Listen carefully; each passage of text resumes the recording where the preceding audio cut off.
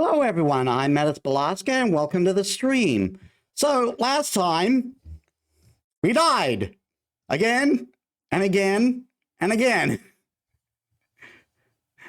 Yeah, something strange is going on here. And somewhere in it, we got Avenger and Bezette. So, we got to find out what that's about. Yeah.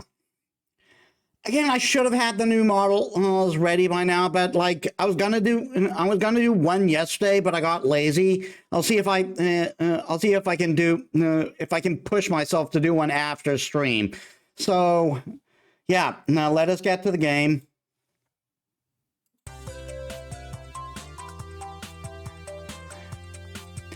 I'm at the airport right now before the 24-hour flight to Japan.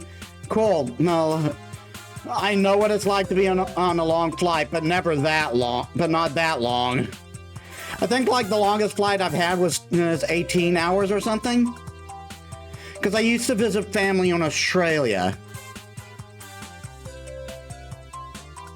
But I hope you have a good trip. I think I may need to.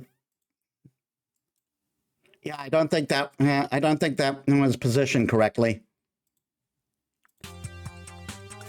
Okay, so let's see what we got here. We got a new event with Saber. We got a new event at school, which is... But this doesn't seem to be a story-specific event.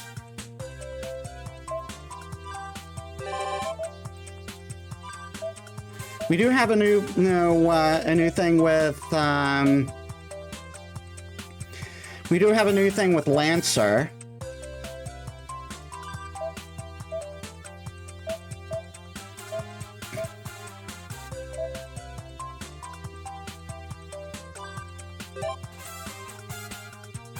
So we got nothing that can give us triggers right now. Getting ready for the 18-hour stretch from Toronto to Tokyo.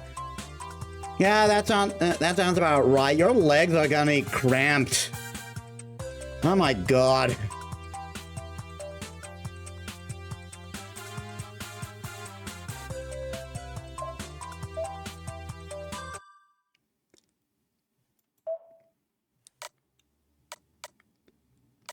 Darn it.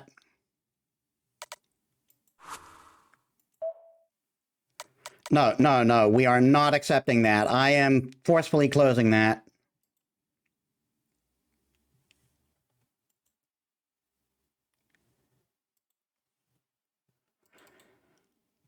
I'm not having us just waste an entire day.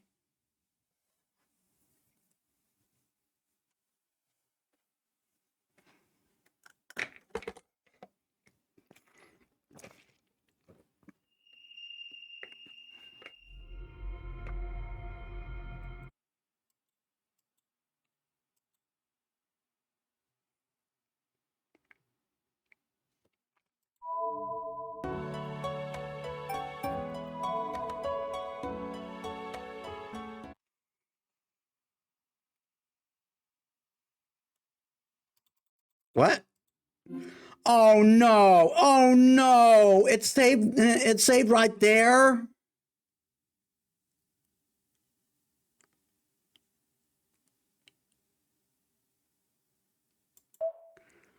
Wait, can I just chapter select?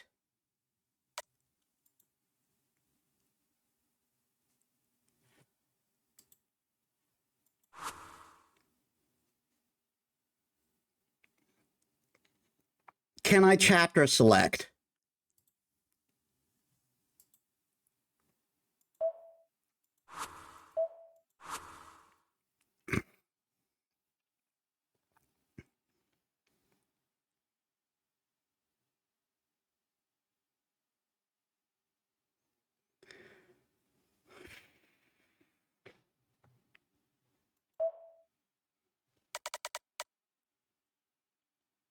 Can I rewind?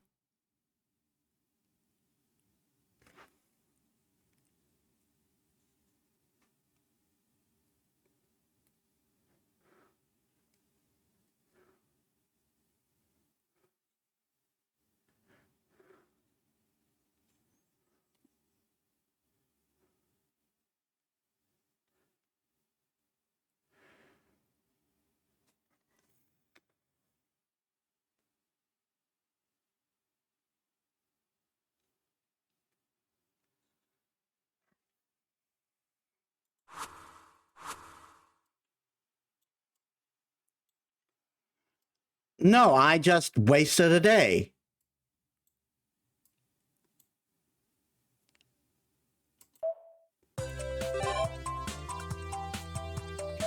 Ah, that's annoying.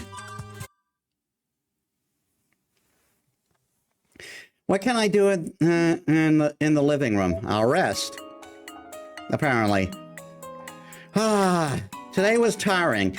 It wasn't so different from the other days, but today it really took a lot out of me. I took a bath and brushed my teeth. I turned off the gas heater, plus I locked all the doors and windows. Okay, good. I wouldn't want to lock her outside. Oh, right, she has a house key, and she wouldn't be careless enough to leave a door open and if she already came home. I could walk her home. No, she's been riding a moped lately, so I can't do that. Besides, the guys from the group might pick her up. They're more capable. They're more than capable enough. It'd be extremely funny if that's exactly if the situation he described is exactly what happened. Good night. I hope tomorrow's another good day.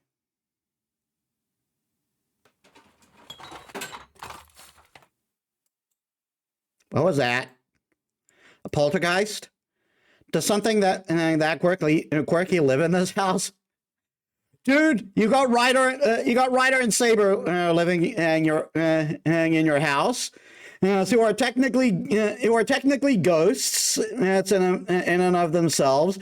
And then you got a homunculus that was made to be a holy grail, and a girl who was also supposed to be a holy grail. A poltergeist is not that out there.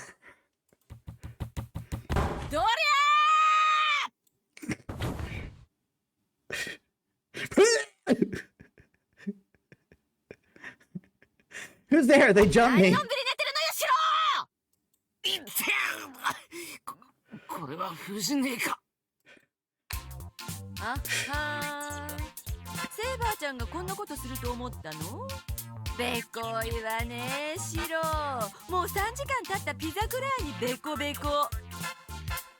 I am worried that you know what that looks like. 威張るな。遠坂だって寝てる俺に2ドロップなんか打つか。っていうか帰ってなかったの藤音。そりゃもうまだまだ夜は長いじゃないのよ。The clock reads just before 10 p.m. It's too wholesome to expect everyone to be in bed by now. At least one person will still be up until midnight. みんなすっかり寝静まっちゃって、お姉ちゃんはつまらないな。Who's supposed to be the adult in this house? さくらも部活で忙しいんだし、ライダーもセイバーも休憩が必要で、みんな疲れてるんだろ。I still gotta wonder. Does she know that Saber and Ryder are servants? つまらないつまらない。We have a difficult child here. So back to to my question before: who's the adult here? I wish he would vent some of this chaotic spunk at school or at the Kyoto Club instead. それだけじゃ発散しきれないから藤音なのか。いや、とにかく早く帰って寝ろ藤音。シロが遊んでくれたら帰る。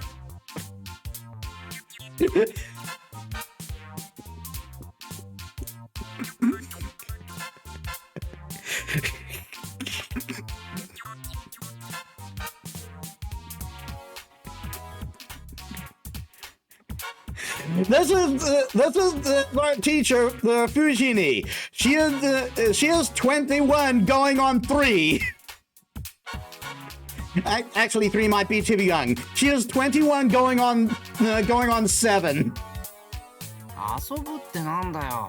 That one may be too old. I'm sleepy, but not on the verge of passing out. A private late-night card game could be nostalgic as well as somewhat lonely. それはシローの挑発？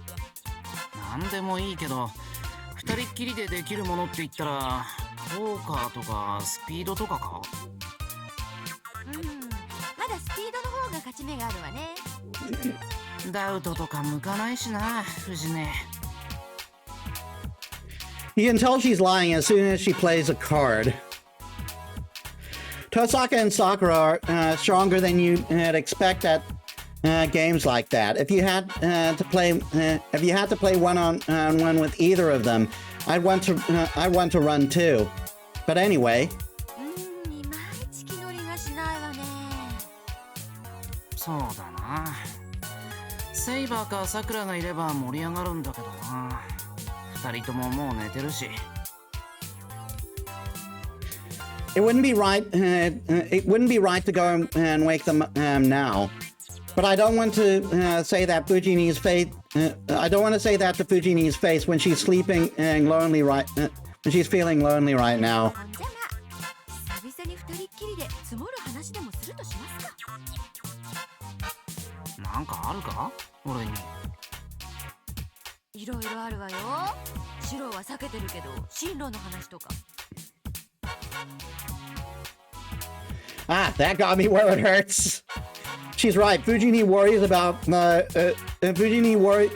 worries about me in both public and private. I shouldn't shrug her off. 了解。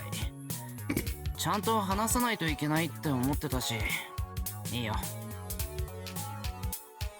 さくらちゃんとかセイバーちゃんとかいる前ではしにくいからね。シローは進路指導室に呼んでも来ないし。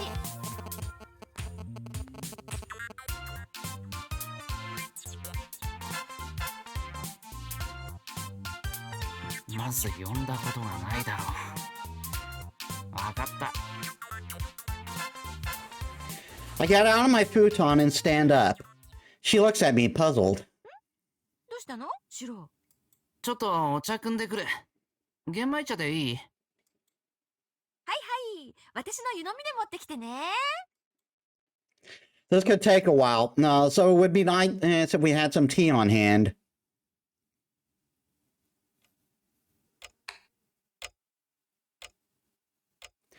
Ah, right. I already drained the water there in the teapot. I need to boil a new pot if I want to make tea. 夜間で手早く沸かせば。I wanted to make the tea right away, but it's going to take longer than I thought. I feel bad making Fujini wait. だしな。少しくらい待たせてもバチは当たらないだろう。She also made her entrance tonight with a knee drop. I wish she'd come up with a better way to wake someone up. Maybe that's asking too much. Fujini has always been this way, and she always will be. 昔はあそこで反撃したけどな。Then it would turn into a play fight, and I wouldn't forgive her until I got her into submission hold, and she tapped out. Back then, she was bigger than me, but now, no, I don't think it would be right to retaliate with my full strength. No. For some reason, I actually don't feel like I'd win, even though I'm taller now.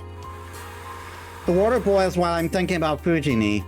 I quickly prepare the genmaicha, then pour it into Fujini's cup, which has tigers on it, and mine. さて、藤音はちゃんと待っているかどうか。She might have snuck into Saber's room, which would save me some trouble before causing a different scene.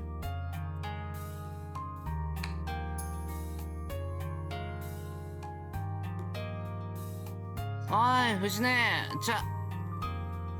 I stopped talking halfway. Fujini fell asleep while I was brewing the tea. She is making a face that I would definitely expect from her in this type of situation, while she lies on top of my futon. What a waste of tea. She crashed someone's room and she said she wanted to talk. Go away. And then fell asleep as soon as I took my eyes off her.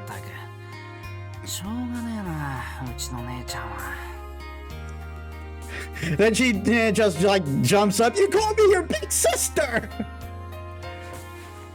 I put the covers on her, but she doesn't so she doesn't catch a chill. As for the teacup, so I take them back and have some and leave. I take them back and have some of this tea too. Since my bedroom has been annexed, I'll just have to set up another futon somewhere in the living room and sleep there.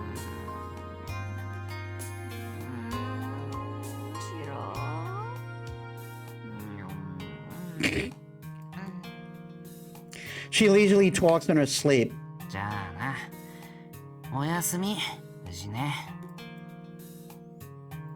See you tomorrow. I hope you have some nostalgic dreams tonight.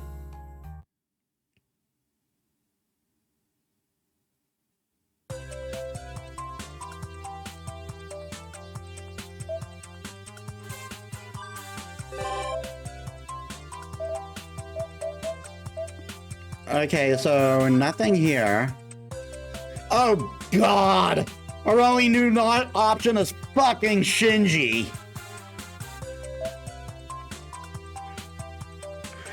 This is my punishment. This is my punishment. I skipped an entire day of interactions I might probably have enjoyed. Definitely one of them with it being Saber. And it might have had Ryder. And this is my punishment. My only new interaction is fucking Shinji. Oh, Shinji. Shinji is standing alone at the unpopulated port before 10 a.m.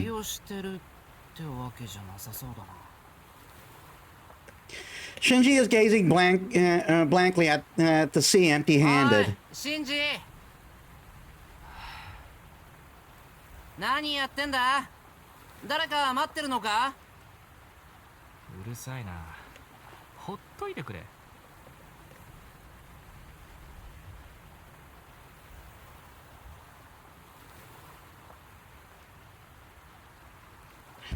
Who is this person and what has he done with Shinji? Why is he so reserved? Who the fuck is this? This is not fucking Shinji. Is this a fucking skinwalker? どうせね、僕は嫌われ者なんだ。どこ行っても出番はないし、会ったところで色物だし、気分転換に釣りに来れば変なのに絡まれるし。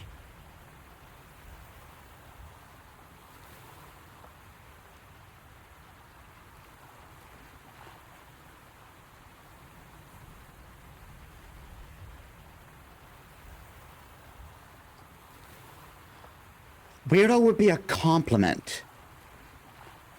Because first of all, fuck normality. Normality is overrated. And you have done far worse than you seem to think you have. どう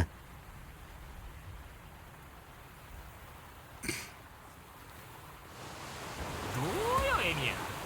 さくらの出番の多さに対して僕3回だぜ。Oh wait, are we having a fourth wall breaking moment for real? すっげえ片手でも指が余るって正直調整おかしくない？つうか兄より優れた妹など存在しねえ。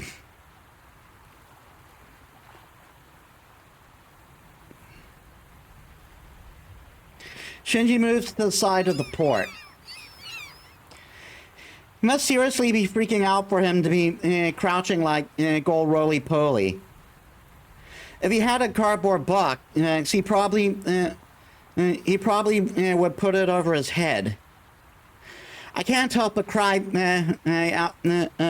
at how negative he's being. バカ言うな。負けるなシンジ。立ち上がれシンジ。No, no. I think he just should dive right there into the sea and stay there. See how long he can hold his breath. I can provide the special shoes. そういう不遇な扱いに全く気づかない。周りの空気をこれっぽっちも読もうとしないのがお前の強さだったはずだ。I cheer him on, I cheer him on impulse too. やだね。疲れたね。もともと僕は陰湿な性格なんだね。正しいマトウの血を引いてるんだね。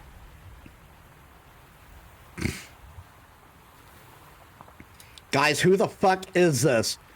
This is too self-aware to be Shinji. じいさんも親父も親父の弟もこういう風に端っこで悩んでるのがお似合いなのね。Shinji shuts himself off even more. Okay, bye. By the way, where your grandfather at now? I want to stab him. Well, I think Shinji is a great guy after all for retreating into a place with such a great view.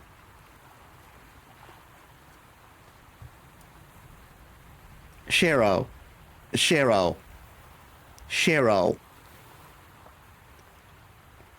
This does not even slightly, remotely, what's another word I'm thinking of? Distantly, even scratch the surface of beginning to make up for the shit he did.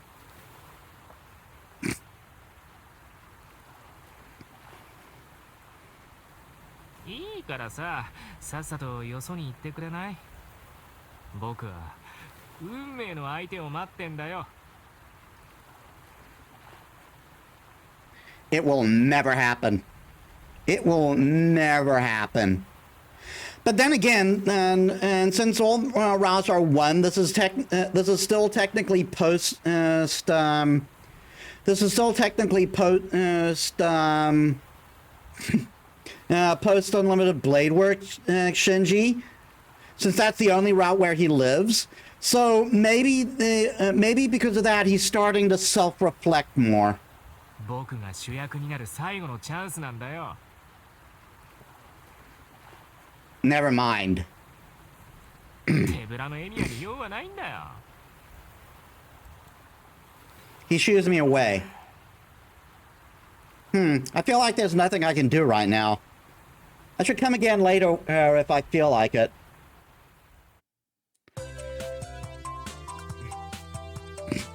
Great. I've got a mission to to cheer fucking Shinji up.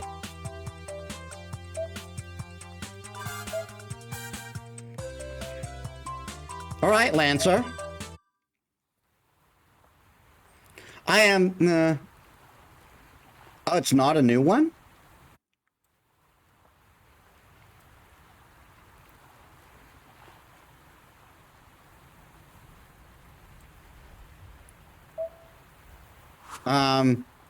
I'm trying to fast forward.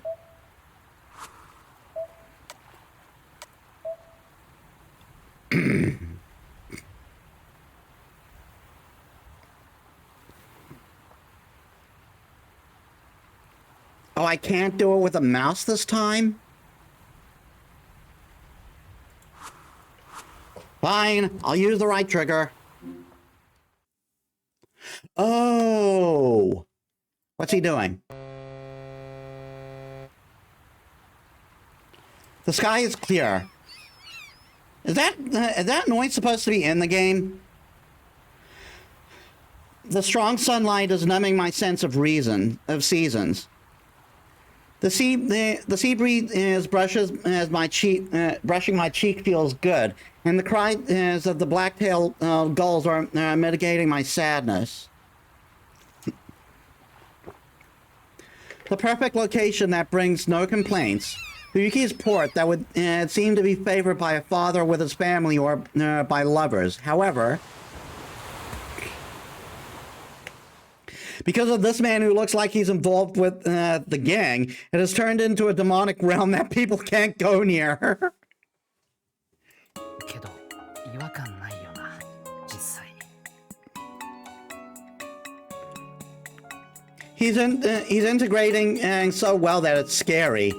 They say that the mental state of a swordsman is one with nature, but that is certainly the realm. That is certainly the realm of an expert. To pay respect to that splendor, I buy a can of coffee from the vending machine. 釣れてる？おう、ぼちぼちってとこだな。サバ山、黒鯛4、カワハギさんってところだ。なんだそれ、節操ないな。港ってそんなに釣れるもんなのか？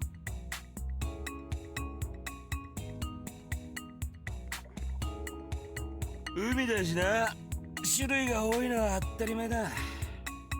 ま、それにしてもちょいとばかり混ざりすぎだが、珍しいんだからいいんじゃねえの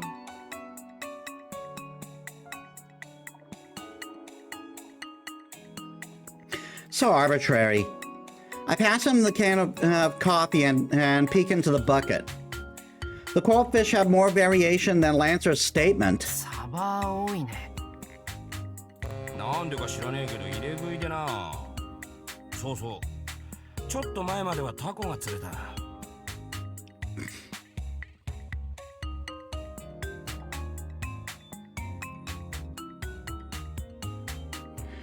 Is that rod not a magical rod? It's just like a painted guide ball that he tied a line to. And somehow, with its ability to reverse causality, is helping him catch fish no matter what. With this amount, this man would be able to conquer all the sushi toppings, huh?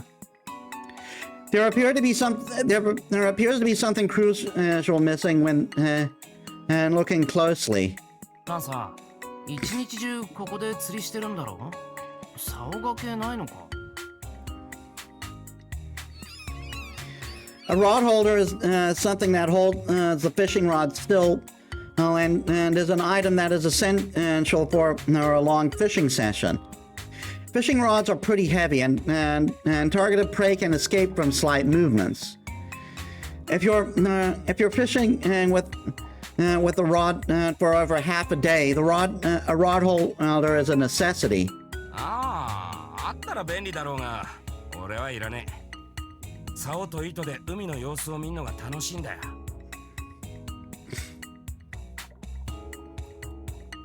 いや、当たりがでかければもっと楽しいんだけどな。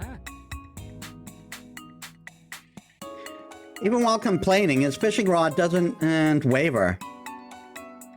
Lo and behold, Lancer's arms. It's all the holding the spear, you see. Not just his power, but and his machine-like accuracy and stamina too. 言われてみればそうか。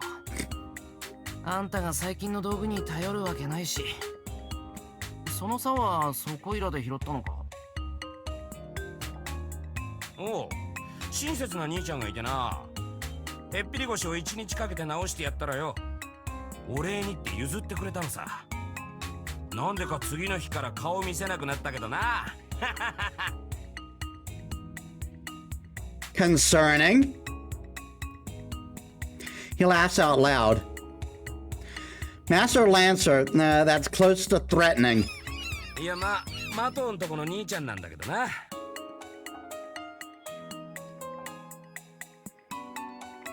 I approve. って信じかよ。Geez, no wonder he always seems lonely sitting at the edge of the port. はあ、で、せっかくもらったんだからフル活用していると。それで毎日釣り三昧なのか。あんたがおとなしくしてる分には安心だけどさ、釣りってそんなに楽しいのか？楽しさを伴った鍛錬ってとこか。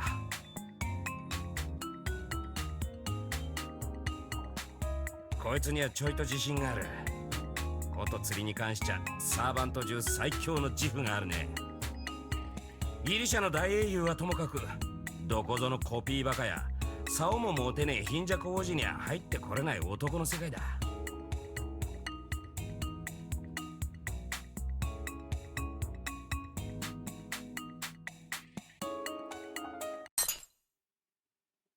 Oh, a crack forms. I feel a sign of the storms just at of a storm just at the いいの port. かな、そんなこと言って。口は災いの元だぞ、ランさん？陰口の報復があるってことか？んなもんお前が言いふらさねえ限り広まらねえよ。ま、広まったところでどうってことねえけどな。殺し合いがしたいなら受けて立つだけさ。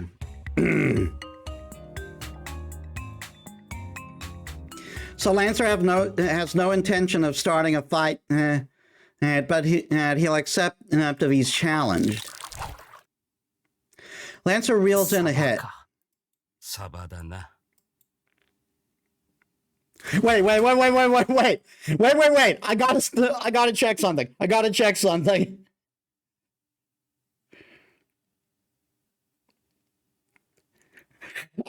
There's gotta be a reason he's picking up some mackerel.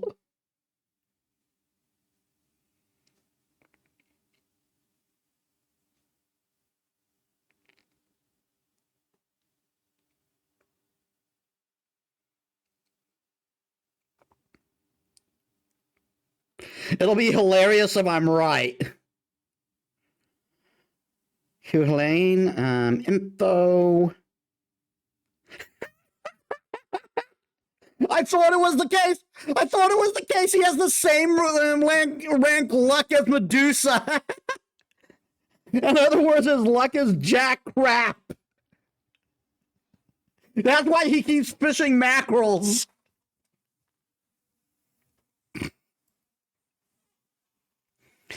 Looks like he's not pleased with the fish he caught, as Lancer removes the fish hook and returns it to the ocean. The conversation stops. There's nothing more awkward than a fishing spot with nothing to talk 邪 about. 魔して悪かった。引き続きサバを釣り上げてくれ。おう、差し入れサンキューな。I leave the port. You don't know how people are until you talk to them. The port is extremely boring for me, but it seems to be Lancer's favorite spot. A bright port that could be mistaken as a summer day. Hopefully this piece won't be disturbed by heartless intruders.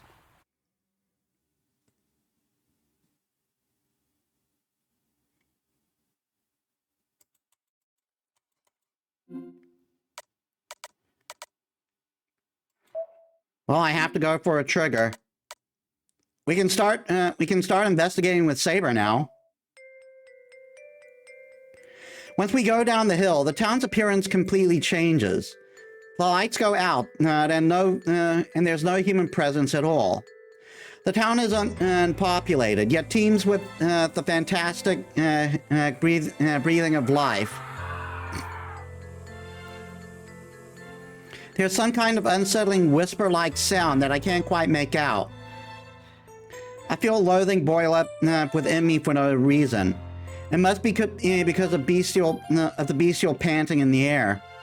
Fierce hostility at a yet unseen and foe grips me. シロ、民家には誰もいません。人間という形が冬木の町から消え去ってしまっている。This feels more like a mass disappearing act than a slaughter. Saber looks like she's seen a murder scene, and that has no bodies or evidence. 不可解な現象です。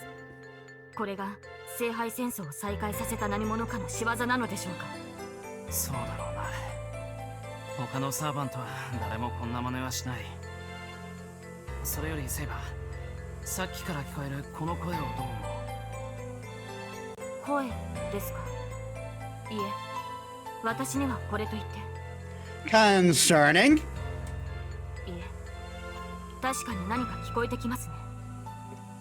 Okay, she did 犬 hear の鳴 it. き声でしょうか。 Saber narrows her eyes and she strains to listen. The voices gradually grow louder. The keening reverberates in the space between the skull and the brain, stimulating my instincts. シロ、何かあったのですか？顔が土毛色をしている。まさか大気に毒が。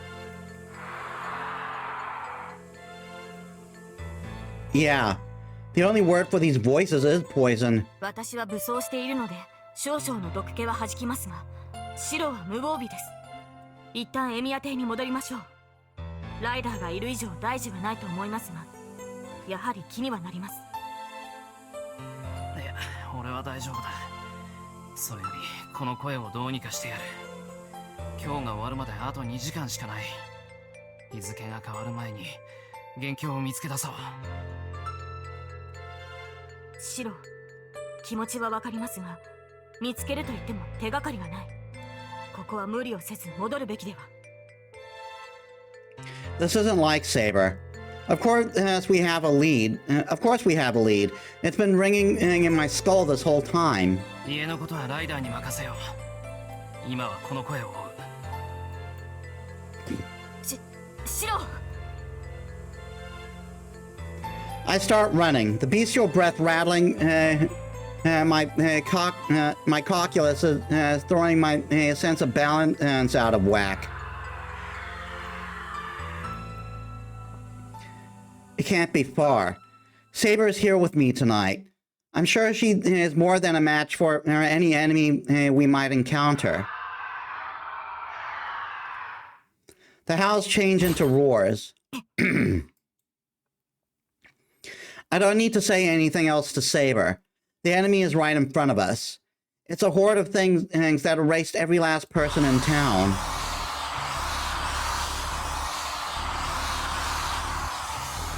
And a girl I don't know. I've seen her before, but I can't remember where. Just a little longer, I should be able to remember. Either once midnight passes or when someone tells me who she is.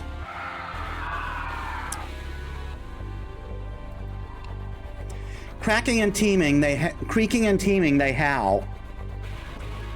It's in a frequency outside the hearing range. The horde declares something in a voice that humans can't hear. I'll kill you. The beasts raise their heads. Claws rake the ground as they scramble towards me. Saber steps forward and pushes me back in one motion.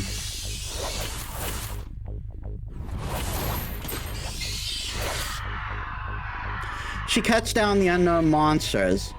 I don't know exactly how these monsters move, but they're no match for her. Saber should be able to take them out without much effort. I'll capture the girl that has been watching us from the depths of the park. She has to be the one commanding these monsters, no doubt about it. I slip past the herd of monsters fighting Saber.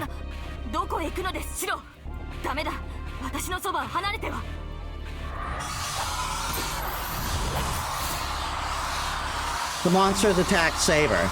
They swarm her. Maybe they sense she's the most powerful being here. Sorry, Saber, but this is our chance. These things can't beat her, no matter how many dozens of them there are. It's all they can do to just... it's all they can do to just slow her down. That gives me an opening to close in on their leader. The girl watches me, making no move to escape. I can reach her.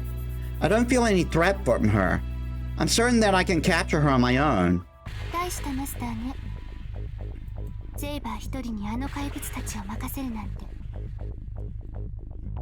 Her voice is emotionless. It makes her seem like a mechanical puppet. The small talk can wait. First, I'm going to capture this girl.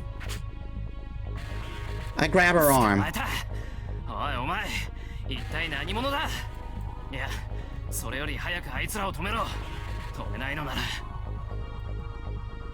I make her do it by force. I'll make her do it by force.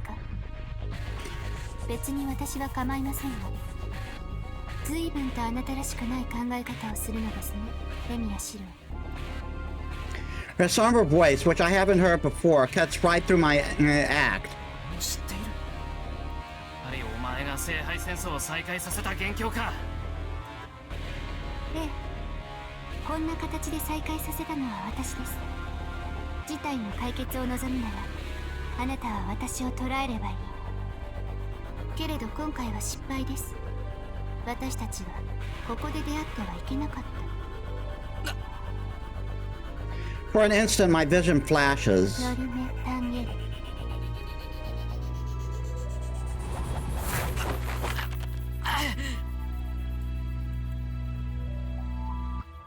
The cloth binds my hands and feet. It seems to have a mind of its own. She's getting kinky, guys.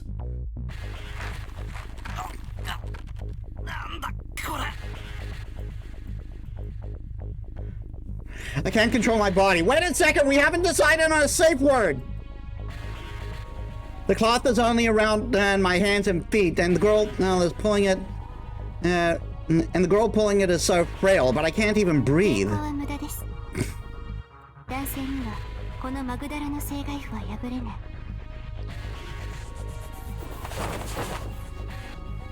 My body creaks under the strain. Fortunately, the cloth binding my entire body isn't strong enough to tear me apart. Still, it's clearly a mystic code specialized in binding opponents. That's why the CE and FGO gives bonus damage to men. あなたを殺める気はありません。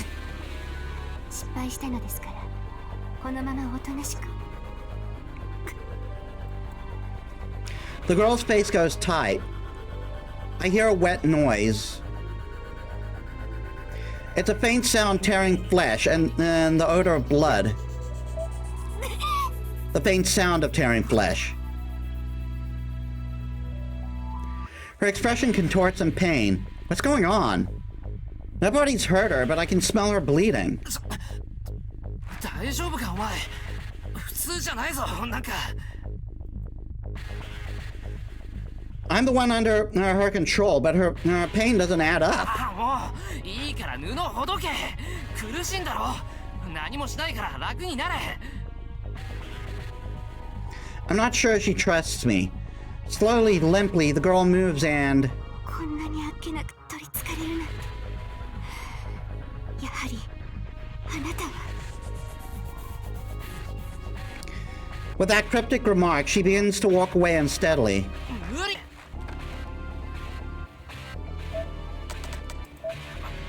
無理すんなバカ。そもそもいけんなら布をほどいてけ。The red cloth continues to fulfill its task, even without its master to control it. Unable to move or even breathe, I start to feel my consciousness fade. 無事ですか、シロ。Saber's sword cuts the red cloth Thor. There are still monsters around us. Saber must have come to my aid in the middle of battle. She faces down the monsters, not letting her guard down. 先ほどの布は何だったのですか。この怪物たちにあんな能力はありませんが。俺もよくわからない。とにかくあの女の子を助けじゃなくて捕まえなくちゃ話にならない。は？女の子ですか。 What? あっちに逃げたんだ。今ならまだ追いつく。すまないセイバー、こいつらの相手を頼む。I let Saber cover my back and start running. The girl was injured for reasons I don't understand. I want to know who she is, of course, but right now she needs first aid. I follow the trail of blood to the grassy riverbank. She's lost a lot of blood, and if she doesn't get help soon, it could endanger her life. I hear a muffled, pained voice. The girl is on the ground, as if trying to hide in the grass. そこにいるな。手は出さないから逃げないでくれ。聞きたいことはあるが、そっちはあんたの傷を見てからにするから。やめ、逃げて。That sound of tearing flesh again. This is no time to be worried about traps or ambushes. I step into the grass, spurred on by the scent of blood.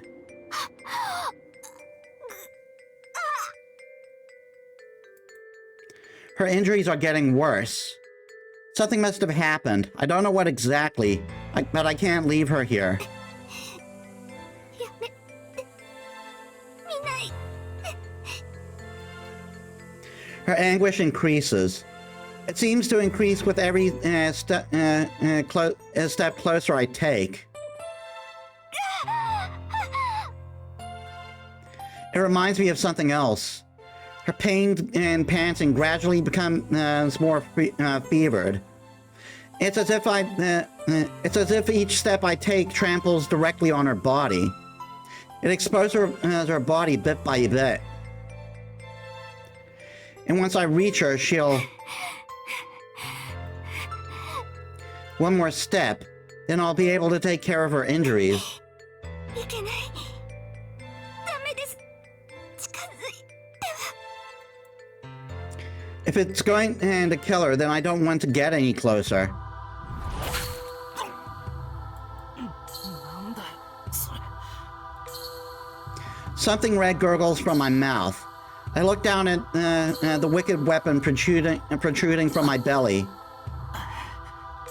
それ、さすが。 I've seen and been through a lot, but whatever is going on with her goes beyond any of that. Huge claws are growing from her spectacle of a body. Are they coming out of the wounds themselves? Panting feverishly, the girl took on a monstrous form and skewered me once I got too close. I'm fading out. So much for making it another hour. I'm going to die here. I did gain a lot from the experience, though. No, not here. I can't run into her here. The girl's name, I need to learn it, to get closer to the root of all that's happening. I burn that into my mind and let my consciousness drift away. In my dying moments, I'm reminded of a fairy tale I once heard, at the sight of her gross, disfigured body.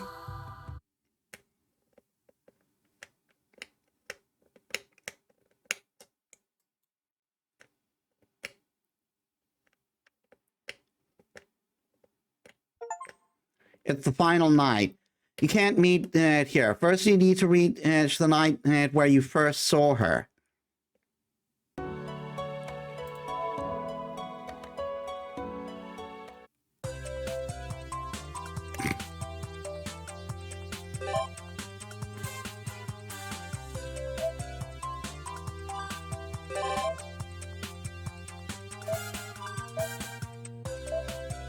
The trigger is there, so we're going to avoid that for now. And have a new scene with Ilya. In the yard of my house, there is a shed and a dojo. I'm not sure if they were here before Kuretsugu moved in, or if he built them after he acquired the property. In any case, whoever built them had bold taste. 作り酒屋か質屋みたいだ。作り酒屋？質屋？ I turn to the sudden voice and see Ilya looking puzzled. 質屋っていうのはルファンドハウスのことよね。なあ、俺はお世話になってないけどな。商店街の裏路地の方に名物的な質屋があるって話だけど。知ってるわ。遠坂ののお嬢さんが愛用してるって魚屋の店員が言ってたもの。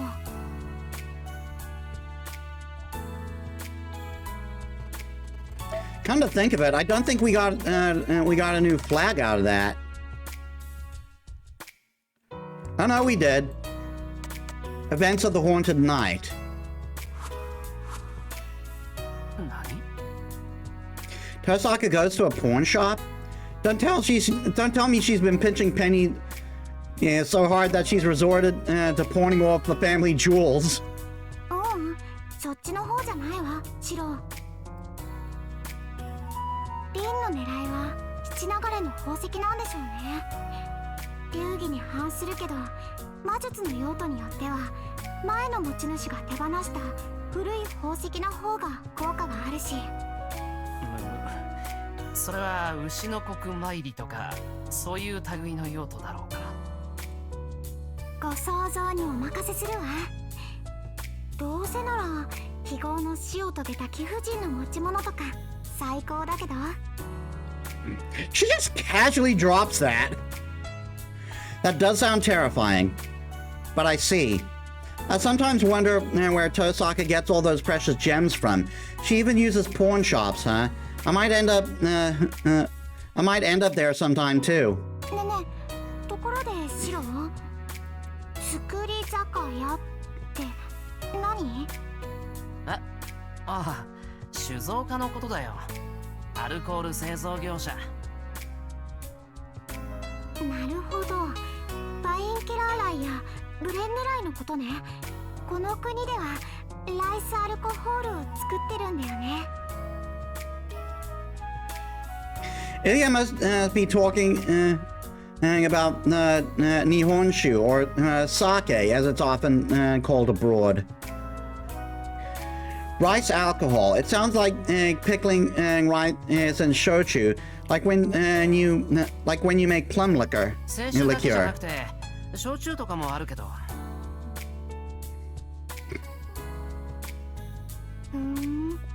蔵ってやっぱりそういうことに使うのね。Ilya sounds oddly impressed. She does own a castle. Maybe the Einsburn house. イリアの城にもそういう蔵とか醸造所ってあるのか？こっちの城？あっちの城？ The one that was blown up. This is the problem with talking to mega rich people. こっちの城は別荘だから地下にワインケラー、つまりはワインセラーがあるだけね。それも全然使ってないけど。じゃあイリアのお国の方にはあるのか？あそこはワインが作れるような気候じゃないから。でも蒸留所はあったわ。へえ、ウイスキーとか作ってたのか？ Don't be silly, Shiro. She's from Russia. She makes vodka. オードービーって意味なら正解かな。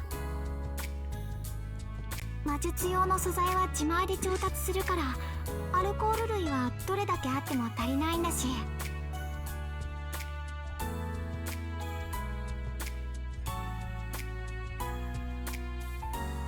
そうか、そういう実験材料の工房だったのか。Researchers would need a lot of chemicals to preserve specimens, among other things. シロの蔵もお酒には関係ないわよね。俺、作れても酒は飲まないし、あそこは物置だから。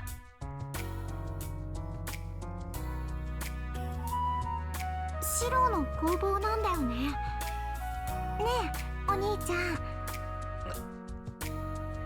I'm startled by the unexpected change in the way she addresses me. And with that smile, too. She could convince me to do anything with that. お兄ちゃんの塗装お邪魔していいかな？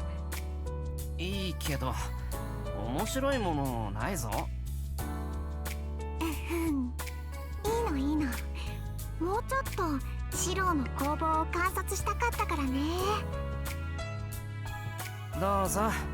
ちょっと誇りっぽいけどな。ありがとう。Her joy is infectious. I'm glad to see someone else likes my workshop, no matter how shoddy it is.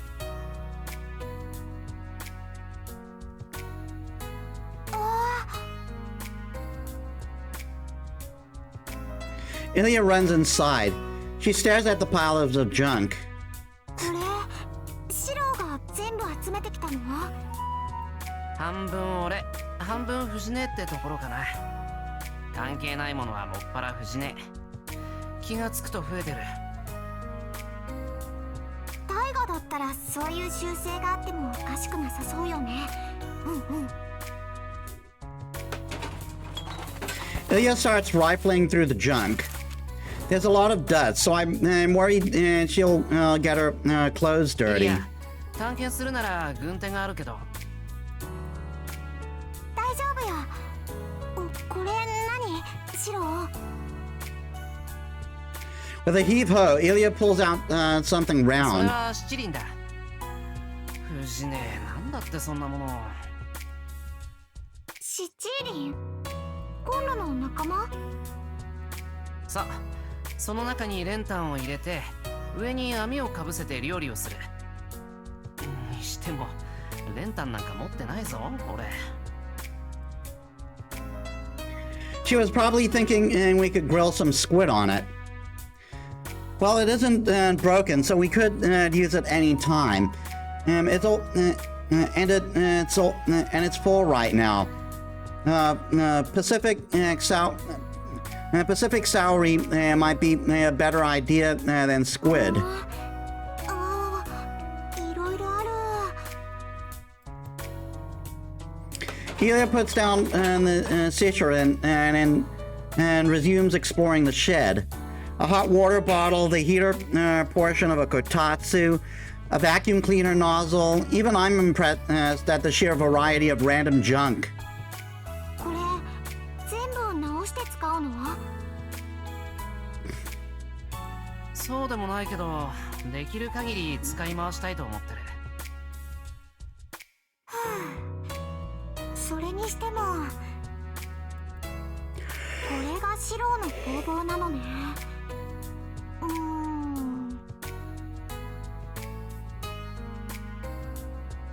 Ilya walks around, examining everything. Complicated emotions flash across her face. At times, she seems dissatisfied. Other times, she looks as if she wants to complain, but then becomes emotional. なんだろう、この感じ。全然似てないのに、すごく似てる。これってもしかして。イリア？なんかおかしなところがあるのか？知らないけど。ねえシロ、ここって何かあった？以前大きな魔術を使ったとか。 You could say that. いや、強化の鍛錬はしているけど、大きな魔術を使ったことなんてないぞ。あると言ったら、あ、そうだ、セイバーが出てきたのはここだったっけ？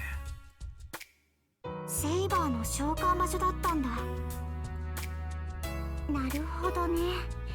確かにここでならセイバーを呼び出せるわ。召喚陣を刻んでから立てたのか、それとも人目につかないここを選んだのか。もう前回の召喚者しか知らないことでしょうけど。All right. I'll get the Ouija board. Ilya sighs and mumbles in a quiet voice. ま、そんな昔話はどうでもいいわ。それより採点だけど、ま、10点ってところかな。Ouch. いろいろ面白かったけど、工房はもっとしっかりしなきゃダメよ。これじゃまるっきり物置じゃない。面目ない。昔からの習慣か、なんとなく物置と鍛錬場所は同義な気がして。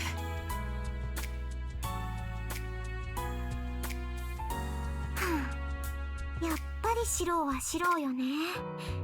私が一肌脱がなきゃいけないのかしら。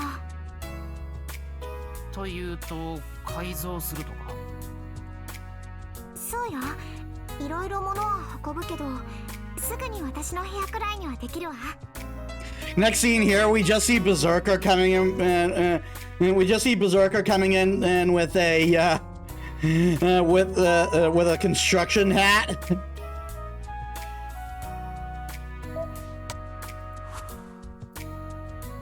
Ida sounds confident, but her bedroom, but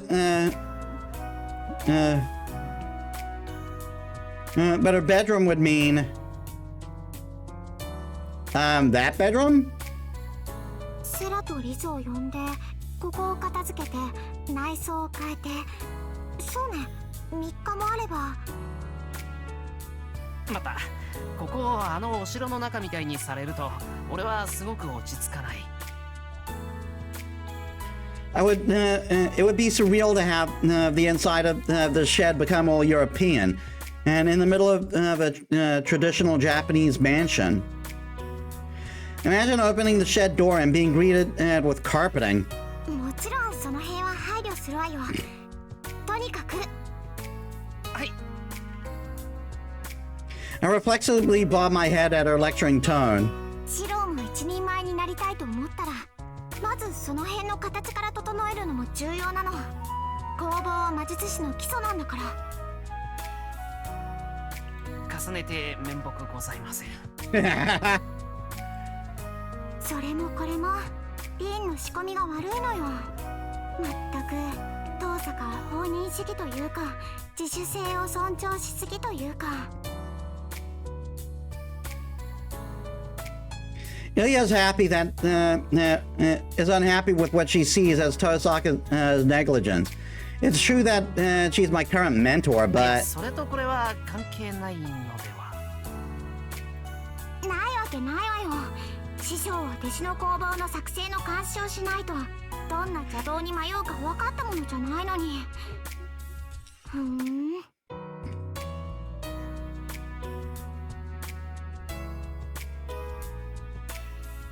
I have a strange hunch about all of this.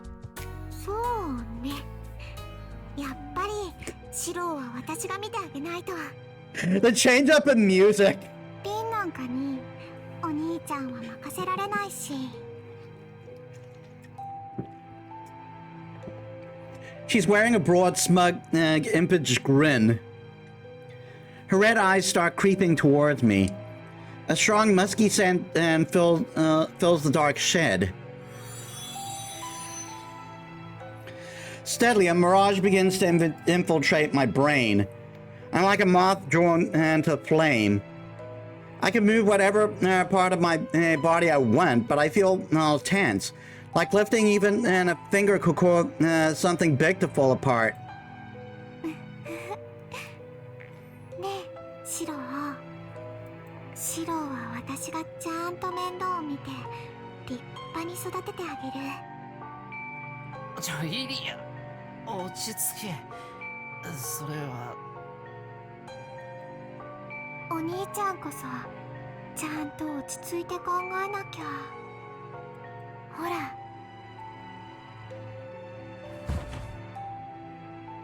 His eyes and lips drift closer. I need an adult! She's sitting on in my lap, feeling as light as a feather. シロー、お兄ちゃんは私のこと嫌い？ Okay, Ilya, I know you're actually 18. I know you're actually 18. But you still act like a child 90% of the time? そんなことはないけど。好きなら大切な私のものにしてあげる。セイバーのことも他の誰のことも考えられなくなるくらい極上のデザートにしてあげる。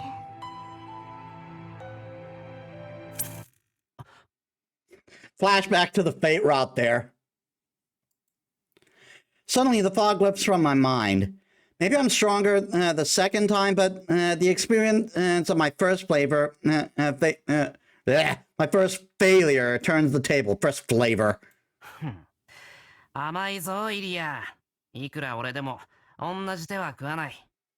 ね、シロ。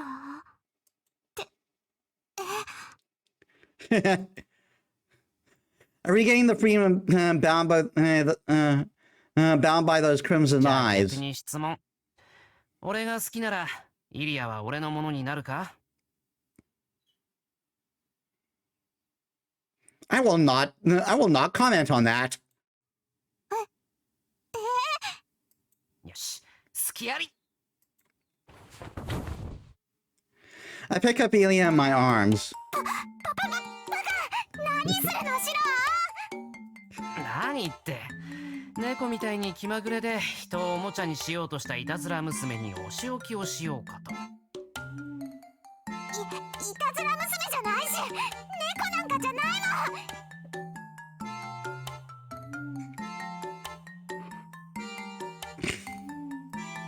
それにレディを担ぎ上げないでよ。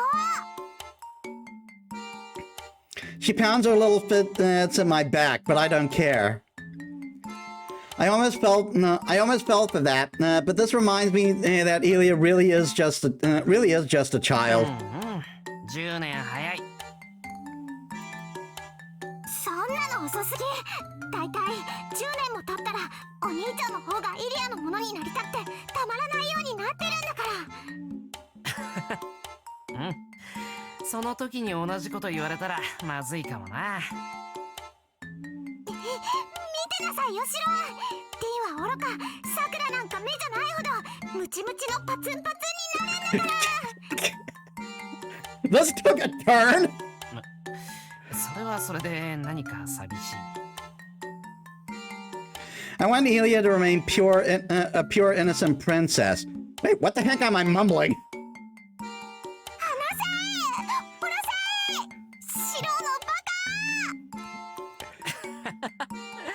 お褒めに預かり強烈至極。よし、お茶にしよう。江戸前屋のどら焼きがあったし。本当？そんなことじゃ懐柔されないんだから。シロのバカバカバ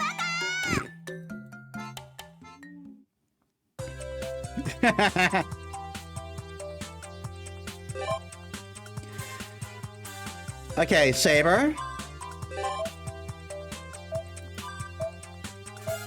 No need for Lancer. So, Saber it is.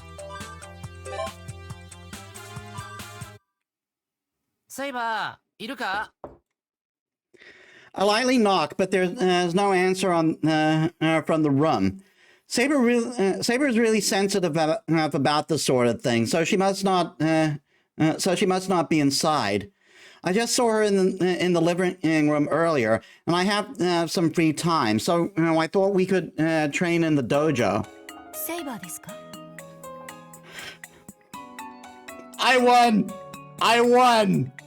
I fucking won! I went for a saber and I got a rider!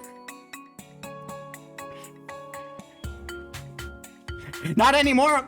I'm not looking for a saber anymore, or not. I'm not. Ryder suddenly shows up next to me. ああ、ちょっと探してるんだけど見なかったか？いえ、ここに来るまでは。そっか。ならいいんだ。And where could she be? As I turn to head back to the main building, I feel a tug on my arm. ところでシロ、少しよろしいでしょうか？どうかした？はい。どうも最近自転車の調子が思わしくなく、右へ右へと勝手にハンドルが切れて困っています。時間があったら見ていただきたいと。Ah, I see. Actually, I've been slacking on the maintenance lately. A normal bicycle is too delicate for Ryder to use. Maybe Ryder's personal city cycle, a granny bike in other words, wasn't built to withstand Ryder's stunt driving and drifting. She does have the riding skill. わかった。じゃあ見ておく。I managed to avoid adding before it becomes unusable scrap metal. お願いします。I bow slightly to be polite and enter the room next to Saber's. Now let's give the bike a quick once-over. You can ride me until I'm scrap metal? Wait, what? Who said that? It's all over by the time I regain my senses. I'm greeted by the polished, shiny bicycle number 2. I was just expecting to straighten out the steering column and do some maintenance on the brakes and cables. But instead, I got carried away checking out various parts. Thought to myself it would be faster to fix them properly instead of using shortcuts, and set myself to disassembling the bike down to every nut and bolt. I changed out the wear-prone part for more durable ones, and was satisfied that this bike wouldn't need to be fixed for a while. Well, a week at least. Just as I head back to shower off the sweat and grease, Fujini comes running out into the living room. 廊下は走らないのは学校だけの話じゃなくて。あ、ごめんシロ、また後にして。She runs off. Sakura arrives and is panting for air. Unlike Fujini, I rarely see her in such a rush. I'm not sure how to react.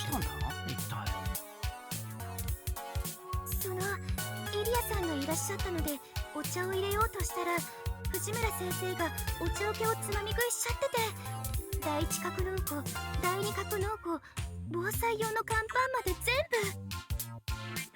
部。 Holy crap, man! No wonder they chased her out. 人里に降りてきた腹ペコタイガーが食料を荒らした程度でこんな大騒ぎしなくても。 Normally, we just lecture Fujini and demand and reparation from her wallet before she can escape. それがセイバーさんの分を食べちゃってて、イリアさんが指摘したらだらだら汗を垂らしてほとぼりが冷めるまで身を隠すにを掘って逃げ出したんです。 Oh, she's fucked now. She's fucked now. Well, nice knowing you, Taiga. 一刻も早く捕まえてくれ。イリアには俺からも謝っとく。それが乾パンに入ってるコンペイトーのありがたみを私が語って聞かせたら、イリアさん思いのほかムキになってて。いや、それ非常食。 さくら、タイがいた。今屋根に上がってる。 I hear Ilya's voice from the yard. The roof? あ、はい、今行きます。そんなわけで先輩すみません。ちょっとライダー、そんなロープなんて持ち出してどうするの？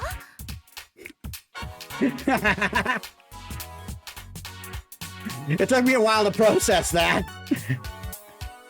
Sakura throws on some sandals and goes into the backyard. Anyway, I'm afraid of what she's about to do, so I try to avoid looking at Ryder. It looks like they're hunting a wild animal. Maybe I better help before this gets out of hand.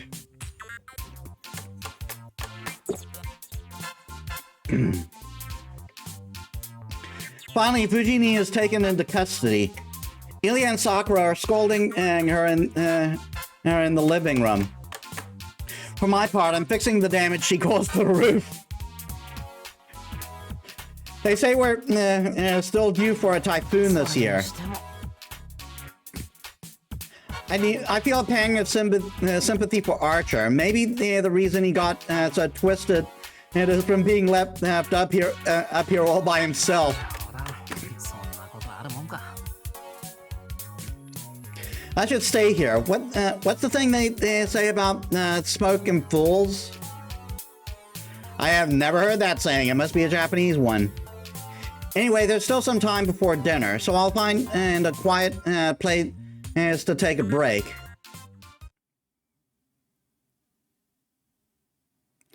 I find a wooden floored space without any clutter around. No one ended up using this place, even after the number of residents in this house increased. I'd forgotten about it all along.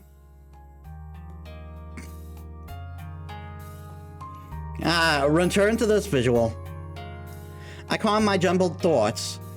That's right, this is a Saber scene. This place feels nostalgic, like it's where everything began. I wish I could stay here longer. I stand at the entrance silently.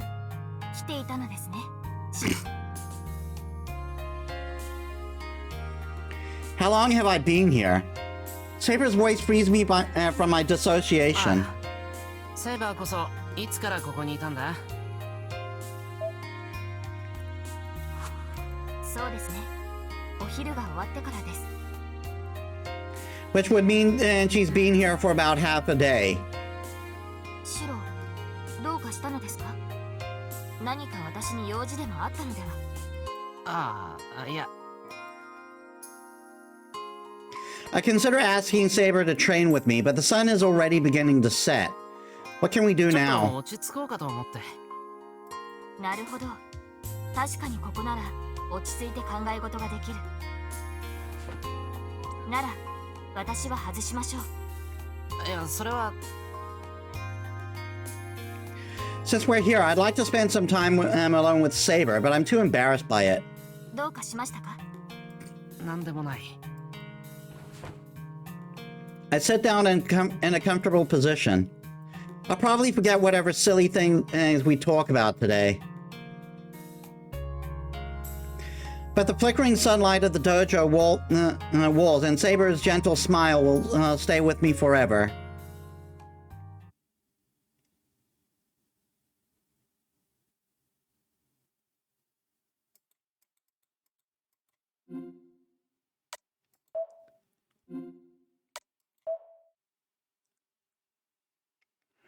I'll go out on patrol with Saber. The town doesn't require my immediate attention, but I might as well take a look around if I have nothing else to do.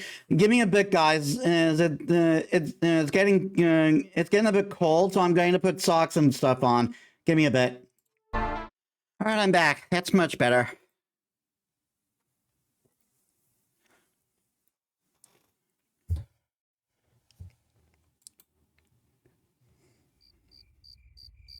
Saber, ちょっといいか？街の見回りに行きたいんだけど。はい、準備はできています。事態を究明するか、もうしばらく様子を見るか。あとはあなた次第です、シロ。Saber appears immediately, as if she read my thoughts. I appreciate that, but... 俺次第って言われてもな。巡回に行くからセイバーに声をかけたんであって、行く気がないならおとなしくしてるだろう。There's something odd about the way Saber phrased that. She seems to realize it too and catches herself. そうですね。シロが巡回に行くのならと同行を願ったのは私の方でした。シロの覚悟を試すつもりなどなかったのですが、自然に確認を取ってしまった。She dips her head in an apology. Hey, there's no need for that. I'm not exactly feeling up to it either, so it felt good to have someone remind me of that. セイバーも平和ボケしたのかな。夏休みはこれといった事件もなかったし、少し気が緩んでたんじゃないか。そのようなことはありません。私はあなたの剣だ。シロがまだ私を必要とする限り、決して不覚など取りません。Saber is as sharp as ever, it seems.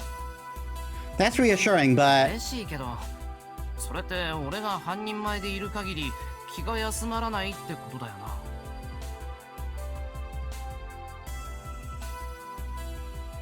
あ、セイバーにとっちゃ俺はまだ手のかかる弟子ってことなのか。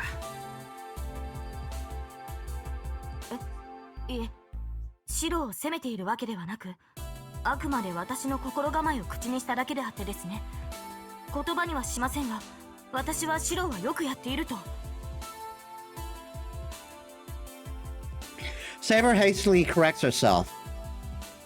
I'd like to continue this conversation, but if we have to make a commotion in the hallway, it'll invite unwanted attention. いえ、むしろ日が経つごとに感謝の念が増す一方であって。と、聞いているのですか、シロ。悪いな、セイバー。その話はまた今度ゆっくり聞かせてくれ。I end the conversation and take Saber's hand. We quickly leave the hallway before the other residents spot us. We leave the house as inconspicuously as possible. The area around the resident is quiet. Nothing suspicious in sight. さて、それじゃあ軽く街を見て回ろう。どこが怪しいのか、そもそも何がおかしいのかさえ不明だからな。要領を得ない巡回になるだろうけど。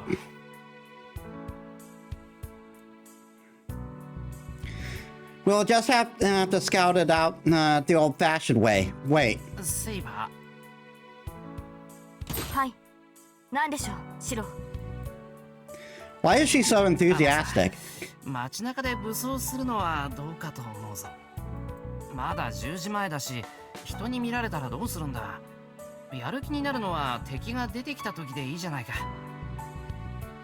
いいえ、敵が分かっていない状況だからこそ、防御だけでも万全を期しておくべきです。シロ、人の目を気にするのは自分で自分の身を守れるようになってからにしてください。It's been a while since she got mad at me.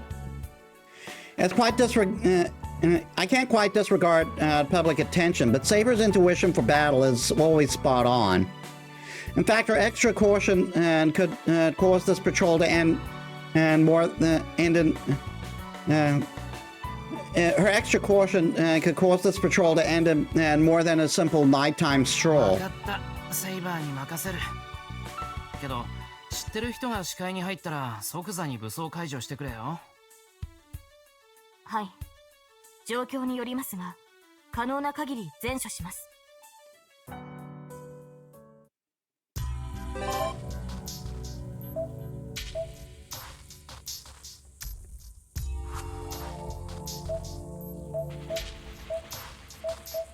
I guess we'll start at the center and then just spiral out. We arrive at the center of Miyama. In the direction of Shinto, we can see the illuminated bridge and Shinto's skyline in the distance. 異常はありませんね。まだ宮山町を巡回するか、これからシントに足を伸ばすか、判断はシロに任せます。Eventually, the night will end. The others will get worried if we come home too late, and I'd like to avoid walking around aimlessly. 宮山町を一通り調べてみたら、シントの方も見てみるか。Eventually, the night will end. I'd love to keep walking around with Saber, but I should consider how to close this out. Let's go back. There'll be other nights. We can come back tomorrow. ここまでにしておこう。次の巡回も声をかけるから、その時はよろしくな、セイバー。はい。シロが頼りにしてくれるのなら喜んで。We go home together. There's still plenty of time until tomorrow.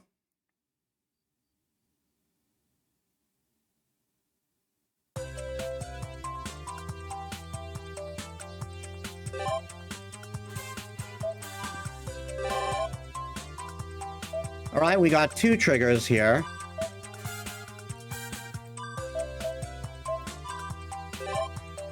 We're avoiding the triggers for now.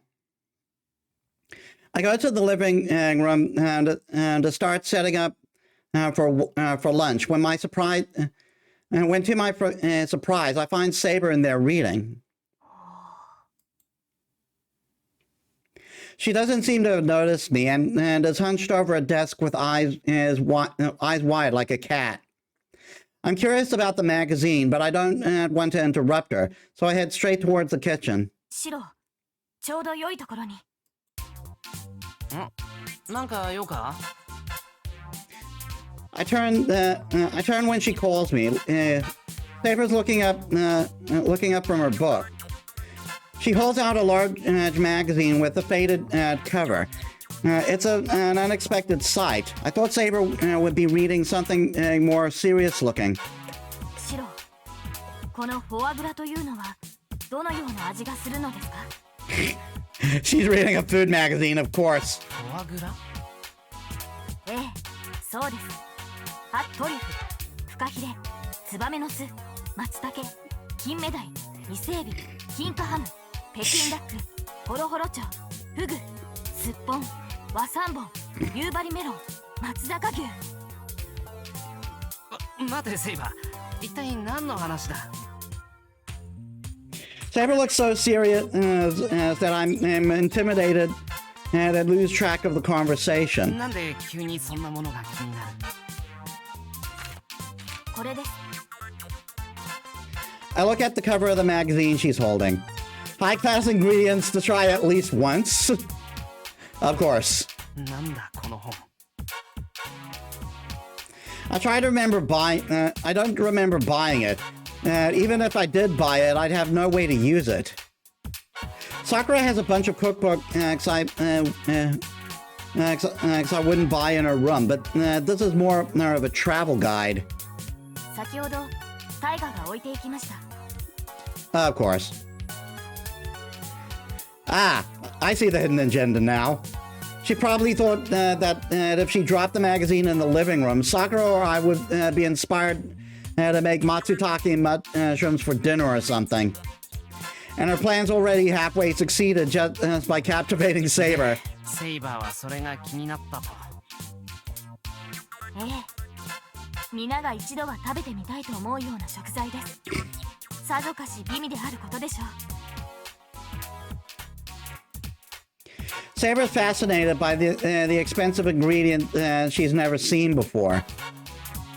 They might be expensive for a normal person, but people of high status probably see these things on the dinner table often セイ enough. バーだって王様としてお城に住んでたんだろ？そういう高級な。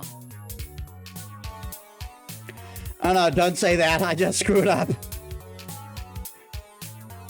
Saber did live in a royal palace, but luxurious court cuisine and informal table manners didn't exist in her era. Not to mention, and it was the French who made that kind of fine dining famous, however many centuries later. シロ、前にも言ったはずです。 Yeah, she said before that the food in her era was crap. 私の時代の食事といえば皿もなく、ただ焼いただけの肉を机に投げ出し、それをナイフで削り取って。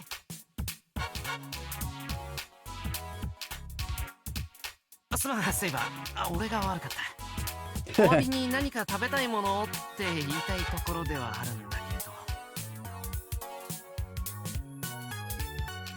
けど。 There's no way my pantry can accommodate the casual request to try anything from that magazine. 強いて言えばセイバー一人くらいならなんとか。一人ですか？まあそれが限界だな。あとは遠坂あたりが宝石なんかに手を出さず、ほんとこっちに投資してくれればみんなで信徒の高級店に繰り出したりできるかもしれないけど。リンが空いてればそのような行幸にあやかれる場面は起こり得ないでしょう。 Yeah, definitely not. I completely agree. It's not that I want to call her a cheapskate, a Scrooge or a miser from birth, but I just can't imagine Tosaka ever being that generous with her money. そういうわけで、いつかはそんなリッチでセレブなところにも連れてってやりたいけど、それまでは俺の作る飯で我慢してくれ。何を言うのです、シロ。私はこの家での食事にはとても満足している。我慢や辛抱などと一度も考えたことはありません。 She said with an earnest, pleasant smile. It motivates me to make today's lunch extra special. ですから、いつかきっとシロの手でじ直々に収穫され、見事に調理された高級食材がこの食卓を飾るのだと信じています。 Probably not happening. 信じておりますから。 Believe in what? Saber places wild expectations on me. Then she flips through the magazine and stops on the page she's looking for. そう、ガチョウです。ボアといえばバー。まずはガチョウを飼うところから始められてはいかがですか？ガー、いや待てセイバー。ガチョウに手こずるのであれば豚という手もあります。豚は飼うには最良の家畜です。しかもご存知ですかシロ、この本によると地中のトリュフを発見できるのはメス豚に限られるのだそうです。 You also find those in the Mediterranean. 無論ハムという選択肢もありますから品種にはこだわらねばなりませんね。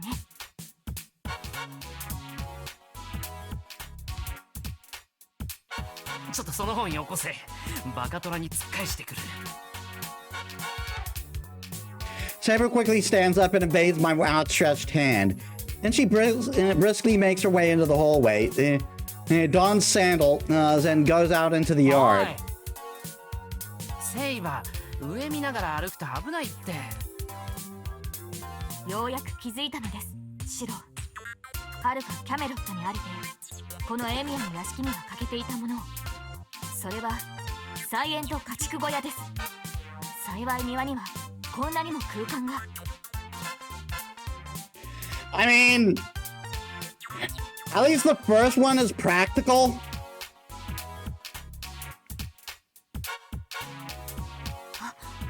もしやキリツグはそれを見越してこのような敷地を確保したのでは。ない。誓って親父にそんなややこしい解消はない。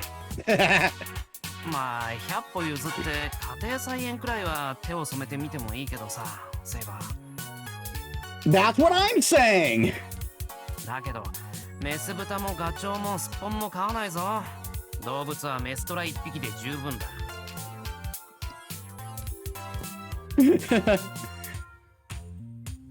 トラですか。トラの肉は古来馬肉の桜に対して竹と呼ばれ珍重されたとのこと。一体どんな味なのでしょうか。バター。 Saber, don't eat tiger. Saber spaces out in the middle of the yard. There's a filter on her ear that only let through when she went to hear. おい、帰ってこい。王様、陛下。たとえ庭が無理でもまだ希望を捨てるには至りません。なんといっても風紀市は自然の宝庫です。山の幸、森の幸、海の幸に恵まれた神に祝福されし肥沃な土地なのですから、夢が広がります。その前によだれ拭こう、セイバー。 Saber gazes out into the autumn sky, clutching that devilish rag to her chest and dreaming of an ever-distant kingdom of food. Because of course she would.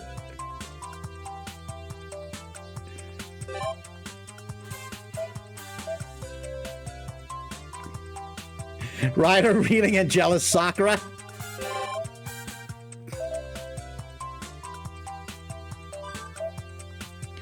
Oh, we have nothing new here. All right, next day. Oh no, I should have gone tonight.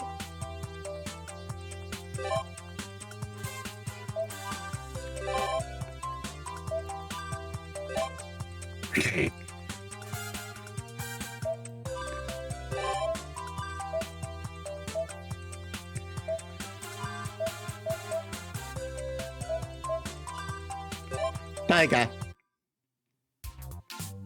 Ryota Temple is a symbol of Fuyuki's mountain. It's also a famous temple, apparently. Once I asked Issei about its origins, and he showed me a list of confusing kanji names that sent my head spinning. Not that normal city resident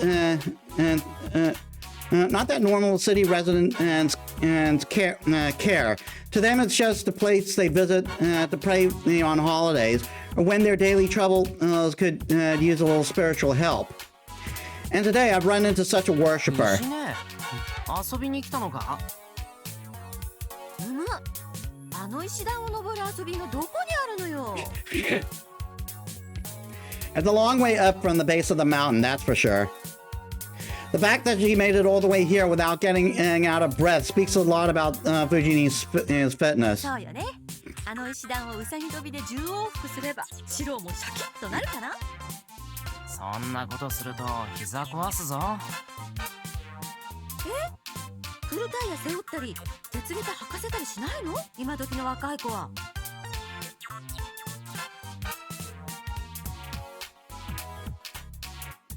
Who the heck owns iron sandals? I guess the Fujimura group might. I can imagine Grandpa Raiga lording himself over the place in a pair of high sandals with a single tooth. シロは遊びに来たの？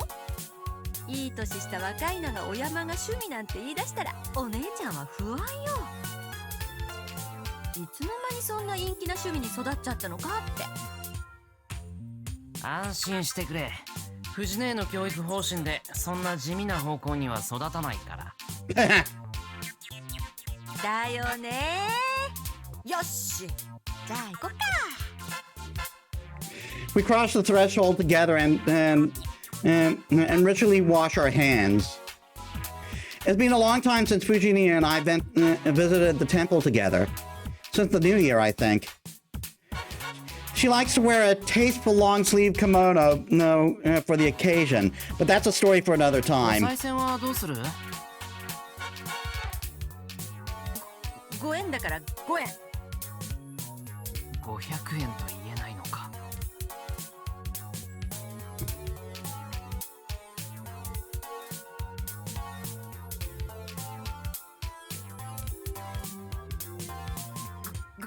50円。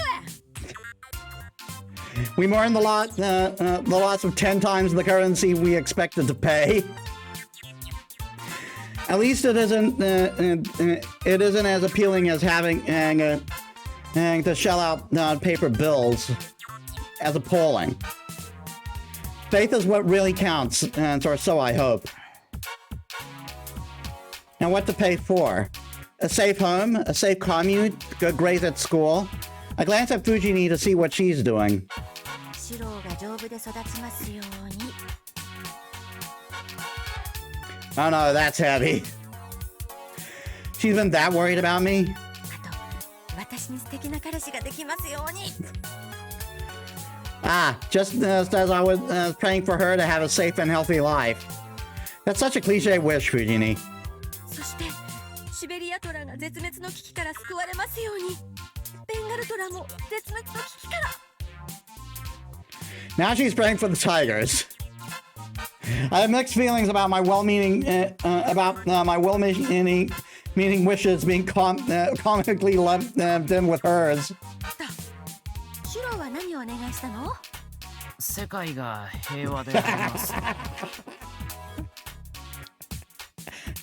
Apparently that's a trope in anime where if you don't have anything worth wishing for, you just answer world peace.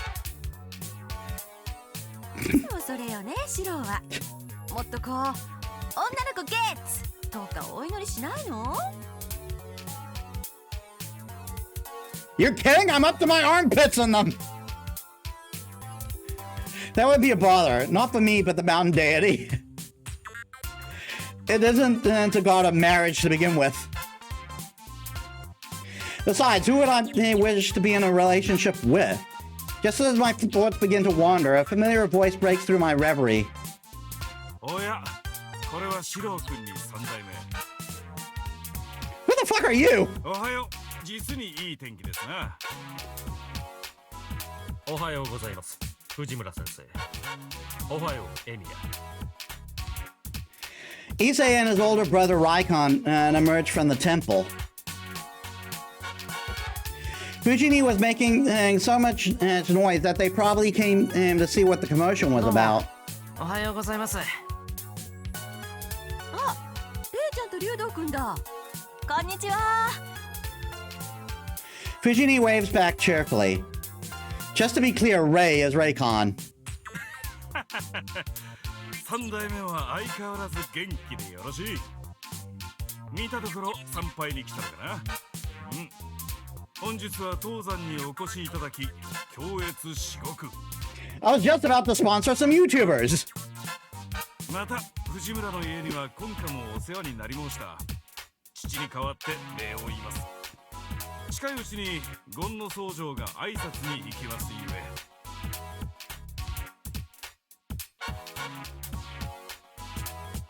あ、全然気にしないでいいですよ。お嬢様、元気してるかな？元気も元気。向こう10年は現役で困っているな。今月の修行だと嘘吹いて火山に厄介になっていてな。藤村初代のじい様には負けぬと機嫌を上げているよ。おじいちゃんも同じこと言ってましたよ。今年の大晦日こそ竜道のクソじいを打ち負かすんで大金貯めて待っていろだそうです。それは頼もしい。あちらは人様より血と金欲が深くてな。ぜひ初代の手でギッタギタにしていただきたい。Raycon's hearty laugh rings out throughout the temple grounds. The scary thing is that Issei, his father, and Grandpa Raiga are old friends. On top of that, Fujini, Raycon, and Neko were in the same grade in high school. Who the fuck is Neko? Rumor has it they're the shadowy cabal that rules Miyama. エミヤ、何をガクガクと震えているのか。ちょっと風が涼しいなとか。シロはうちのおじいちゃんにもレイちゃんのお父さんにも好かれてるからね。うちと竜道くんの家で仕込み直したい。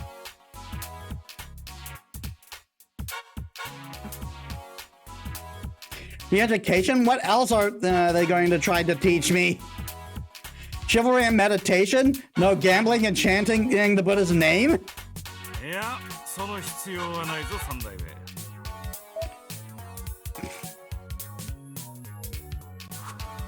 四郎君は十分によくできておる。文武両道、義教に長けた高官と言えるからな。そっかな。今でもまあまあだけど、もっとこうレイちゃんみたいにドーンと迫力が欲しいっていうか。そんな無茶な。俺みたいな学生に霊感さん並みの落ち着きなんてつかないって。そんなことないよ。レイちゃん、小村原にいた頃、うちのお兄さんたちに囲まれたことがあるんだけど、その時だってはっはっはって笑ってたんだから。ま、結局のされちゃったんだけどね。いやー、あれは参った。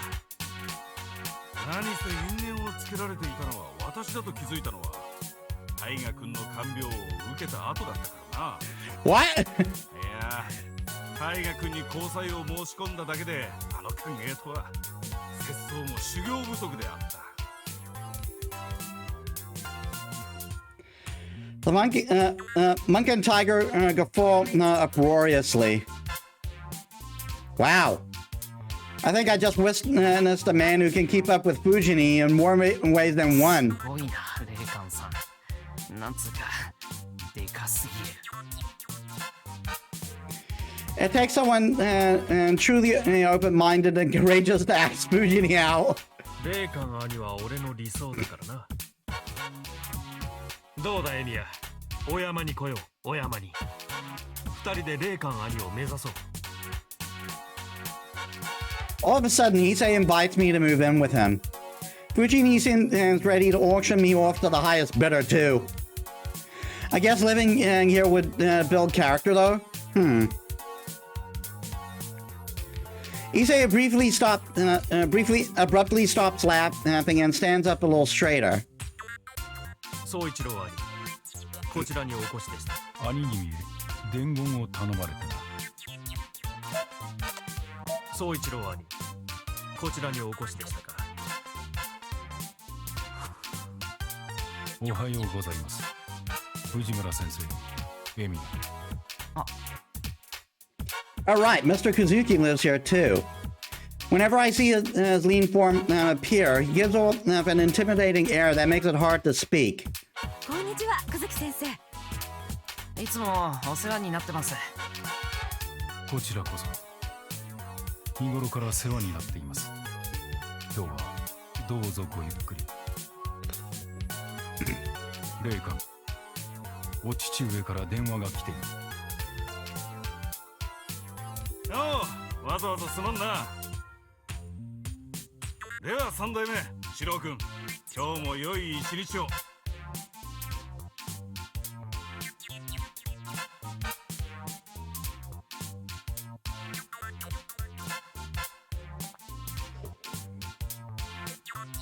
一世、この週末ついてこい。またぞろ難問奇問の助けを求めてのこと。私だけでは答えきれん。はい。俺で力になれるのでしたら。では、俺もここで失礼します。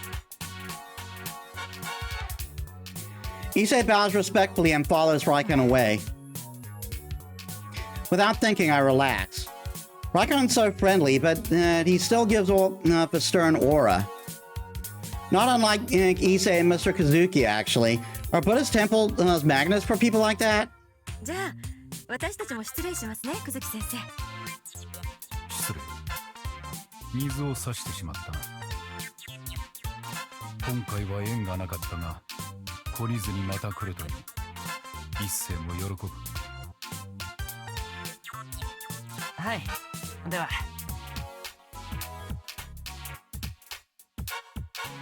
Fujinir and I leave the main temple, crossing back into the courtyard.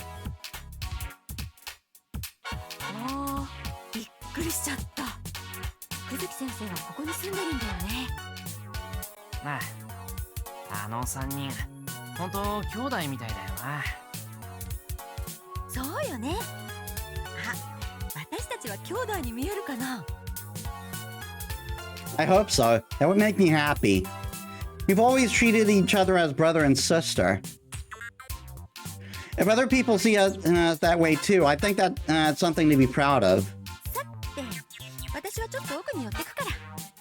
シロはどうする？少し散歩してから戻るよ。裏山とか行ってみたいし。うん、じゃあ、私のお昼ご飯は気にしなくていいからね。Fujinir and I say farewell. I'm left alone in the temple yard. Now, what to do next?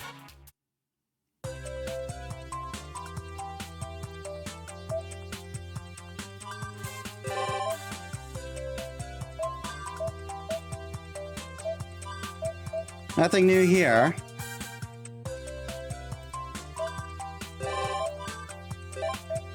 Okay, we got Saber here. And something in the hallway. ちょっと。あんた、3年のエミヤ先輩だろ。I look back at the voice stopping me. Who the fuck are you? There was an underclassman that I've seen from somewhere. 君、確か、1年の三辻みのりって言うんだけど、弓道部に入ってるんで、知ってますよね。Ah. He's Ayana's little sister. ああ、That little 三 brother. 辻の弟さんか。道理で見覚えがあるはずだ。Why did you say little sister? Looking back, I've seen him several times since the spring.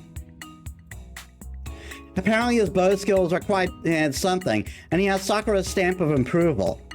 The older Mitsuzuri is severely critical, saying that he is all show and no good. But she's strict to those she's closest to, so she actually must be. So he actually must be an up and coming ace. 姉ちゃんの弟ってやめてもらえませんかね。君っていうのもやめてください。らしくない。じゃあみのりでいいか。姉ちゃんの弟ってやめてもらえませんかね。君っていうのもやめてください。らしくない。みのりとかお前とか呼び捨てでいいっすよ、エミヤ先輩。ええ、それぐらい気安い方が楽でいいでしょ、お互い。Is this the way he normally talks, or is it the bluntness on purpose, or is it the bluntness on or is the bluntness on purpose or something? Either way, it would seem he didn't have a great impression. He doesn't have a great impression of me. 何か用があるのか、みのり。呼び止めたのはそっちだよな。あんたに用なんてないですよ。ただ、部活もやってない人間がブラブラしてるのって目障りじゃないですか。エミヤ先輩、そんなんでも元弓道部だし、一応何やってるか聞いておこうと思って。ちょっと調べ物をしてたんだよ。そっちは部活の帰りか。分かりきったこと聞かないでください。弓道部が終わったついでに教室に荷物を置きに来て、その帰りです。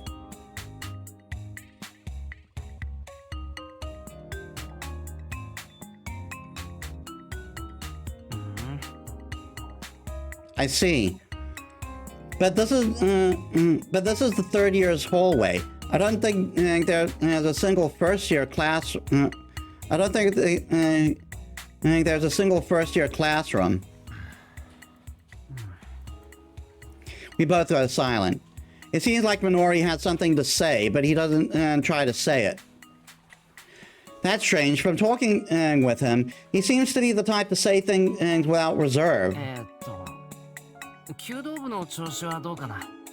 部員として新部長どう思う？ I ask, wanting to hear the opinion of from a first-year member instead of Mitsuzori or Fujini. 麻藤部長はよくやってると思うけど、俺も含めて素人が多いから結果が出にくいだけで、来年になれば誰だって納得するよ。そうか。さくらのことだから一人で頑張りすぎてないか心配だったんだ。部員であるみのりがそう言うなら安心だな。辞めた人間が何言ってんだか。部長にはあんたの心配なんていらないよ。たく、未練があるなんてみっともね。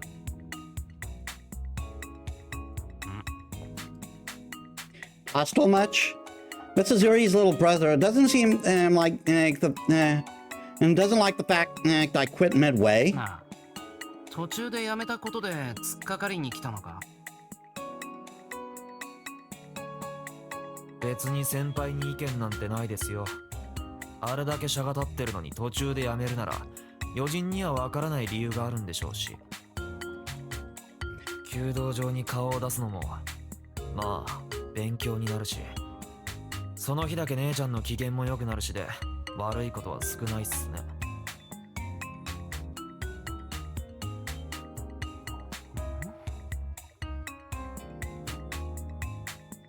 I don't get it.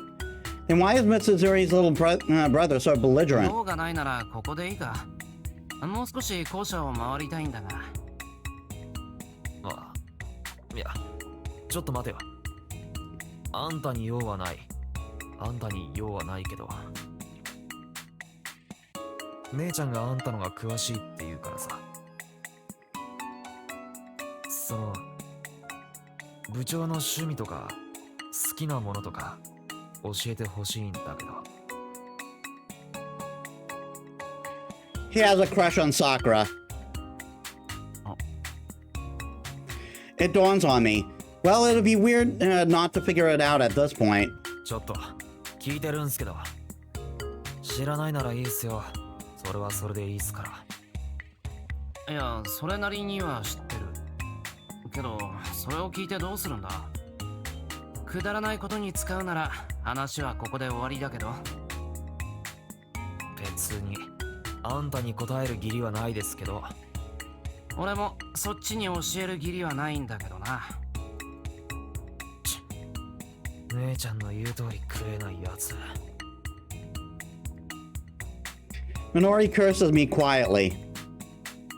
He's blunt, but it doesn't seem like he's that bad a kid, really. あのですね、知りたいのは俺個人の問題ですよ。悪用もしません。贈り物の参考にするだけです。なるほど。つまりさくらが好きなんだな。別に好きとかそういうんじゃねえよ。ただもうすぐ秋大会だろ。部長疲れてるみたいだからなんとかしてやりたいってわけだ。 Mrs. Yuri the younger has some pretty sweet words. That was kind of tempered by how much she was blushing, giving me a secondhand embarrassment. なるほどなるほど。で、さくらのどこが好きなんだ？人の話何も聞いてないっすね、あんた。聞いてるってば。聞いてるから教えてほしいんだって。誠実さゼロ。言いたくないです。 He looks away.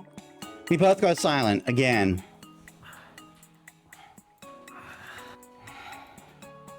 どこが好きってわけでもないんですけど。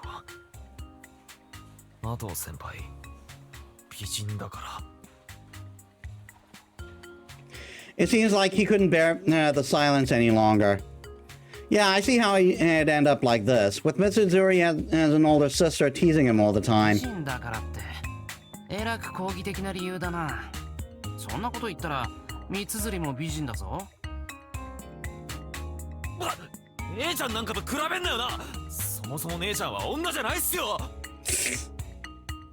Wow. The kind of bombshell that had Mitsuzuri been within a kilometer radius would have sent her flying this way at top speed. いえ、今のは言葉のあやっすから。姉ちゃんには黙っててください。 I'm just gonna call her quickly right now. ああ、頼まれても言わねえって。The line of fire would be on me first in that case. I don't want to make a friend a convict. Also, my life is important. 話を戻そう。より。で、部長のどのあたりが好きなんだ？その大人っぽいところとか。ふむふむ。他には？たまにみんなに見えないところでお茶こぼして赤くなってるところとか。めったにないけどはしゃいでる時の柔らかそうな感じとか魅力的だと思うけど。ふむふむ。次はこっちの番だな。さくらの趣味は今のところ料理ぐらいで、好きなものは江戸前屋の大判焼き、欲しがってるのはカジュアル系の洋服かな。I'm not so confident on the last one, but I think she was telling Ryder that. あんたさ、俺にそこまで教えていいのかよ。仕方ないだろ。そこまで言ってもらったら教えないわけにはいかないじゃんか。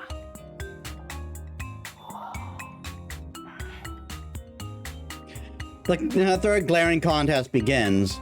Though I feel like it's unproductive to do this any longer, so I decide to swap to wrap it up. じゃあな、秋大会頑張れよ。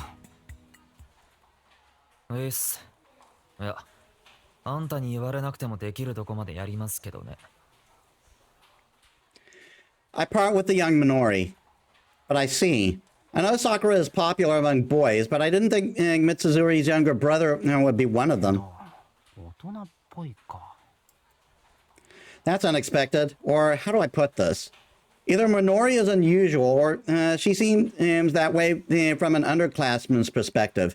Either way, it might mean that Sakura is already an admirable senpai.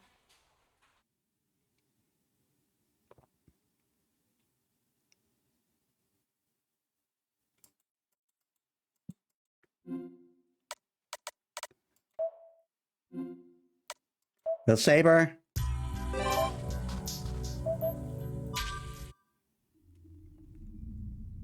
We don't find anything out of the ordinary in this neighborhood. There isn't anyone on the streets, but it seems otherwise normal. 確かな異常はありませんが、何か妙な違和感を覚えますね。Rather, it doesn't quite line up. After dinner in Miyama, houses are lit up as people gather in their living rooms. Tonight is no different, but the fact we haven't passed a single person outside feels strange. 危険はないんだからいいんじゃないか。次に行こうぜ、次。We leave the Japanese-style neighborhoods. そういえば、今そこの家に人が入っていったぞ。お父さんが会社から帰ってきたっぽい。That was not a person. I think I spotted a man smoothly entering a house without ringing the doorbell. そうでしたか？私は気づきませんでしたが。セイバー側からは見えなかったのか。まあ、とりあえずちゃんと誰かとすれ違ったってことだな。Well, we come up short, so time to look somewhere else.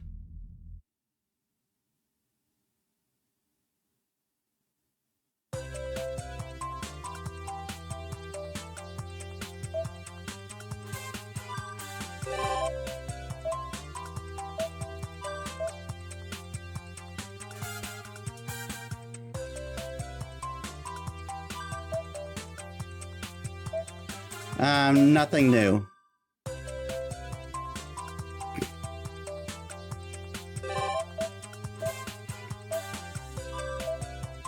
Nothing new.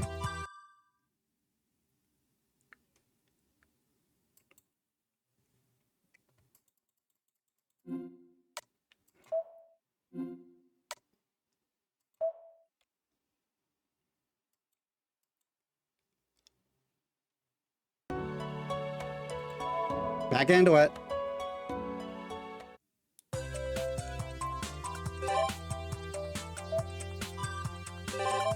Okay, anything new? There's the trigger over there.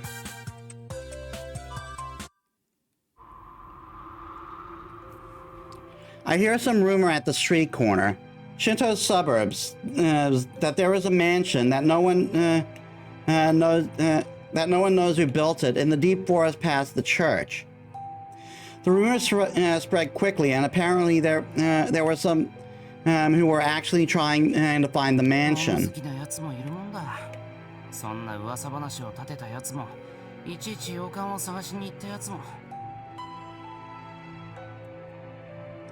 And there's another curious person here. Geez, there's other things too.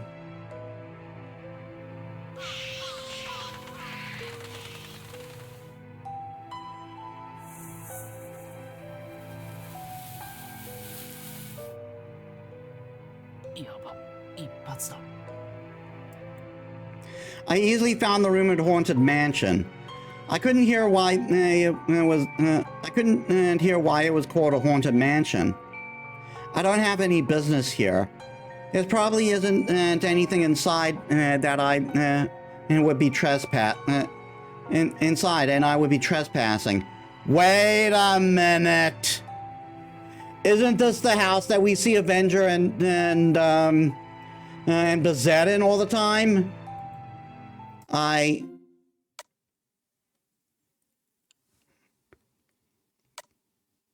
I'll get the trigger and come back. まあ、せっかく見つけたんだし。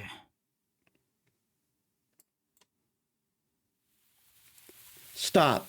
There isn't anything there. Don't do anything unnecessary. Don't look at anything unnecessary.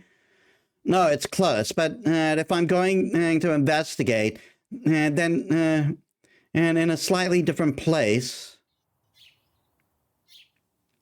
完全な廃墟みたいだしな。中の様子を見るぐらい多めに見てもらおう。I open the unlocked door. I walk through the hallway that hasn't been used for years. I go up the long staircase. I'm such an idiot that I couldn't kill my curiosity even after saying this much.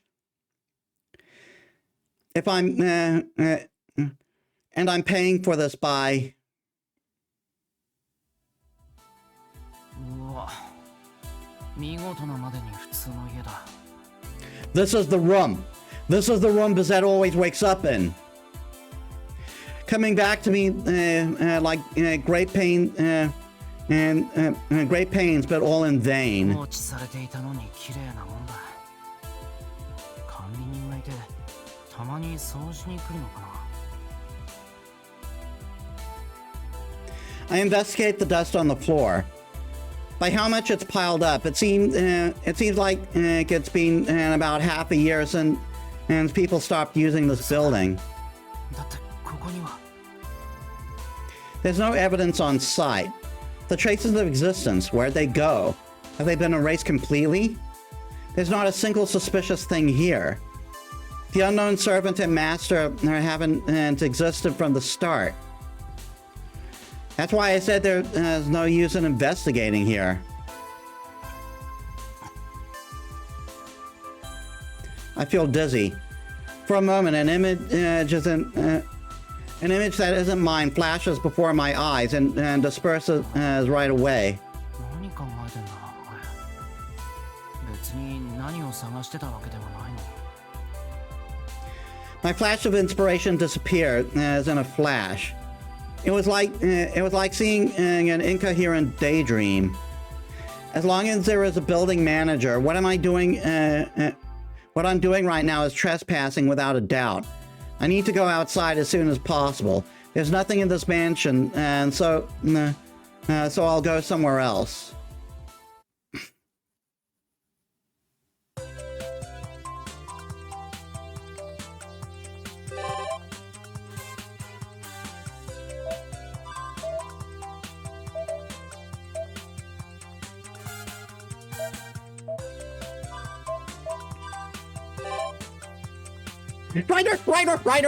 Ryder. The noises I make when Ryder shows up, man. I leave his shed. I did everything I meant to do in there, so now to go back to my room. Oh. Hi, honey. Ryder's in the yard. At first I think she's on the way out, but she's acting a little strange. What's Ryder up to? I climb the scaffold and watch her from the skylight. She seems to be concerned with the house, but it also looks like she doesn't want to be seen. It's unusual to see Ryder acting this suspiciously. She's sneaking out to go shopping. Also, we should have got... we didn't get a new flag?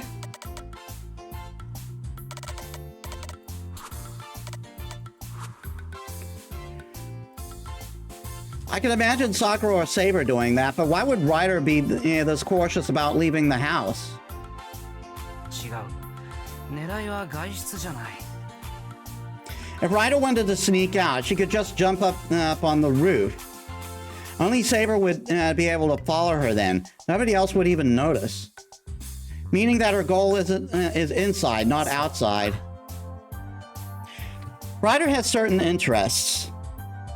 I know for a fact that one of them is in the bicycle parking area.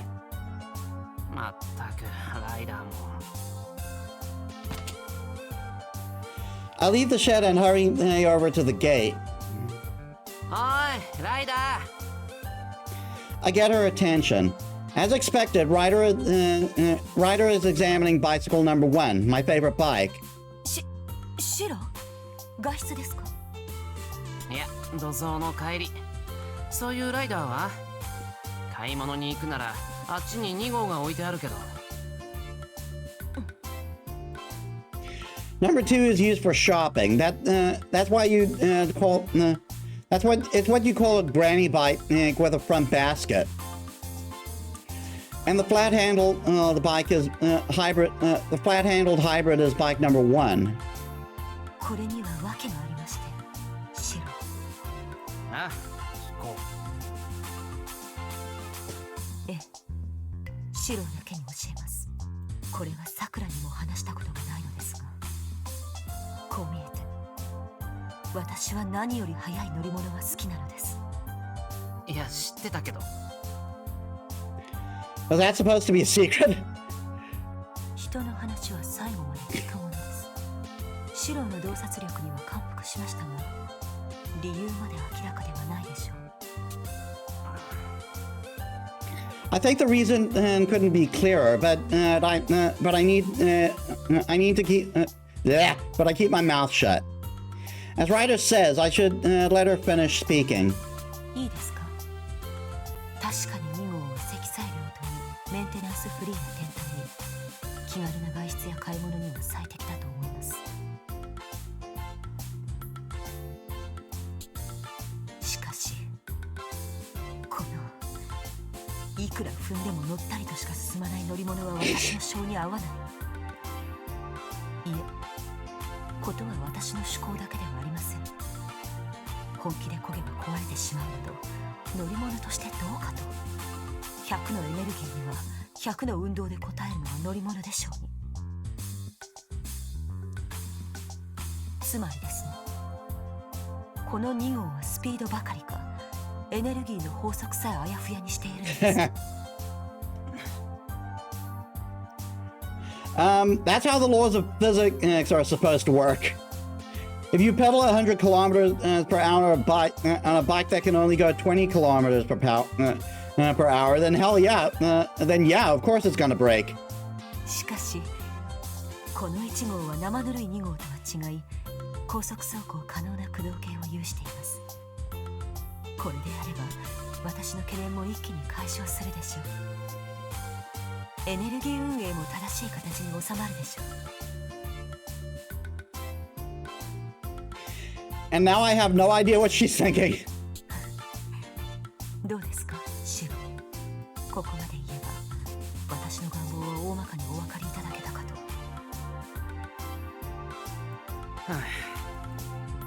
Sorry, I don't have a clue, but I still know what my answer is. ダメ。即答とは釣れないですね、シロ。Of course not. I will not let a neighborhood menace like that come out of our garage. もしこのまま私を2号に乗せて低速ストレスで円形脱毛症にする気なのですか。なるのか、そんなんで。そりゃ嫌だし、さくらに泣きつかれそうだが、やっぱりダメ。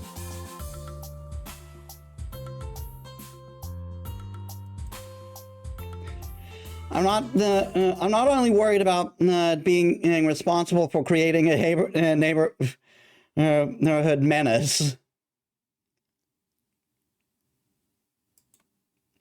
If I give her a foothold now, we could upset the delicate balance of power in this household. In other words, I can see the wolves closing in on me. シロ、あなたの1号を使わせてもらえないのなら、私は強硬手段に出るしかありません。Yes, please. まさかライダー、力ずくで俺のビアンキを奪っていく気とか。いいえ、それは最後の手段です。私はセイバーとは違いますから。Ouch. Ryder casually let slip what she really thinks of Saber. この世に優れた乗り物は1号だけではない。1号を貸し与えてくれないのならそれでいい。私は他のより高速な乗馬に目をつけるだけです。手始めに大河の原付を、そして藤村組の大型バイクを拝借しましょう。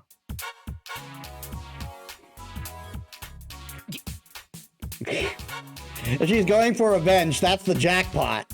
She can only be referring to the big dragster I've worked on for Riga. It's so heavy that I can't pick it up on my own if it falls over. それでもよろしいのですか、シロ。いいも何も。ライダー、二輪の免許を持ってるのか？ If she's driving in public road, she has to strictly follow the law. Not only can no one can stop her from riding the Pegasus, but she has to abide by society's rules on a motorcycle. 免許と運転技能は関係ありません。ダメ。オートバイに乗りたかったらちゃんと教習所に行って免許を取ってくること。大体な、ライダーが警察のご厄介になったらうちは水没するぞ。さくらが大泣きして。Bring up Sakura is super effective.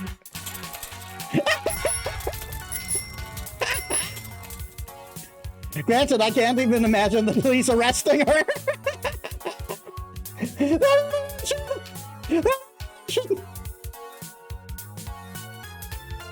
Ryder looks disappointed.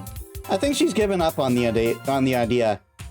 Number 1 might be off limits, but I could make some time to build the number 4 for Ryder that's more capable than the granny bike.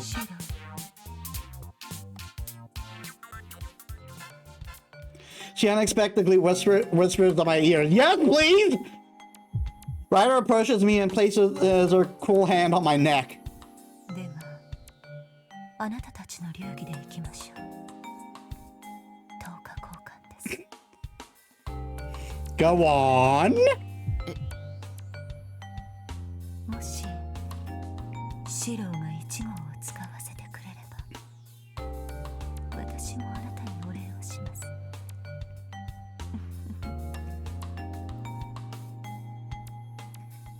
Her fingers caress my jaw. Yes! Her lips seem about to nip my earlobe. Her voice is unbelievably sweet. 俺って。シローの望むままです。私にシローのしたいこと、どこがいいですか？私にシロー。 Her words echo like a magic spell in my head. Sorry, I didn't let that finish. どこがいいですか？私にシロー。あなたは何をしたいのですか？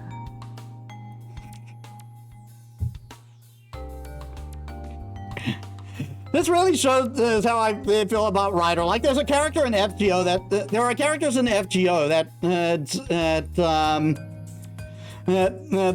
certainly go further than this. But it's like, but like in those instances, they tend to be too extra and pull me away. But Ryder, I just need to shut up.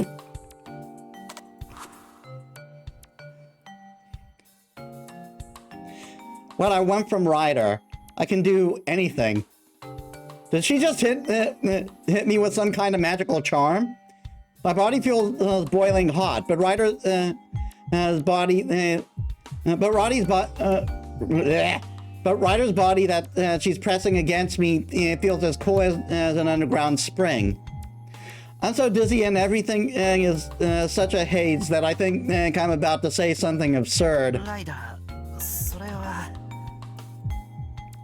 なんでもいいのですよ。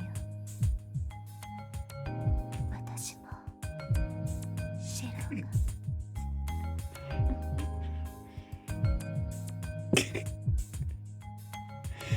She's stroking my cheek.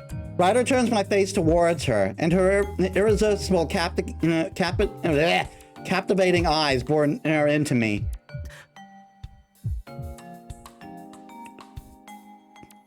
Huh? That's weird. I think Sakura's watching us. と、これはもちろん冗談です、シロ。She changed that up real quick. Ryder slips away from me as easily as a snake out of one's hands. Then she quickly assumes a cool expression as if nothing even happened.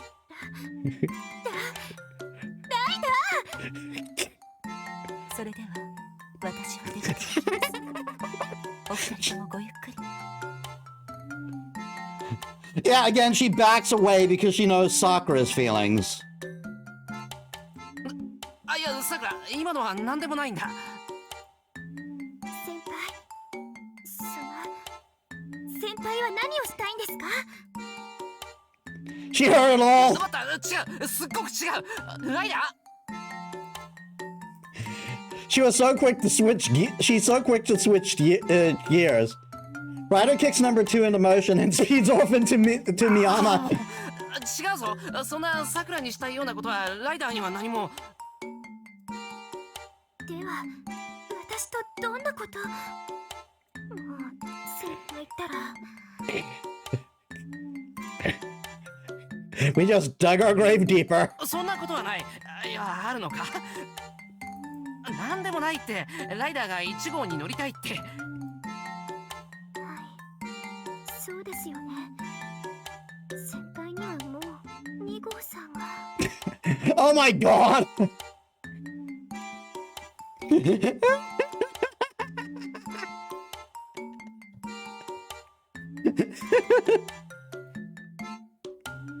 That's a bizarre misunderstanding. Ryder, she'd better explain this to Sakura later.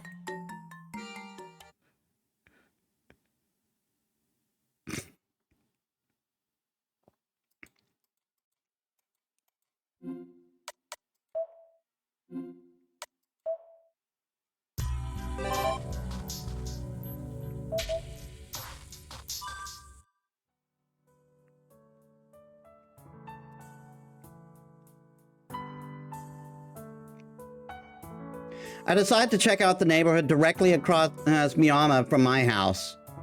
We walk all the way up the hill until we reach Tosaka's house, but don't come across anything suspicious. 唐突ですが、リンの家とさくらの家の違いをどう思いますか、シロ？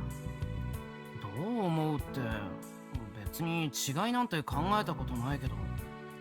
なんだよセイバー、いきなり変なこと言い出して。ここまででおかしな点にでも気づいたのか？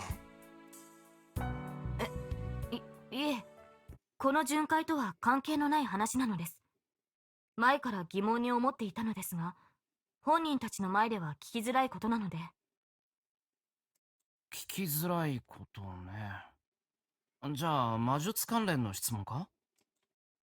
そういう話ではないような、あるような。つまりですね、リンの家とさくらの家ではどう見てもさくらの家の方が大きい。で、領主たる者が進化の家より狭い住居に住んでいるのはどうかと思いまして。つまりですね、リンの家とさくらの家ではどう見てもさくらの家の方が大きい。ですが、この土地の管理者は遠坂です。I know Saber isn't the type to obsess over wealth. In fact, I wish he cared a little more about money. But sometimes I'm reminded that she has the troublesome standards of a former monarch. As you might expect from royalty, she seems to have the idea that the ruler of a land should conduct themselves in a way that befits their status. Anyway. どうなのでしょう。肉親から搾取したくないというリンの気持ちはわかりますが、これも領主たる者の責務です。くだらぬ圧力を生む前に、遠坂邸を増築するか、魔党邸を没収するよう忠告すべきなのでしょうか。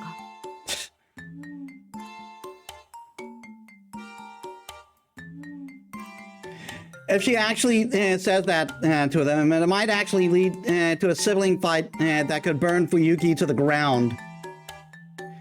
That really scares me. What really scares me is that Tosaka would definitely agree with her. その忠告はやめてくれ。だいたいな、領主だってあいつは影の領主だろ？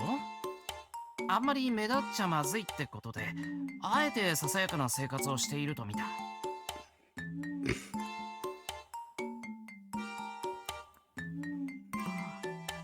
言われてみればその通りだ。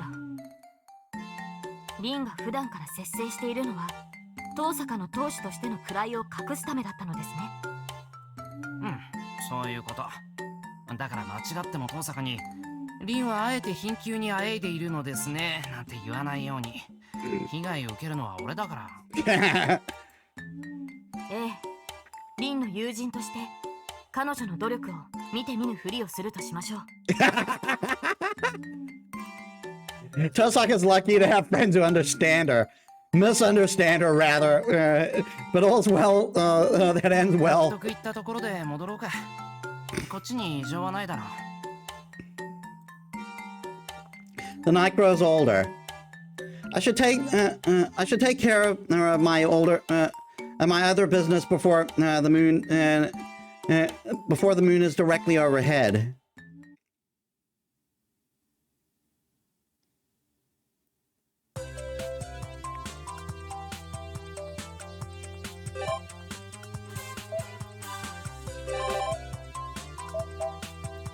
Okay, we got 2 triggers.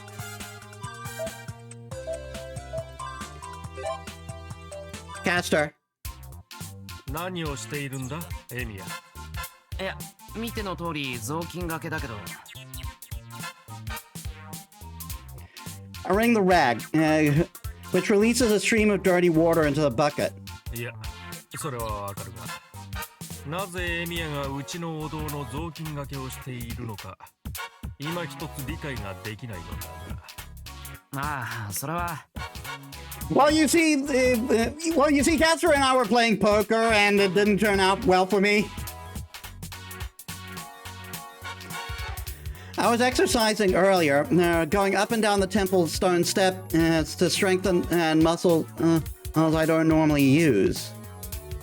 And Issei's older brother showed up.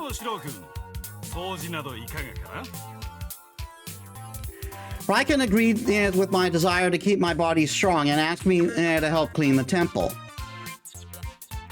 I was led through the mountain gate, giving assassin a slight bow as I passed his usual guard post. And when I thought Raiken might have me sweep leaves in the yard, he led me further into the temple and... こうしてお堂の雑巾がけを任されたんだ。なぜ断らなかったのだ。You really think Shiro is capable of saying no? 普段お世話になってるからな。それに道内の雑巾がけ結構楽しいぞ。Issei sighs. Is he fed up with me? I'm not sure actually. いや、生徒会のことで散々頼っている俺が言えることではないか。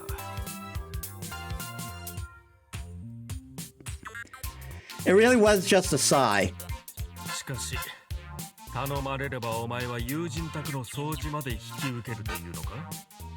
場合によるけどな。前も遠坂の家の掃除とかもしてきたし。When I mentioned that she gave me a spare key, Issei looks utterly despondent. どうした？いや、エミヤにそのような仕事まで押し付ける遠坂に対する怒りよりも、結果的に遠坂と同じことを頼んでいるという現状にややめまいだ。I'm Tosaka's magecraft apprentice, though. Cleaning my mentor's house just comes with the territory. Cleaning up your own messes isn't just logical, it's important. 失礼する。霊感からエミヤに差し入れだが、一休みする前に手を洗ってくる方が先だな。Mr. Kazuki appears holding a tray. I see that there's tea and snacks on it. I do a double take and realize that the snacks are fancy, the fancy kind you buy for guests. A cut above what I serve at home. 総一郎兄、霊感兄は来ないのですか？ああ。檀家の方が来られたので、そちらの相手に回っている。どうもです。じゃあ手を洗ってきますけど、戻ってくるのはここでいいんですか？ああ。檀家の方が来られたので、そちらの相手に回っている。エミヤと一世、二人で食べなさいとのことだ。神仏の前では落ち着かないか。では私の部屋にしよう。あいにく来客用の部屋は使用中だ。Is this kind of a caster?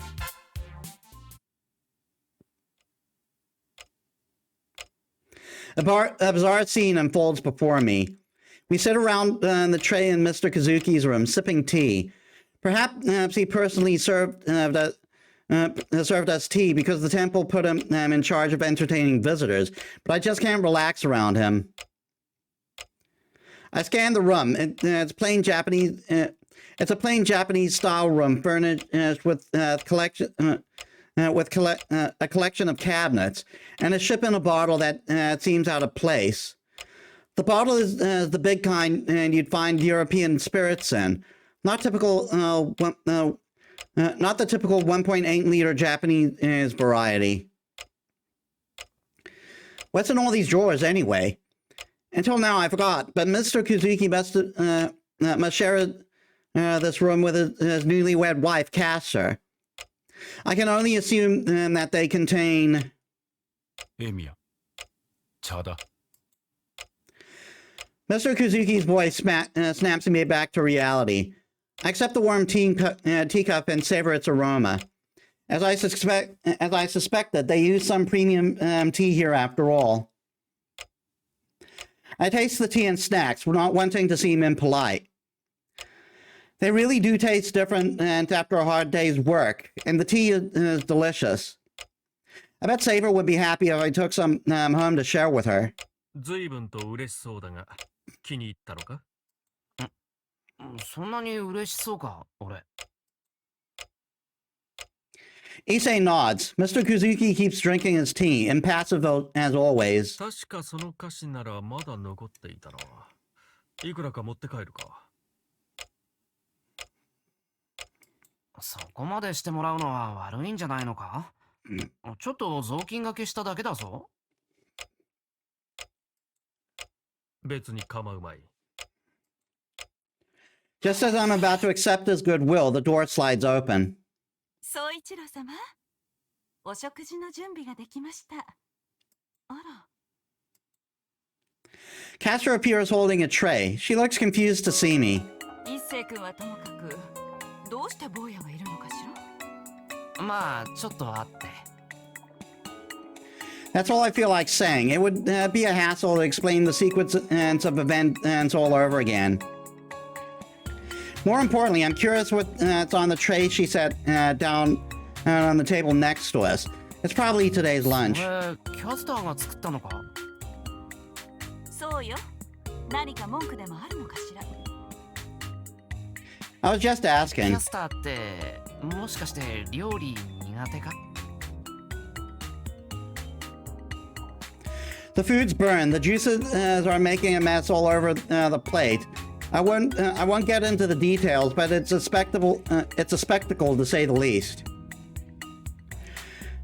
There's yellow and red where there shouldn't be, and I'm not even sure how to respond to the purple.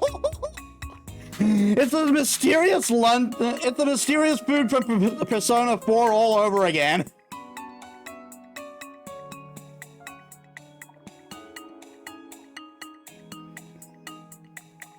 But I can kind of understand why she wouldn't know how to cook.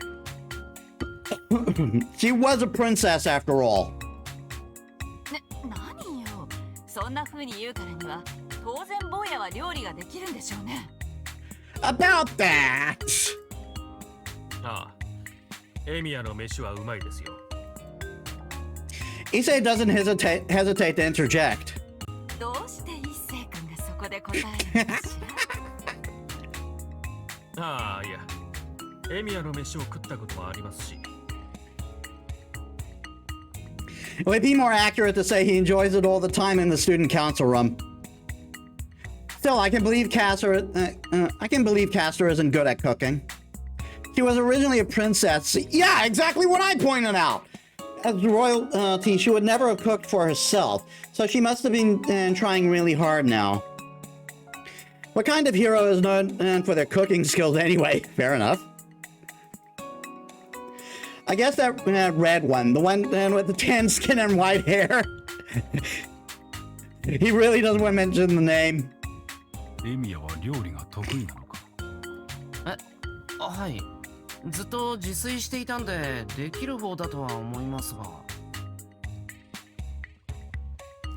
Mr. Kusuki looks unusually contemplative for a moment. キャスター、自分の技術に引け目を感じるのであれば、エミヤに教えを受けてみてはどうだ。And drops a bombshell of a suggestion. The rest of us gasped in unison unintentionally. 無論、二人が了承すればの話だが。He continues as if he didn't even notice our reaction. 総一郎様がそうおっしゃるんでしたら、私はえ？総一郎様がそうおっしゃるんでしたら、私は構いませんけど。She does want to learn to cook for him. That is cute. This time only 2 jewels dropped. Issei and I didn't expect Caster to agree. All eyes turned to focus on me. They're still waiting for my answer. まあ別にそんくらいなら構わないけど。決まりだな。妻によく教えてやってくれ。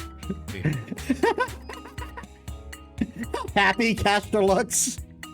In a wavy effect, like she's in a dream.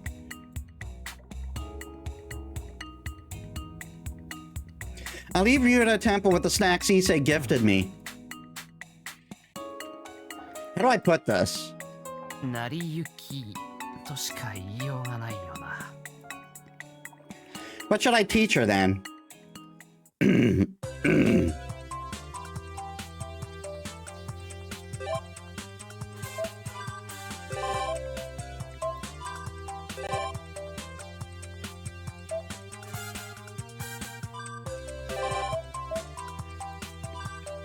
Something at school. Issei and Sakura. The only one here is Saber. Got a trigger over here for Lancer, but we're not prioritizing the triggers right now.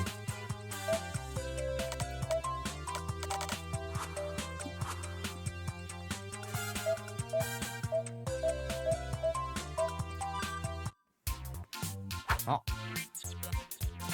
I hear the sound of sharp movement from the dojo. Is it at the middle of the Kyoto Club's weekend practice? It's been a while since I quit the club, but I stop like this when I hear the sound of vibrating bowstrings. It's before their tournament, so I can leave it. If I seem to be a distraction. Sakura and Fujini are there too, so it should be no problem to watch. 失礼します。3年のエミヤですが見学に。お、エミヤじゃないか。こんな日によく来たね。Mitsuzuri, the former captain, returns my greeting. When I look at the other familiar faces, Sakura, the captain, lightly gives a silent bow. They must be busy as they don't come running over here. Fujini, the advisor, must be absent. 見学したいんだけど、上がっていいか？休日練習に見学とは珍しい。部員にだって欠席するやつがいるのに。She says that, but there seems to be around the same number of members present as weekdays. The atmosphere of the dojo is filled with tension before the tournament. そろそろ共演か？邪魔なら失礼するけど。いって、来るもの拒まずは我が部の伝統だしね。上がっていきな、エミヤ。それなら。失礼します。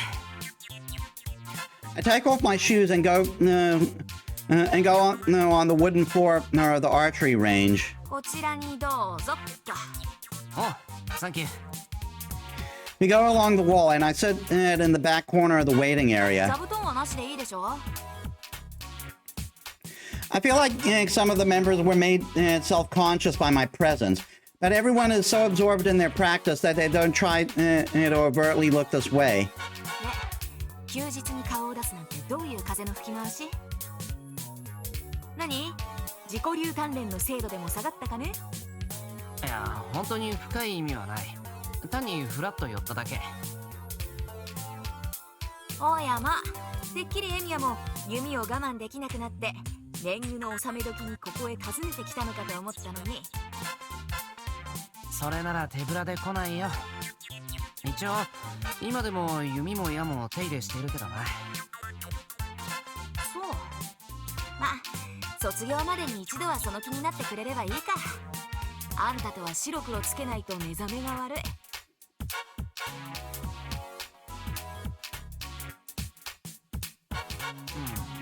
善処したいんだが、こればっかりはな。自分でもどうにもならないというか。It's a matter of how I'm feeling. I wonder if people with mental trauma also feel like this. I mean, you have trauma, so yeah. 弓道体操から仕込み直しにならなければいいんだけどさ。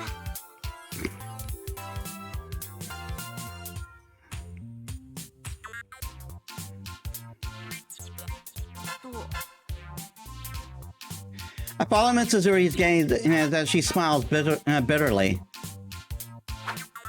山崎くん、離れの時に振り込みをしていますよ。はい。弓返りは手首で作るんじゃなくて、こうつのみの動きを自然にすれば帰るから、無理に回さないで。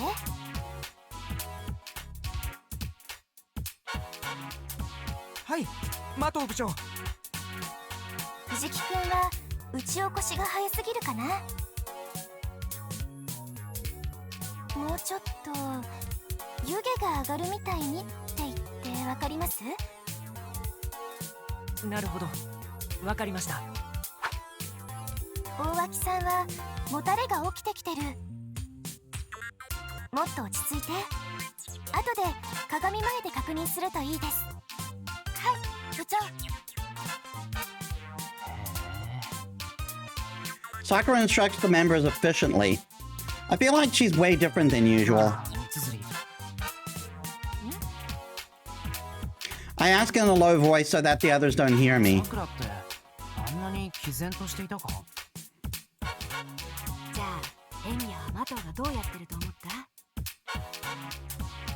She asks me in return, and I scratch my chin. But I imagine Sakura as a captain from how she usually is. 黒ごとは自分で背負い込んじまって孤軍奮闘してるんだけど空回りしているかもって気がしてた。まあ代替わり当初はそんな感じだったよ。 Mitsuzuri sighs as if she is remembering something. 麻藤には部長の荷は重かったが、これで物になるのかねって最初は不安だったけどね。おせっかいにならないようそれとなく手助けはしてきたけど、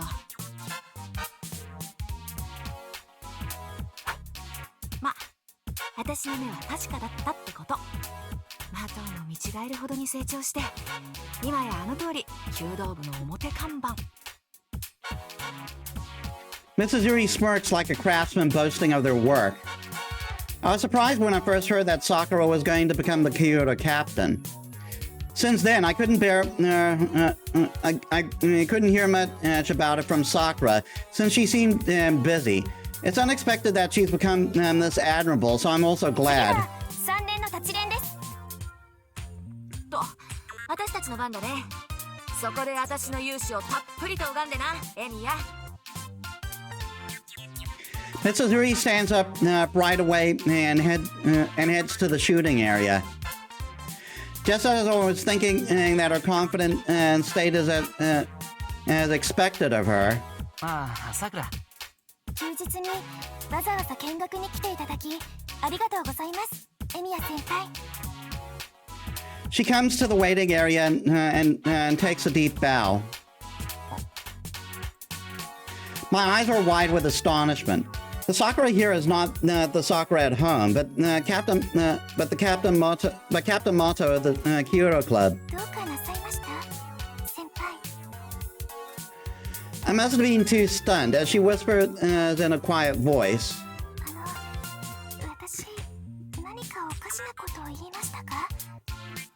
あ何も。さくらが礼儀正しく挨拶をしたってのに、こっちが心の準備をしてなかった。いや、感心した。さくら、随分と部長が板についてるんだな。そうですか？私がですか？さくらが弓道部の部長っていうからには、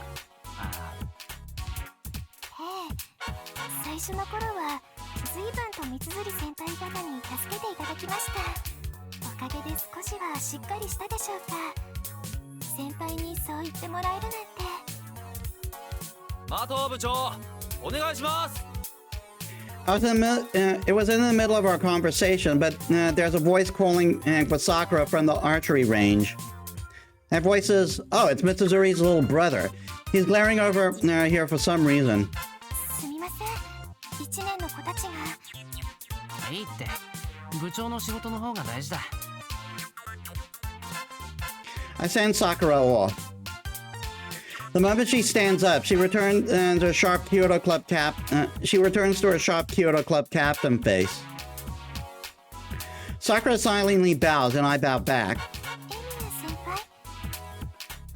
Sakura looks back as she heads to the short practice target. なんだ？ここではお話がしにくいので、練習が終わったら帰りをご一緒しませんか？もし先輩に残っていただけるのでしたらですが。了解。終わるまで待ってるから、しっかり部長業を務めてくれ。はい。それでは先輩、また後ほど。Sakura has changed a lot. When she came to our place, she always looked down and didn't laugh.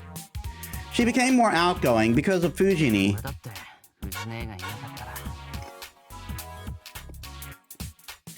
When I was taken in by Kuretsugu, I would fight in with Fujini, who was still a crybaby sometimes. But more than that, there were more times that Fujini cheered me up. The fact that Sakura is able to carry through as Kyoto Club captain must also be from Fujini's guidance. Fujini is like a goddess of fortune that is essential to our house after all. はーい、みんなこんにちは。藤村先生、チャース。いや、死ぬほど練習に励んでるか？おいやー、元部員の四郎まで揃っちゃってまあ、遊びに来たの？ The face. She hasn't changed at all. Everyone's shining idol advisor would be full of energy even if the world was about to end. Taiga Fujimura appeared. Who would? 藤村先生、こんにちは。お邪魔しています。まあまあ、ゆっくりしたまえ、みやくん。おもてなしのお茶も出なくて恐縮だけど。いえ、大会に向けて励んでいるところにそんな。おーい、誰かお茶持ってきてくんないかな？単に自分がお茶を飲みたかったのか。The club advisor nods. I don't see a single sign of the remarkable guidance that led Sakura. She's the same as the Fujini at home after all. 遠慮しときます。それより、もしかしてシロったら家の中にあんなに可愛い子たちを揃えておいて、まだうちの粒揃いの美人さんたちまで拝みに来たのかにゃー。まさか一番のお目当てはこのお姉ちゃん？ How do I put this? Having firm policy is under that initially deceptive, carefree attitude, and Sakura being able to grasp that. How's that possible? シロがまだこんなだった頃に初めて拝んだ私の剣道着姿が憧れの原風景だから、袴姿の女の子にはドキドキするの？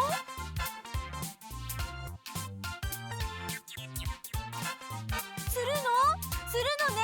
いやー、逃げてー。一年の女の子たちはみんな逃げてー。藤村先生、A yell echoed throughout the archery range. さくらちゃん。藤村先生、ここは神聖な道場です。男女がどうこうという不純なお話は慎んでいただきたいのですが。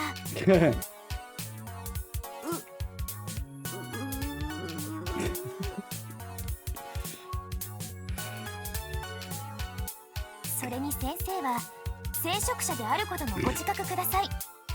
元部員とはいえ見学者のエミヤ先輩にあまり砕けた態度を取られますと部員たちに示しがつきません。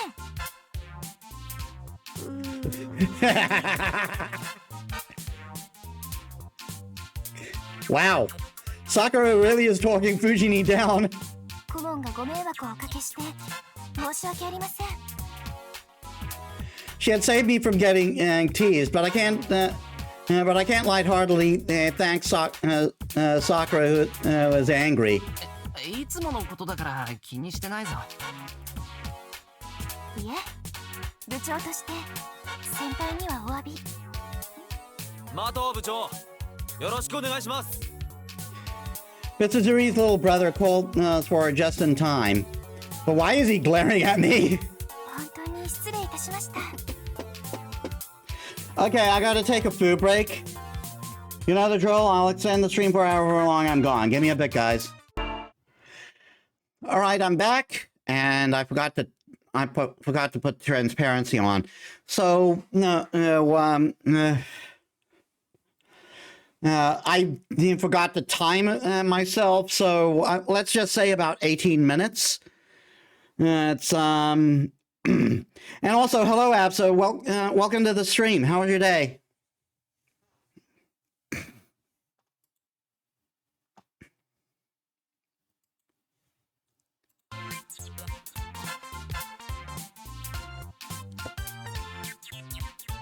Mato, ご苦労様。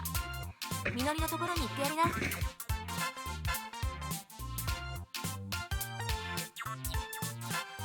Mitsuzuri swaps places with her. She sits next to me formally, but I get a somehow careless vibe from her. マトな、よく藤村先生相手にビシビシ言えるよ。それだけでも私より立派な部長だなって。お前は妙に藤姉に一歩を譲るよな。まあやっぱりホムラハラの生きた伝説だし。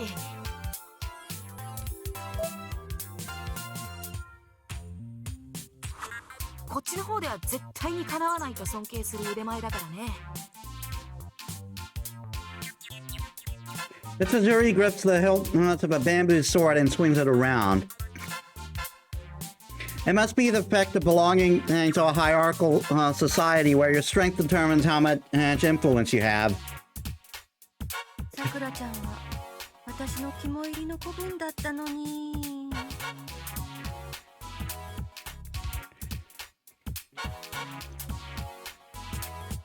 うわ、先生。それが部長になったら反旗を翻してたちまち下克上。お姉ちゃんの言うことを聞かない悲しい子に。2年前に四郎の大部でついえた私の第一次弓道部私物化計画。今年こそさくらちゃんで第二次計画の布石は完璧だと思ったのに、今じゃ私の最大の天敵よ。そんな理由でさくらを押したのか？なので大御所の三辻さんが私の庇護者になってさくらちゃんから守ってほしいなーって。そんなこと言われても私も引退が近い身ですし、もう口出しも控えようかと。そうなの、三辻さんが卒業しちゃったら私はさくらちゃんに毎日いじめられるの。その時はほら、うちの実りを残していきますから、盾にでも替え玉にでも煮えにでもお好きなように。Don't think that's gonna work. ダメよ、三辻君はとっくにさくらちゃんの人形じゃない。三辻さんは恩師の危機を見過ごす薄情な門弟じゃないよね。ああ、それは負けるな三辻。エミヤ、この先の弓道部の趨勢はお前が握ってるんだ。そうだ、お前が卒業までに私と変わってくれたら。そんな理由で2年間俺を説得してたのか？いや、それだけじゃないけどね。藤村先生、いや、それだけじゃないけどね。あう大会前の大事な時期に顧問がそんなことでは。三辻先輩も神聖な道場で何をされてるんですか？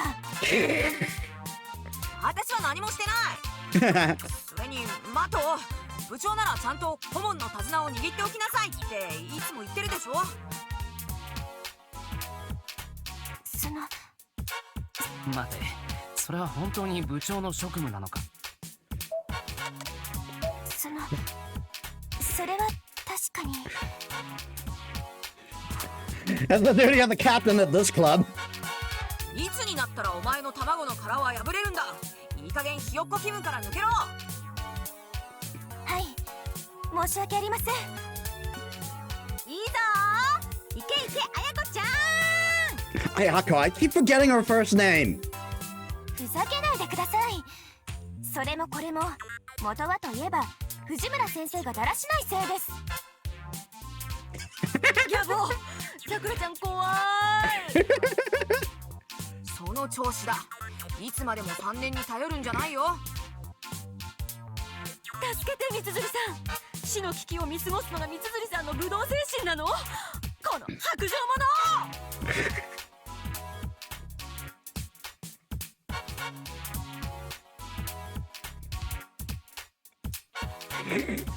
でも弓道の精神性は無我ですから。先生、三辻先輩に振るなんて卑怯です。これは。The students are telling off the teacher. That's great. 私の手を煩わせないで、藤村先生。私を一人にしないで、三辻さん。私を自由にさせてくれ、マト部長。Before I knew it, there's some power balance. There's some power balance, like rock, paper, scissors being built. いろいろとお忙しいようなので、俺はこれで。はい先輩、では今度こそまた後ほど。エミヤ、藤村先生も連れ帰ってくれ。はい先輩、では今度こそまた後ほど。シロ素直だったさくらちゃんを返して。藤村先生。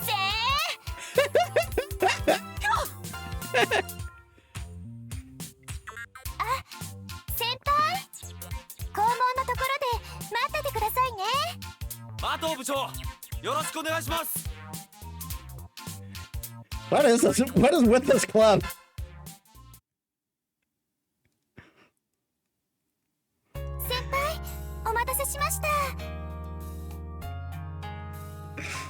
The ribbon that holds her hair together sways like a feather. Sakura comes trotting over in a hurry, like a baby bird who has found its parent. 怪我した子の手当てをしてたら時間かかっちゃいまして。そっか、部長も大変だな。I didn't know she was living up to her duties as Kyoto captain that much. Breaking out of one's shell is the perfect phrase to describe the current Sakura. Yeah, good on you, Sakura. どうする？シントに寄ってくか？ A detour would be good too if she wants to talk. よかったら宮山町の商店街に行きませんか？そこでいいのか？ Sakura takes her phone out of her pocket and looks at the time. はい、今なら夕方のタイムセールに間に合います。そういうことか。なら喜んでいこう。Sales are more adventurous with more people.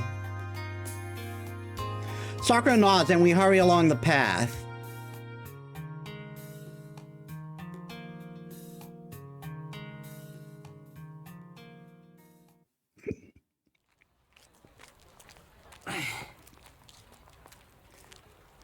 We come outside after being caught in the limited time offer fight. It must be because it's Saturday before the consecutive holidays. That cashier was busy with customers stocking up on things. いい買い物ができましたね、先輩。ああ、得したな。卵は1人2パックで、牛乳は1人2本までか。荷物持ちさせちゃってすみません。遠慮はなし。全部うちの食材なんだから。そっちも重かったら俺が持とうか。へっちゃらです。先輩が一緒でよかった。We walk through the crowded shopping district, both carrying around heavy shopping bags. Since we are the backbones of our kitchen, we naturally talk about household topics. 卵と牛乳がたくさんあるのなら、ケーキ焼くのもいいかも。卵なら茶碗蒸しもいいな。牛乳も消費量多いんですよね。みんな朝も昼も飲みますから。さくらだって結構飲んでるよな。そうですか？でも私、胃腸は丈夫ですから、冷たいまま飲んでもお腹壊しませんし。She doesn't seem to notice that Tosaka glares at her in a way that says, "What are you going to do if your boobs grow any bigger?"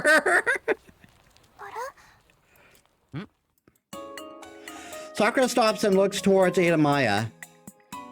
Beyond the counter, freshly baked oven-yaki is Japanese stuffed pancakes are arranged nicely. The sweet scent that comes drifting in the air stimulates my empty stomach. どれが食べたい？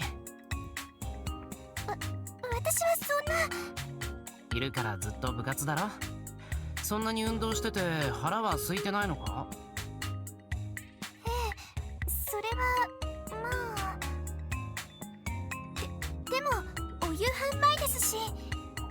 少しくらいなら家に帰って料理を作っているうちに消化するって。そんなことないですよ。そうか？武道家なら健単であるべきなんだけどな。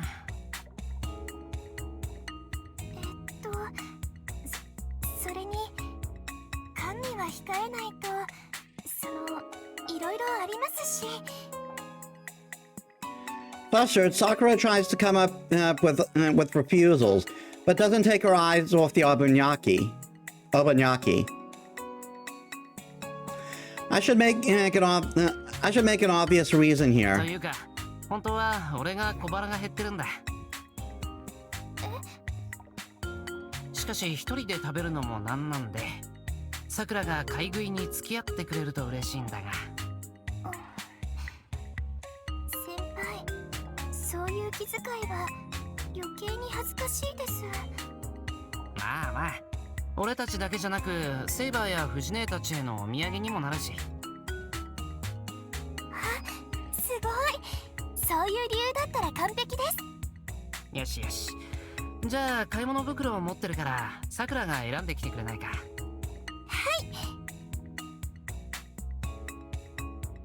サンキューさくら。焼きたてでほかほかです。セイバーたちには悪いけど、俺たちは温かいうちに食べちまおう。台所を預かる身としてみすみす素材の味が下がるのは忍びない。そ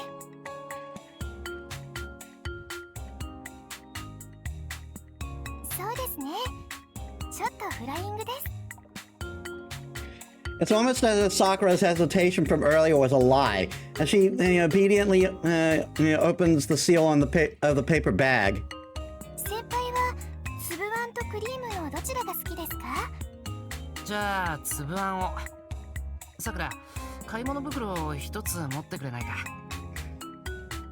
Sakura brings the obaniyaki she took out of the paper bag close to her nose and inhales the scent. これはきっと粒あんです。そうか。ちょっと待って。荷物を置くから。今手が塞がっていて。はい、熱いうちにどうぞ。Sakura brings the obaniyaki in her hand to my mouth. The warm steam caresses my face and tickles the inside of my nose. さくら、まさか。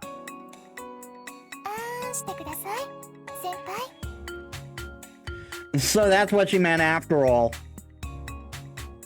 美味しいですか、先輩？さくら、こういうのは恥ずかしくないのか。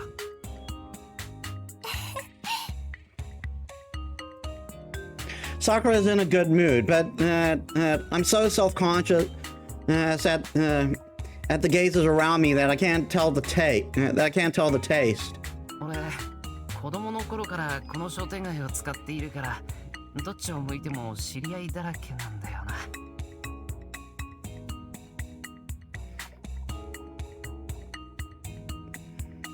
そうなんですか。そう。さくらは自分が知り合いに出くわさないって思ってるから平気なんだろうけどさ。マトン先輩、今お帰りですか？あら、佐藤さん、家のお手伝い？はい。その隣の方はもしかして。Oh God, she's gleaming for gossip. それは内緒。みつづりくんかわいそう。どうしてみのりくんがかわいそうなの？お邪魔しちゃ悪いですね。それじゃあ私はここで。あ、ちょっと待って。これで写真を撮ってもらえる？かわいい携帯ですね。じゃあお二人とも顔を寄せてください。かわいい携帯ですね。じゃあお二人とも顔を寄せてください。いきますよ。 The picture of the results is us choking.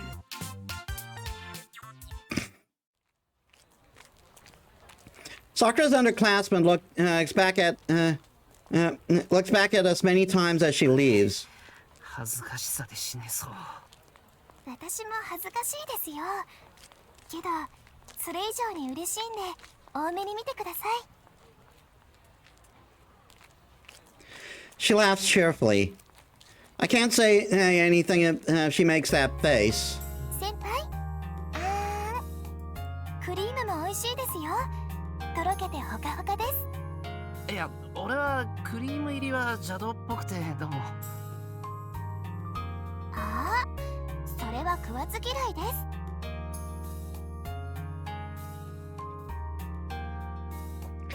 す。I still get nervous from Sakura's affectionate voice. The person with the most common sense in our house shows a different side of her when we're out in public with just the two of us. どうしたんです？いや、別に。弓道場でもびっくりしてましたよね。ああ、バカみたいな顔してただろ、俺。そんなことないですよ。今の弓道部は秋の大会に向けて真剣ですから、私も態度を崩せなくて、それで先輩を驚かせちゃったんですね。秋の大会か。そんな時期なんだよな。I quit the Kyoto Club in the summer of my first year, so one of the regrets I had was that I couldn't be in the 今 tournament. 年って誰が代表で出るんだ？あ、先輩も気になります？ 3年は三辻先輩、工藤先輩、久米原先輩のお三方。お、そのメンバーなら鉄板だな。問題は三辻の村っ気ぐらいか。そして2年は伊垣くんと私、的尾さくらです。お、さくらも代表か。えらいえらい。これでも部長ですから。なるほどな。藤根は全国制覇も夢じゃないって言ってたっけ。藤村先生は前向きですから。楽観的とも言うが。で、部長として自信のほどは？私の自信ですか？そうですね。Sakura bites on an obunyaki and thinks. 地区戦進出くらいならなんとか。大きく出たな、さくら。全校集会で表彰されるときは縁談のさくらを下から見守ろう。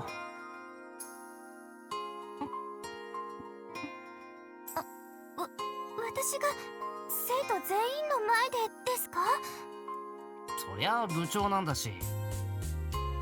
そういえば3年代表にシンジがいないけど、あいつはどうしたんだ？兄さんですか？ああ、去年の代表選手だろ？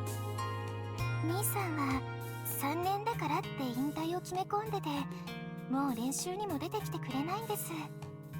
あれ、そうなのか、あいつ。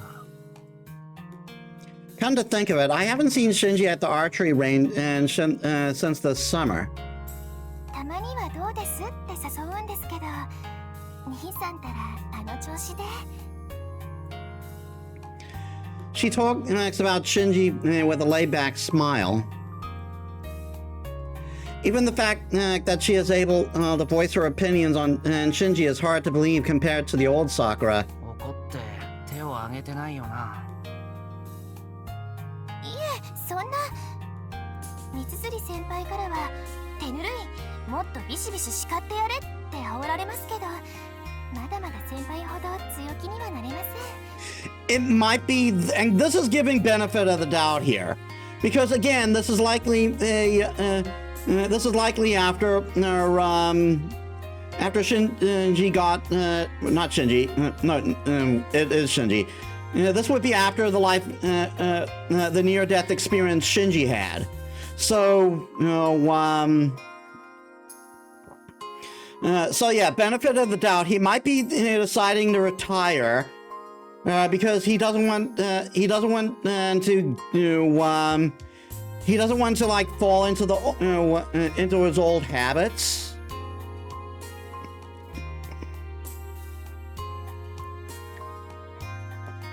And by that I mean the worst habits. He's still a shithead. He's just trying to be not as much of a shithead. That's my benefit of the doubt take. No, not you, Sakura. 大丈夫ですよ、先輩。兄さんも昔の兄さんじゃないですし、私も昔の私じゃありません。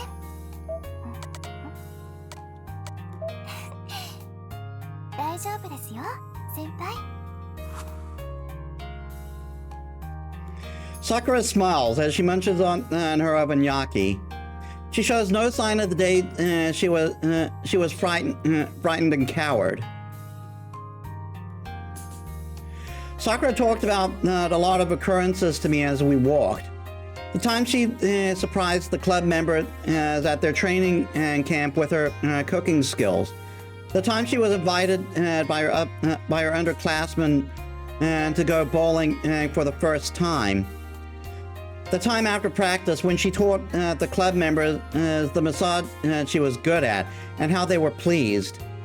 The time they captured Mitsuzuri's little brother, who was embarrassed of getting massaged and made sure he got through. He got a thorough one. The time Mitsuzuri reported gleefully about how her little brother was tossing about from being sore all over her. Sakura stopped suddenly. I also stop and overlook the town in the sunset from above together. 初めてですね、先輩。初めて？はい。こうして先輩と一緒に下校して、一緒に世間話をして、一緒に食べ歩いて、どれも初めてです。I see. Sakura is coming over. Sakura coming over has become a daily occurrence, but we had never gone home together since we both have club practice or work. ようやく願いが叶いました。願い？はい。友達とか部活とか自分のことを先輩に話せるようになるって、それが夢だったんです。そんな夢、私にはたくさんありますから。先輩といろいろしたいこと、あれもこれもってずっと願ってきた夢が。そんなことはない。さくらに叶える夢があってよかったと思う。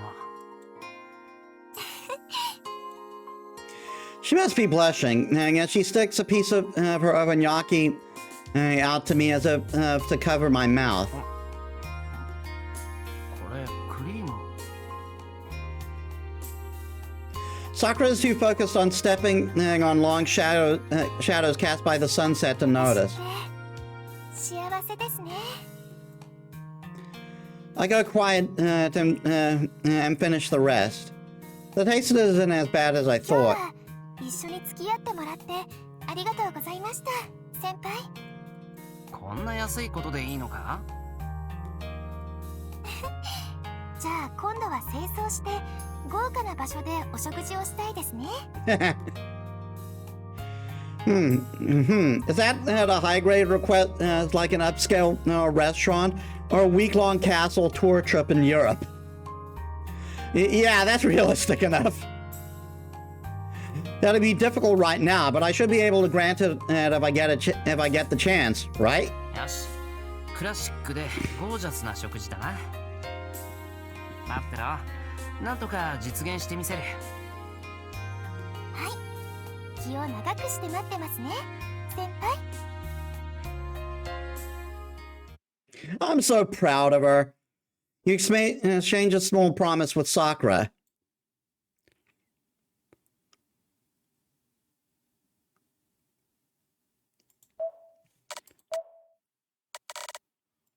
Huh.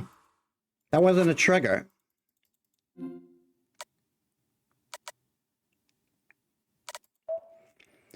Well, I'll finish the last of the going out on the town.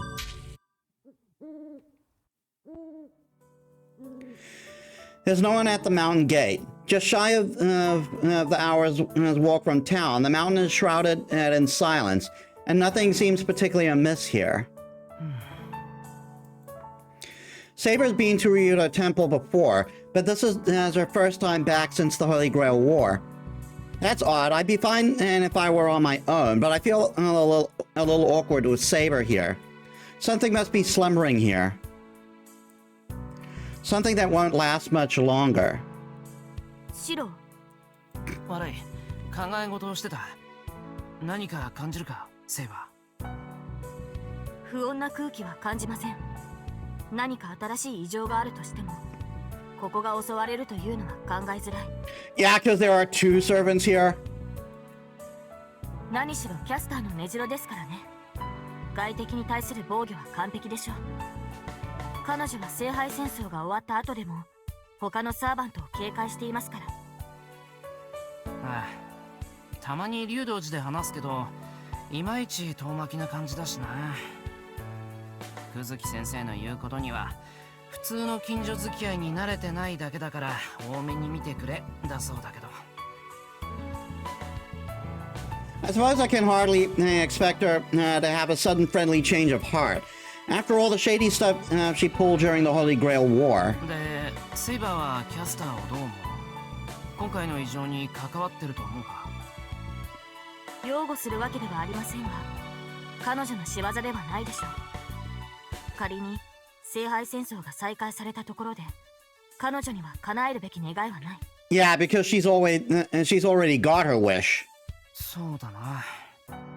この状況が続いてほしいと思ってるのは俺たちよりキャスターの方が上かもしれない。あいつにとっては今まで得られなかった平和だもんな。Well, that 相手 aside, の守りは完璧って、アサシン以外にも何か仕掛けてあるのか？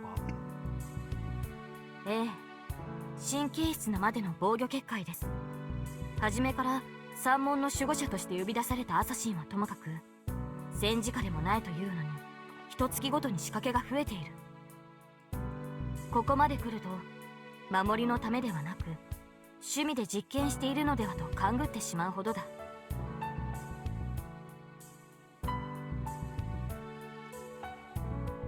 huh. Saber's pretty harsh on Castor sometimes.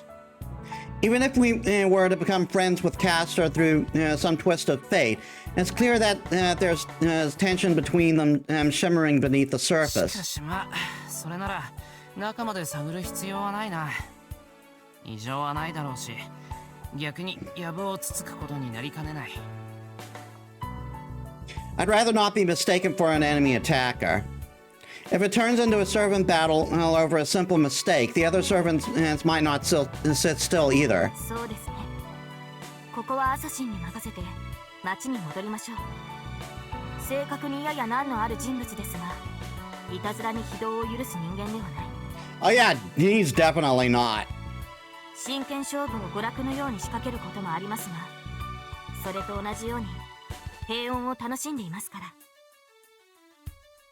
Saber's right. No unsavory characters will get through under Assassin's watch.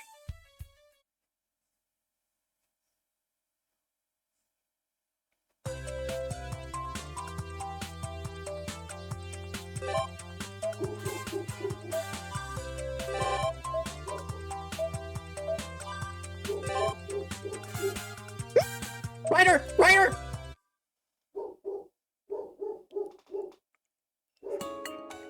I clicked that rider icon real fast. I'll leave the main temple and make for the forest behind it. I'm fond of taking walks on this back road. I avoid the route that leads to the large cemetery, taking the scenic route. When suddenly, そこにいるのは本当にシロですか？ a familiar voice calls out to me. あれ、ライダー、どうして？気になることがあって調べに来たのですが。And she's in her combat gear this time. Ryder appears from the other side of the thicket. I unconsciously stiffen at the sight of her familiar black dress. Given past experience, I tense up on reflex. Fair enough.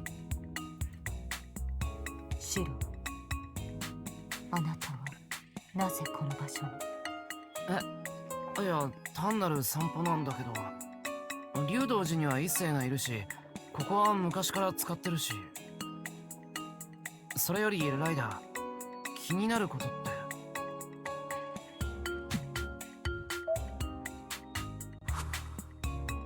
Ryder goes silent.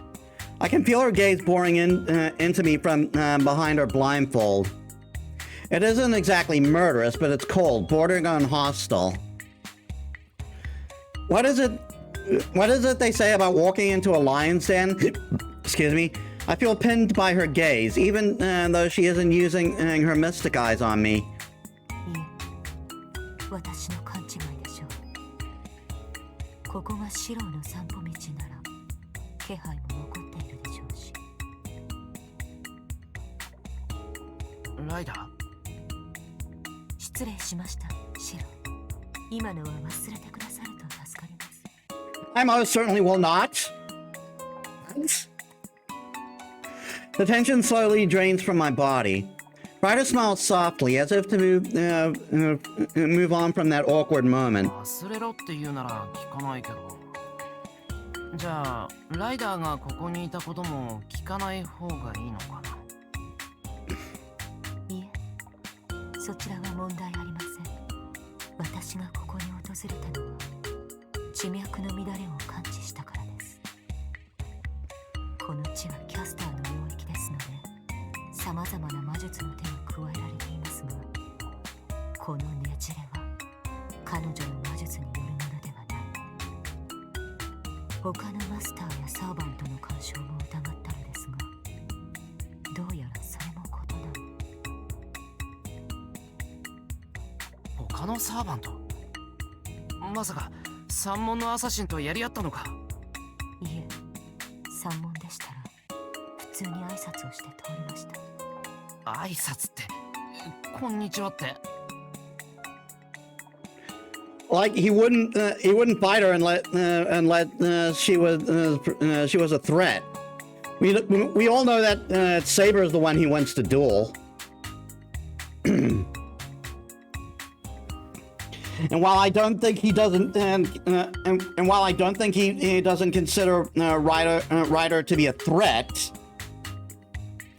to be dangerous, I should say, he doesn't consider her a threat.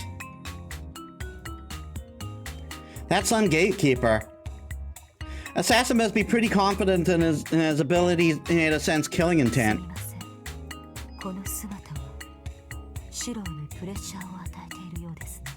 It's not making me uneasy. こちらの方は集中できるのですが、シローが気になるというのでしたら普段着に戻りましょうか。ああ、いや、それには及ばない。それより地脈の乱れってどんな乱れを指したんだ。シローは感じませんか。 At her suggestion, I sharpen my senses. I can't sense magical energy, but I'm confident in my ability to notice changes in my surrounding and the seams in the world. With senses, not spells, with instinct, not theory, I feel the entire structure of the mountain. まずお山全体に濃い霊気を感じる。冬季の霊脈だからこれは当然として、それに重なるように違う動脈が走っている。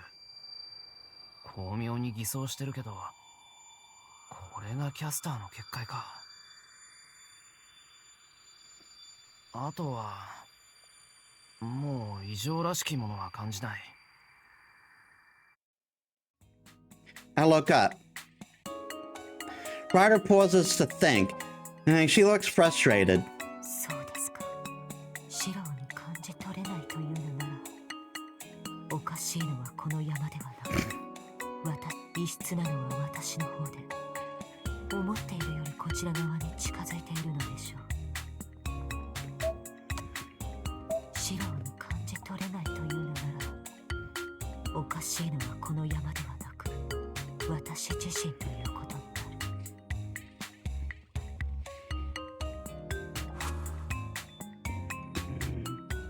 Closer to this side. That sounds ominous. Ryder bites her lip for a second, then lightly shakes her head and turns her back to me. お気になさらずに。Turns back to me. シローには関わりのないことです。私はもともと大地に関わる神聖ですので、地脈の乱れには敏感なのです。今回はそれが行き過ぎて、細かな違和感に過剰反応をしてしまったのでしょう。Sounds like that's a useful skill to have. 冷静になればどうということのない違和感でした。肩に降りたかほどの小さな取るに足りない不快感です。仮にこれが後に障害になったとしても、一息で吹き飛ばせる。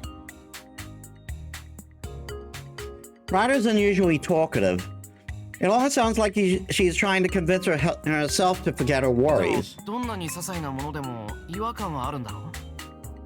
それがご心配なく、これは私の問題です。シローやサクラには害を及ぼしません。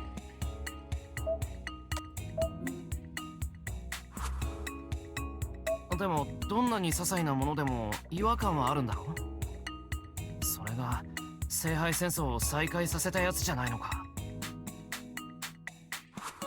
いいえ、もしそうなったとしたら同じものとして私は今度こそ。 She says she'll protect us. As if in penance for past sins, Ryder muttered. なんだよ、さっきから変だぞ。悩み事はまあ人それぞれあるだろうから無理に明かせとは言えないけど、何か相談に乗れることがあるならできる限り力になりたい。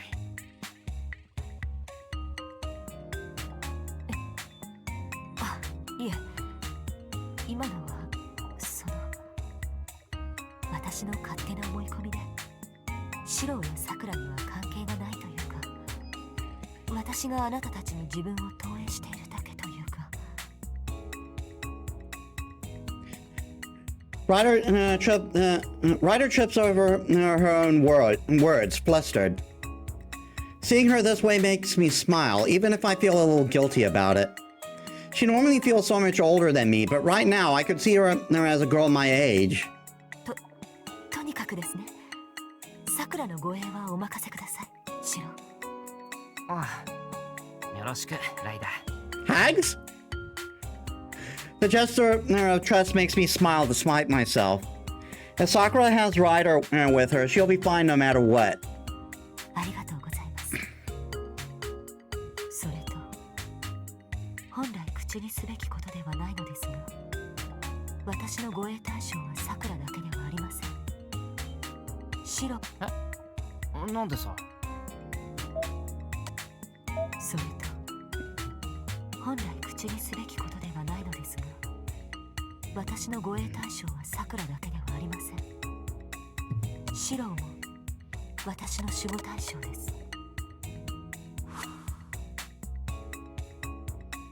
Ryder's supposed to be Sakura's servant. まあいいでしょう。さくらを守るということは、シロを守ることにもつながるということです。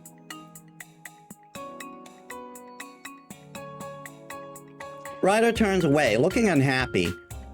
That's weird. Did I say something to upset her? さて、私の方はこれくらいで切り上げることにします。シロ、あなたは？もう少し寺を散歩していくよ。あ、ライダーもお参りするか。私がさくらの安全を祈願しても、こちらの霊格は機嫌を舞しませんか？いいんじゃないのか。どうせなら正しいお参りの礼儀作法も教えるよ。であれば助かります。では改めて境内を見て回らせていただきましょう。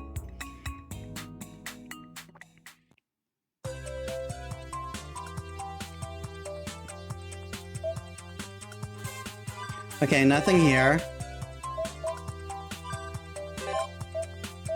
We got Sakura over there.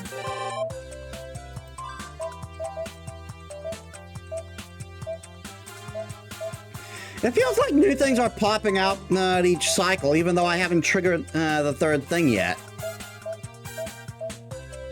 Well, gotta finish off him.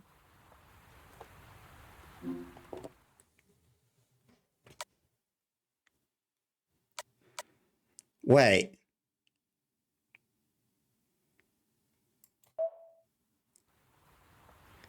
What about the past? I'm curious what he thinks about the current situation, but I'm also curious about what he thinks about the past.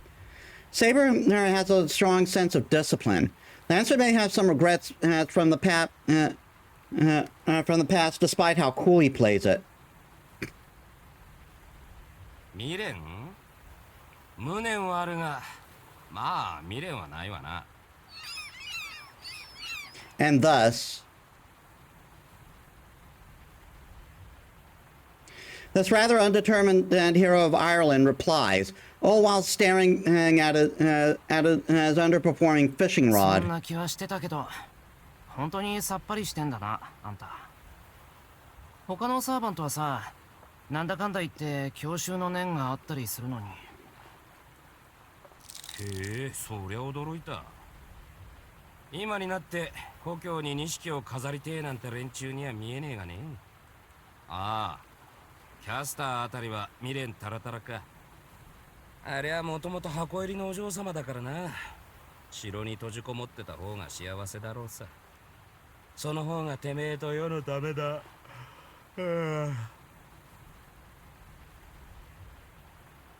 Lancer yawns. He must either be unhappy that he isn't getting any strikes, or he doesn't like talking about the past. Regardless, he couldn't be bothered じゃ anymore. あ仮に聖杯を手に入れたところで望みはなかったのか？人としての二度目の生とか過去に戻りたいとか。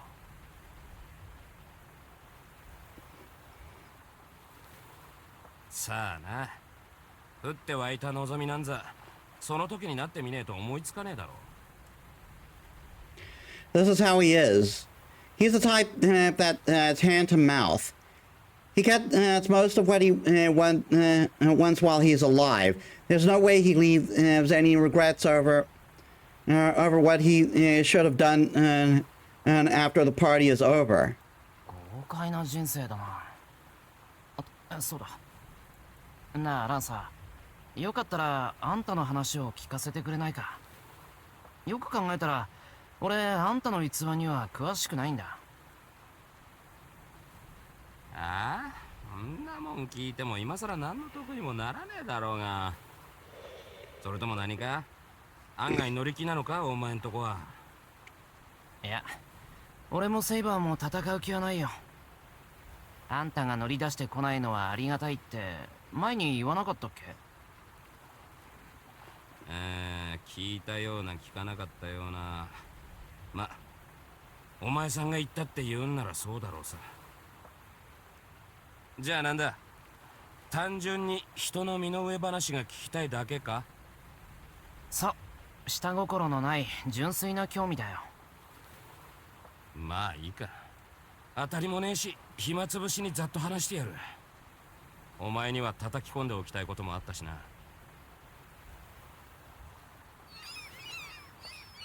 Before, Lancer's expression seemed uninterested and dull, but something changed. His relaxed shoulders somehow slacken even more, while his gaze turns from the sea to lazily stare up at the sky. In other words, he got even more unmotivated. Lancer. Cuchulainn is a hero who talked about in ancient Ireland. His land is divided into 5 countries, and Cuchulainn is a warrior who served the king of northern Ulster, King Concobar. I think I pronounced that right. Since it's a Celtic myth, few here in Japan know of it. But he is a great hero who surpassed King Arthur in his surpasses King Arthur in his homeland. His birth is rather complicated. Cuchulainn's mother,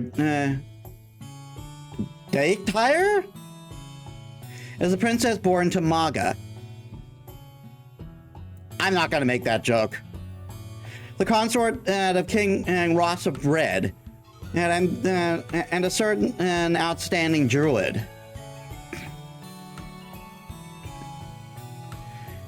Princess Deictyr,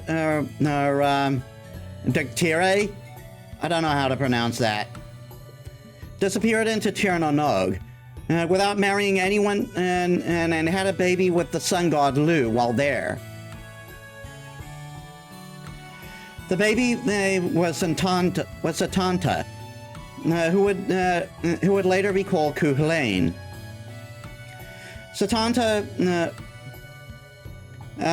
Satanta was sent to be the shield to Ulster by joining the King Concobar's army, and was to live a life just as his fate suggests. Satanta started getting called Cuchulainn, and when he accidentally killed the guard dog of Cuchulainn, and the swordsmith when he was still a boy. One day, King Concobar was invited to the house of Cuchulainn, the famous swordsmith, The king tried to bring Satanta, who was still a boy, but Satanta was in the middle of a hurling match with his friends. If I were to withdraw now, I would lose the match. I will catch up once I win the match, so please go ahead. The king, pleased by the boy's words, allowed him to come later and headed to Kalane's house first. The misfortune started when Kalane's servant accidentally closed the gate out of carelessness. Satanta, who arrived late, was attacked by the guard dog, so he strangled it to death. God. All those inside the house gathered after hearing the commotion. Upon learning that Satanta defeated the guard dog, everyone was surprised and praised him. But there was some sadness in Kalane's eyes from losing his prized guard dog. Satanta, ashamed of his thoughtlessness, told him, "Does this dog have an offspring? If so, let me care for them. I will raise one to become an excellent guard dog that rivals their father. Until then, I shall be your guard dog." Kalane the swordsmith was impressed by the boy's offer and replied with conviction, "No need for that. I'll raise a guard dog that will protect this house. You train yourself. Eventually, you will without a doubt become the guard dog that protects all of Ulster." All of the warriors that gathered nodded in agreement. Thereafter, the boy would be called Kalane, or Kalane's guard dog. The boy's first battle, in honor of the noble offer that followed. それぐらいは知ってるけど、その頃あんたいくつだったんだ? Oh, I was 3. Yeah, they were really crazy about child servants then. 今のお前よりは若かったか。まだ戦士になってなかったからな。うちの国じゃ赤江の騎士になる前に幼年組ってのがあってな。まだ成人してない戦士見習いの集まりがあって、俺はそこの一員だった。じゃあ何 ?12、3ぐらいで国一番の猛犬を絞め殺したのか。勢いだよ、勢い。命を奪うっていうのはあれが初めてだった。以来犬だけは食わないってのが俺の月種になったがな。Yeah, he freaked out about that. He freaked out about that with Chimera meat in an interlude in FGO. Because he thought Chimera might include Chimera might include dog. I don't know how serious he is, but he cracked a cannibalism joke. そんなこんなで名前が変わってしばらく経った頃だ。幼年組の連中が一人のドルイドのもとに集まっていてな。いつ戦士になればいい運命をもらえるか占ってくれなんて騒いでやがった。そのドルイドはまあなんだ、割と力のあるじいさんでよ。そいつの占いっていうのは未来を見るじゃなくて未来を決めるほど強いんだよ。じいさんは困ってな。それじゃあ今日戦士になるものだけを占おうってことになった。へえ。で、その結果は？どうってことはない結果だったぜ。幼年組の連中が誰も武者立ちの儀をしようとしなかったぐらいのしょぼい結果だ。あんたは何してたんだ？興味がなかったんで橋場見に寄りかかって魚釣ってた。悪い。今の話どんな意味があったんだ？わかんねえか？つまりだな、俺はその日に武者立ちの儀を行ったんだよ。王様はカンカンでな、お前のような子供が戦士になってどうする、成長するまで健やかに育つが良いとかなんとか。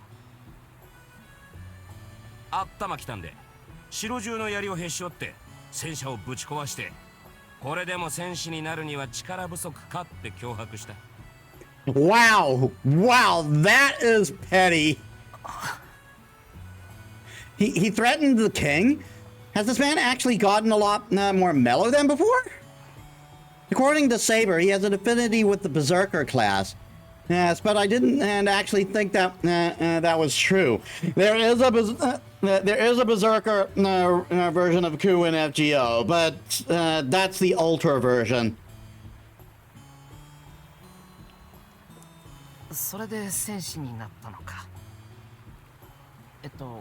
赤枝の騎士団だっけ？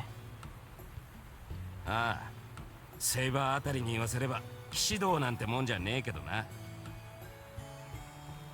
何しろ不忠さえしなければ好きに戦っていい世界だ。気が向いたらよその領土に喧嘩売って、その晩には宴を開いて、それっきり忘れるなんてザラだぜ。騎士団の面々もクセ者だらけでよ。他の国より自分の国の方が油断ならねえってところだった。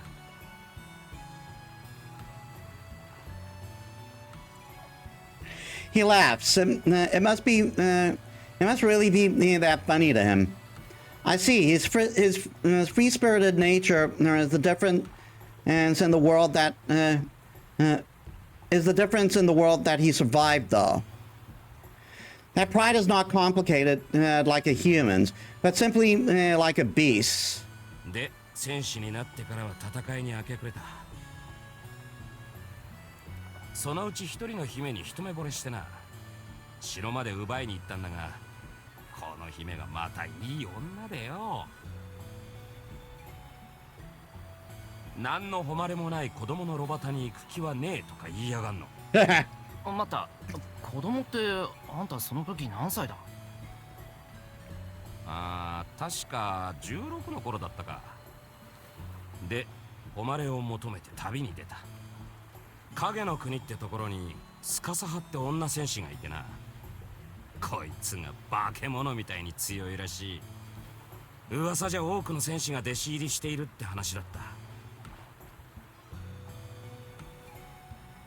I know the rest. Kuhelain reached the land of shadow, known as a place infested with demons, and received the demonic spear Gaibolg, and the leaping secrets of the female lord Saha. 簡単に言ってくれるな。あの女のスパルタぶりって言ったらお前、遠坂のお嬢ちゃんが裸足で逃げ出すほどだぞ。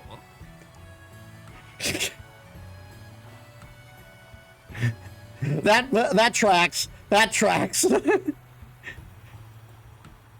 とにかくとんでもねえ女でな。俺が着いた頃には人間やめてたんだよ。影の国ってのはまあ隔離を寄りの領地だったからな。あの女はそこで亡霊どもをたしなめる門番になっちまってたわけだ。亡霊の中には神様まがいの輩もいる。それを人間の身で閉じ込めるほどの裁きだ。どのくらいぶっ飛んでるかわかるだろ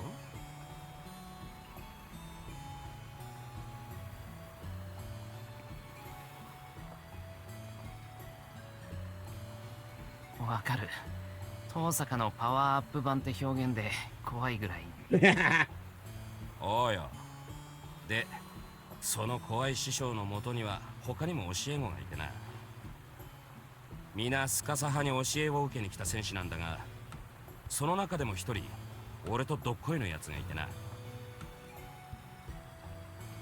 エルディアって言うんだが、隣国コノートの戦士でね。ゲイボルクの伝授をかけて競い合ってたら、いつの間にか兄弟の誓いを交わしちまった。まあなんだ、俺には3人ばかり得難い親友がいたが、その中でも特別な兄貴分だった。Kuhelain then learned all kinds of techniques and magecraft. But wow, I didn't think that all of the heroic tales that I knew were carried out when he was 16. From what I heard, it seemed like this guy was going on a rampage at full speed every day. Like a swift horse slipping fast and recklessly. そうでもねえよ。影の国には長く滞在してたしな。いい師匠といい競争相手がいたもんで居心地よかったんだよ。でその居心地いい領地を狙うバカが現れてな。隣国のアイフェって領主が戦争を仕掛けてきやがった。スカサ派は何でか俺を戦場に出そうとしなくてよ、何度も言い争ったもんだ。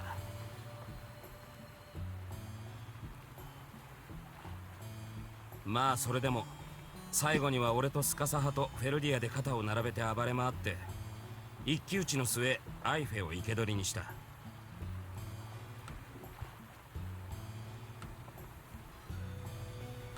だがまあなんだ、初めは憎い敵だったんだけどな、いざ戦って捕まえてみるとこれがいい女なんだわ。そんなわけで真剣になっちまったんだが、スカサ派にバレて石投げられた。ゲイボルク風味。Lancer lets out a nervous laugh amidst his reverie. I see. So the enemy lord was this woman. また真剣になったってそういうことなのか。そりゃそうだろう。惚れたら抱くのは当たり前じゃねえか。That's right. Great heroes are great lovers, but man, these warriors sure have no inhibitions. それでも別れの時はやってくる。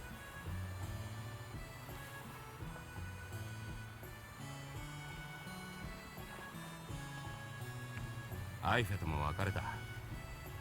もし子をなしたのならコンラと名付けてアルスターによこしてくれと。その時は3つの誓いもつけさせてな。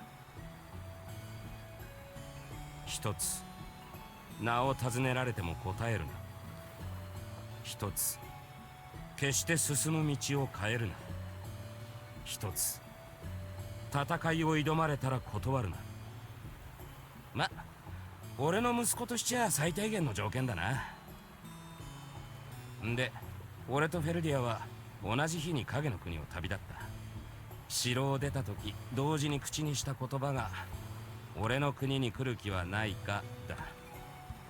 こりゃ引き抜きは無理だと二人して笑ったもんさ。スカサ派はまあ旅立ちの日には会わなかった。全て伝授したんで教えることは何もないってな。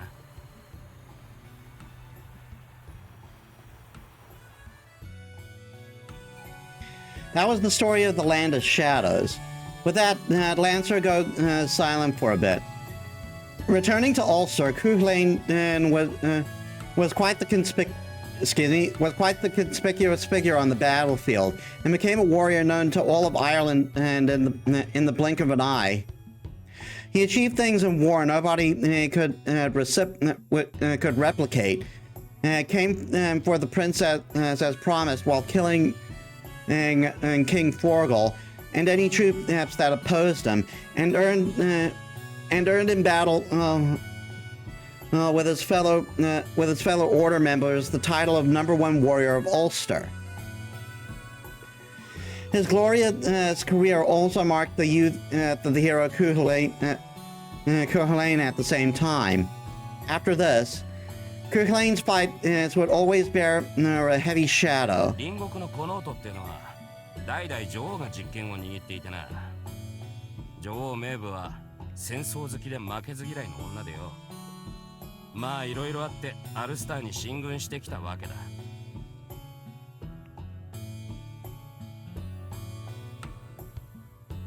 そもそもコノートが攻め込む理由の一つにフェルグス王子妃が離反したってのがあってな。うちの王様も面白おかしい御人で、まあ若い女欲しさにフェルグス王子妃の息子たちを殺しちまったのが原因なんだが。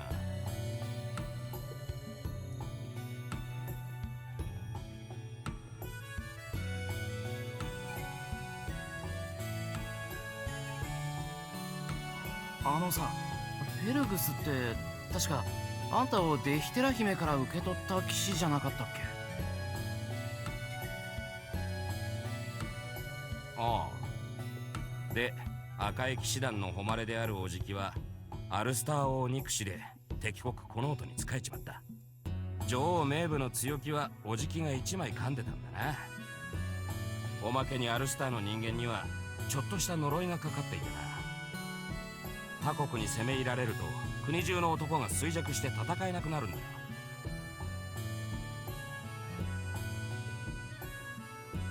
は？ What the? How did you prosper in that condition, Ireland? どうなったんだよそれ。戦えないってことは略奪され放題ってことじゃんか。泣きっ面に蜂だよな。ただ俺は厳密に言うとアルスター生まれじゃない。妖精塚生まれだからな。そういうわけで俺だけは5体満足で動けたわけ。あとはわかるだろ。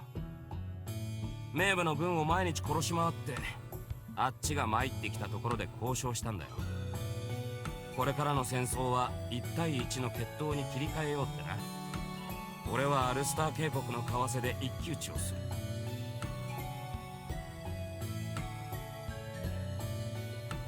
その一騎打ちをしている間だけこの音軍は進軍していいってな。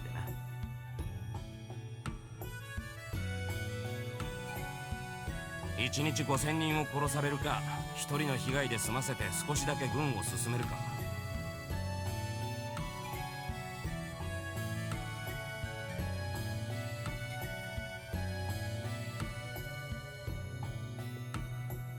メイブは舌打ちしながら了承して、そっから毎日決闘が始まった。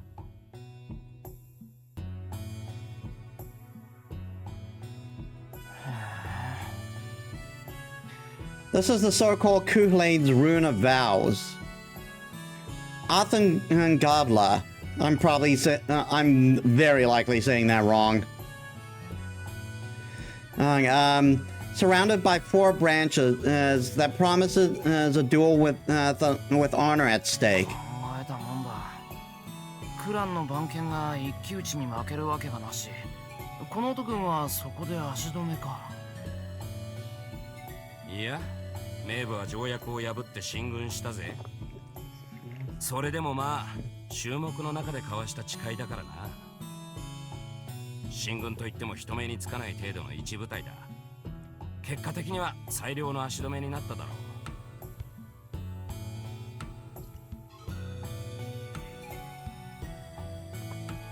う。で、問題は俺の方の一騎打ちでな。死なすには惜しい戦士からおかしな戦女神の妨害、クランカラティンの怪物と、まあ本気でヤバかった。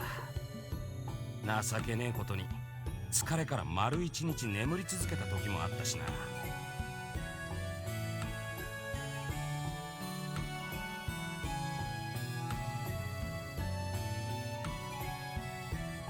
で、まだ戦士にもなっていない幼年組が空風林を助けるんだなんて一致団結しちまって、逆にメイブに皆殺しにされたのもまあ俺のヘマと言えるかな。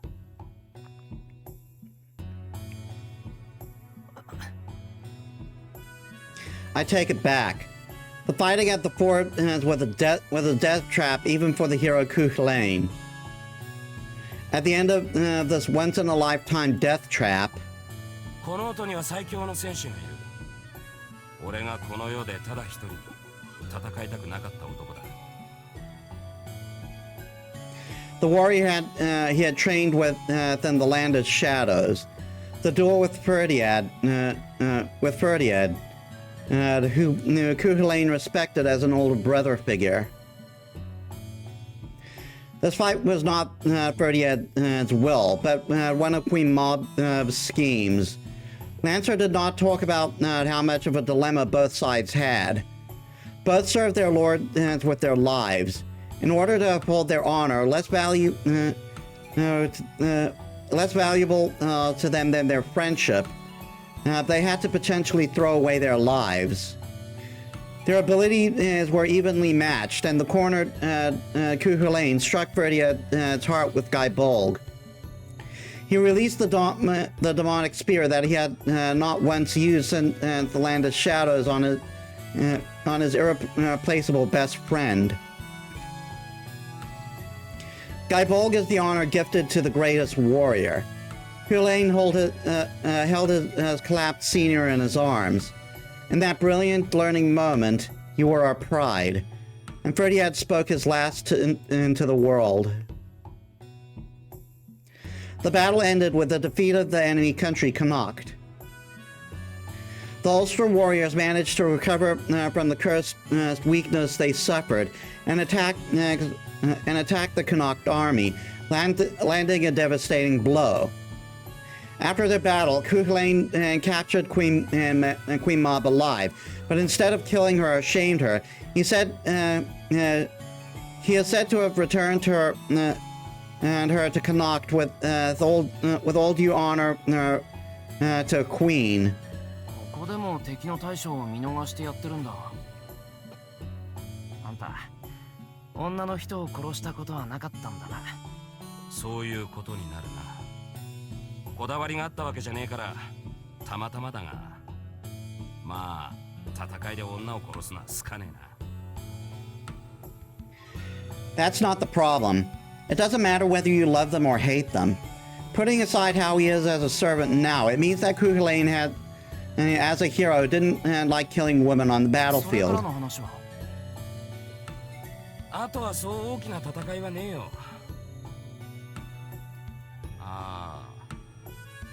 そういえば海岸に変なガキがやってきてな、いさかいを起こしたんだ。生意気なガキでよ、話しかける選手を軒並み叩きのめしちまった。王様も出張っちまって、この子供を倒せるのは空風林だけであろうとかな。うちの姫さんが俺を止めたのはこの時と最後の時だけだったっけ。言ってはなりませんって泣かれちまったんだが、王の直命じゃしょうがね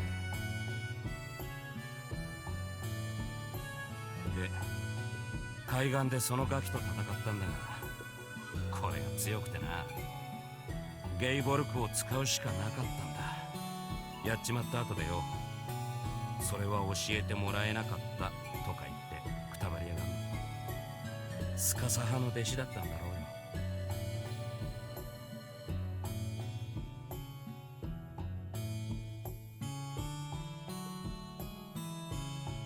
ああ、ちなみにそのガキの名前はコンラって言うんだけどな。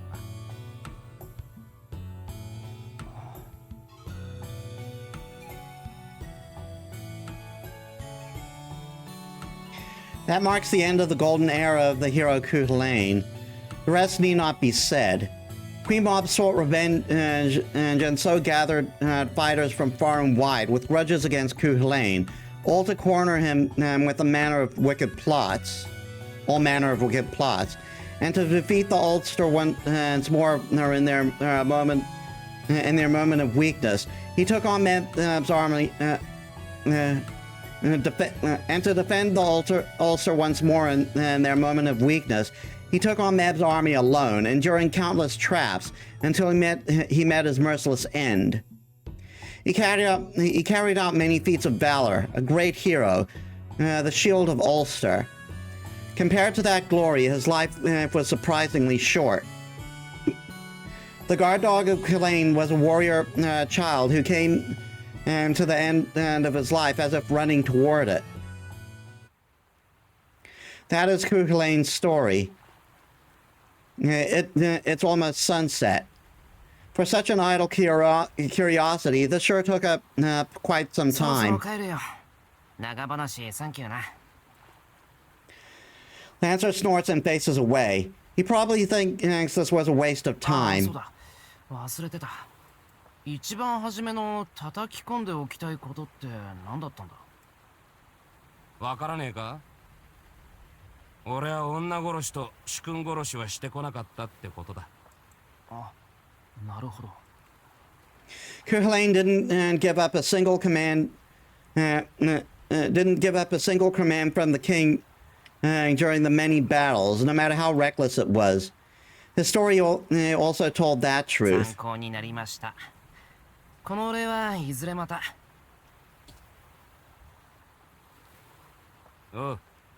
タイガの姉ちゃんに酒でも預けといてくれ。 I leave the port.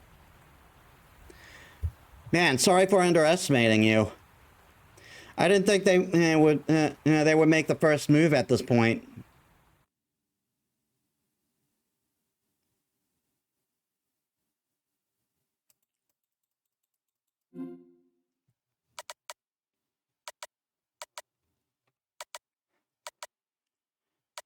Another trigger?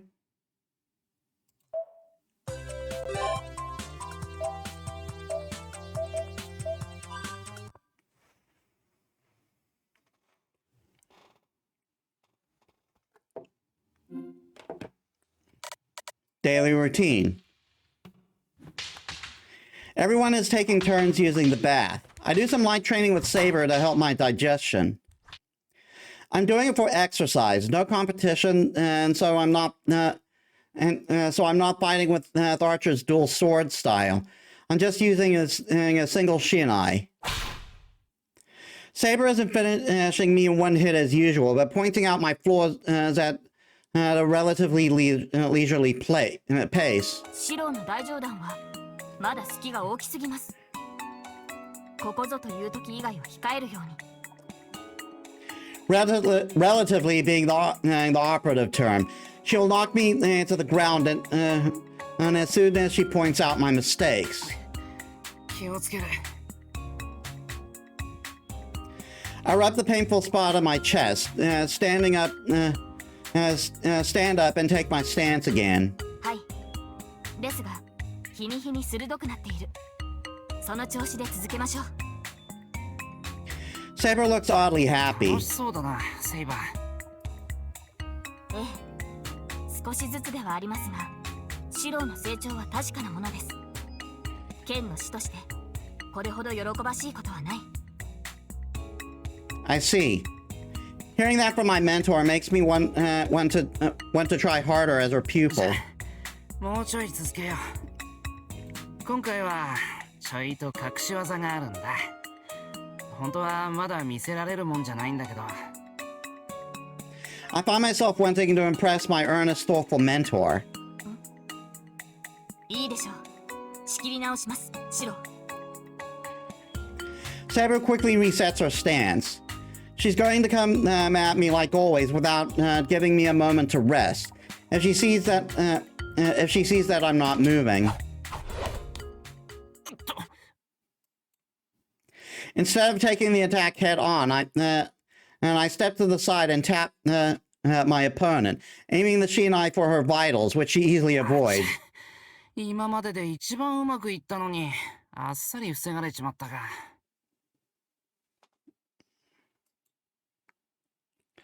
My shoulders slump in disappointment. シロー、今の動きは？ああ、新しいしないさばきだろ。セイバーをちょっと驚かせようと思って、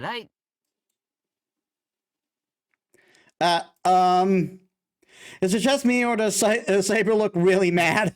セイバー Oh god, the music switch! どこで覚えたかと聞くのは愚問ですね。今の足運びと攻め方はライダーのものです。一体いつの間に。いや、セイバーがいないときにライダーに稽古をつけてもらってさ。Of course, I don't have rider speed or technique, so it's just an imitation. No, it barely even counts as a reference. なるほど。つまりシローは相手が誰であろうと教わることにためらいを感じないと。Oh my god, the music! ええ。思えばシローはアーチャーの剣技も模倣していましたっけ？セイバー。馬術は凛。剣術は私と言いながらも実に気が多い。しかしだ。アーチャーは目をつぶるとしてもよりにもよってあのライダーからとは。待った、セイバー何か勘違いしてないか？ She isn't listening. She steps forward powerfully. Saber's not messing around with that Shinai. いいでしょう。さあシロー、二刀でも鎖でも好きな武器を取って構いません。今宵はいい機会です。誰の戦闘スタイルが一番優れているのか、それを証明し合いましょう。いや、そんなのセイバーが一番だって分かってるけど、セイバーライダーと稽古したことを怒ってるのか？ Just checking. Still no new triggers. そのようなことで怒ってなどいません。Face! ただ、シローが私以外の誰かに指示した結果というものを知りたいだけです。She chuckles, and I think I hear her mutter that she suspects me of going to Lancer and Assassin too. 嘘つけ、なんかやる気満々じゃないか。ええ、稽古ですから当然です。それでは覚悟してください、シロー。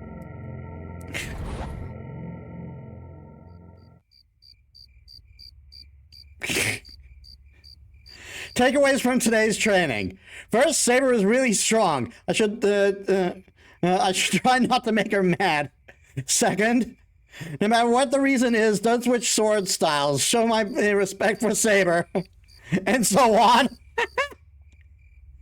As my consciousness fades, I remind myself of how terrifying she can be.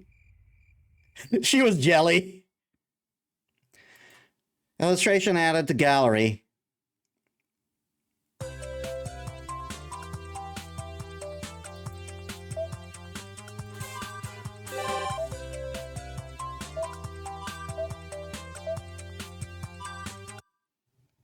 Boz, なんで俺の横で座ってる？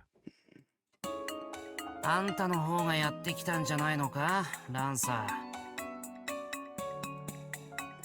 Why the heck am I sitting with Lancer on a park bench? He's the one who came next to me while mumbling. I was here first.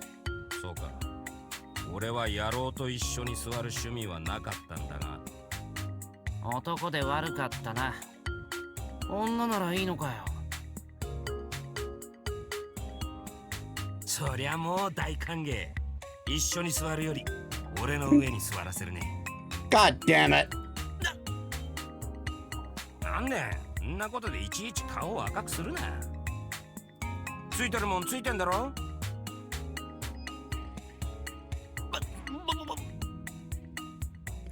I'm not blushing. I'm not blushing, and I do have them on me. I can't scream such a thing out loud. This is a park for everyone. ついてんのか？なら俺も座らせる。いや、俺が女に座るねぐらいの粋な答えはできねえのか？それは粋じゃなくて単なるセクハラだろ。なんだそりゃ。武器か？食い物か？ Of course he wouldn't know what that is. Explain the concept of sexual harassment to a heroic spirit from a mythical age. It's impossible. It's as impossible as explaining the structure of the internet to Tosa. Even if I do explain it to him, he'll probably laugh it off. Lancer is from a world where forced marriage is the norm. でだ。何が悲しくて俺は小僧と二人っきりなのかね。またいつもみたいに引っ掛けてればいいじゃないか。そうは言っても今日はなかなかいいのが泳いでねえからなと。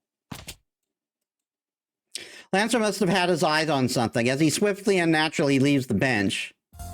ねえねえ彼女たち、今ちょっと時間ある？ Here he goes. I wonder what kind of girl he called to this time. There seems to be several of them, since he said you girls. 私たちですか？彼女たちという以上は我々だろうな。あんた誰？ Yeah, I saw that coming. It was the members of the track team. 俺？怪しいもんじゃないって。I mean, you look, you're several years older than them. You look like a creeper. キデン、お名前は？ランサーとでも呼んでくれ。それが嫌なら冬木の青ひょうでもいいぜ。Blue Panther of Fuyuki, god damn it. 私が冬木の黒ひょうだと知っているるんだね、あんた。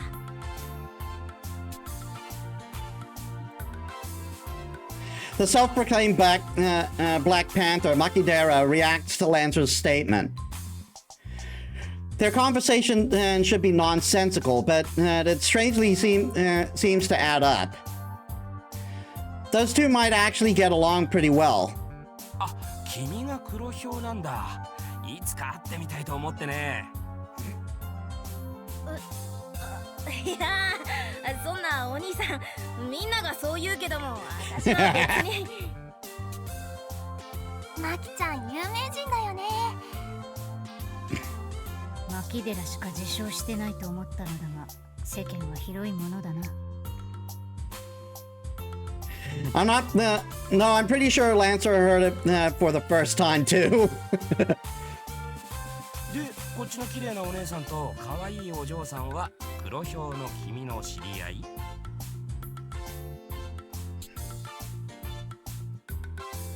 あ、はい。私たちマキちゃんの友達なんです。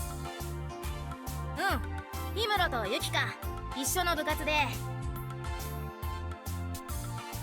また言うまでもないな。うん、黒ひょうの君、走るの速いだろう。わかりますか？Good lord. いい体をしているからね。大したもんだ。それくらい鍛えているなら、なるほど。黒ひょうの二つ名もふさわしい。What's with that smooth talking? There's dandiness within his wildness. Next, Lancer quickly observes Himura. そこのお姉さんはそうだな。速さじゃなくて跳躍、横より縦方向にだな。おお、当たりだ。結構な目をしているな。で、そこのお嬢さんは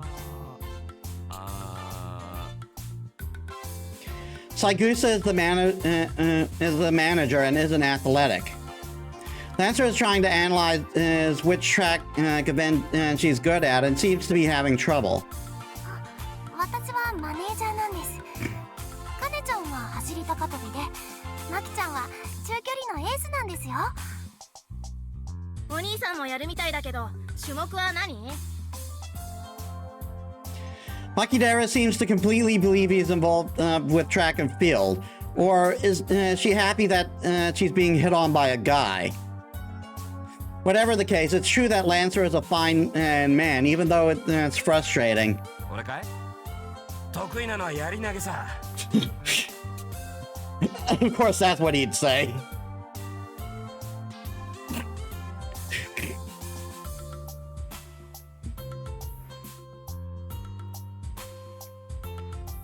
That's not something you're just good at. やっぱり競技やってるんですか？嬉しいな。やり投げですか。うちだと久保田君とかだよね。おお、なかなかできるとお見受けしますが、どれくらいの記録をIt flies at the speed of Mach 2 for a distance of about 40 kilometers. No more than that. Lancer's spear can probably hit a target that's even on the opposite side of the Earth. I'm worried that Lancer might say something careless to the three girls that don't know about his situation. そうだな。ま、俺に勝てるやつはそういないはずだ。世界で2人、条件付きで3人ってところか。His frivolous talk has an incredible amount of credibility to it. The girls that don't know the matters don't feel that Lancer is being conceited at all. すごいですね。羨ましいな。なるほど。冬木のヒョウを名乗るだけの腕前ということかね。同じ。私と同じ。Makidera wants to say that she's also impressive. That aside, Lancer and the three girls strangely seem to have a lot in common. Like voice breaking. Could he actually succeed in hitting on them? まあその辺のことはもっとゆっくり話さない？それは私たちを誘っているのか、キデンは。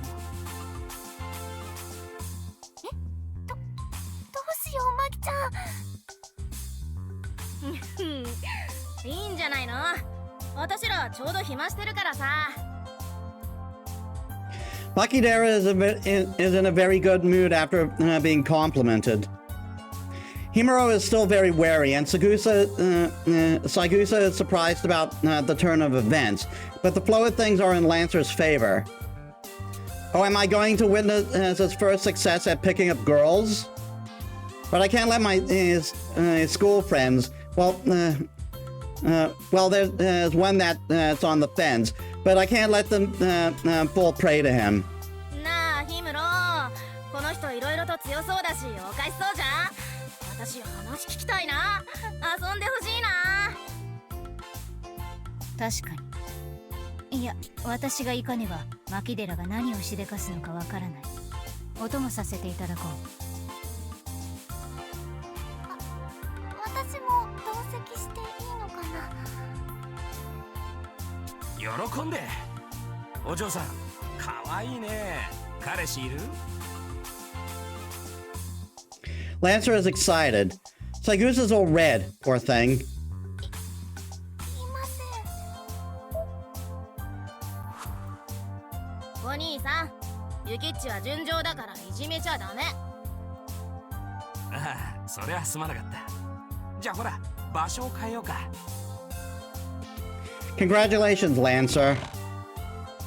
Clapping softly, I get up from the bench. Also, sorry, Lancer. Even if heaven allowed you to hit on them, I won't allow it. 俺、エミヤ？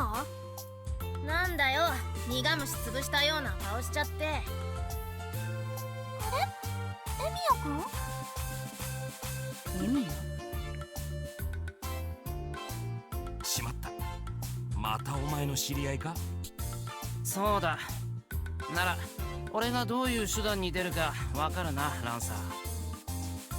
よせよせ、仕掛ける前ならともかく釣り上げちまったら止められねえよ。そりゃお嬢さんたちに失礼ってもんだ。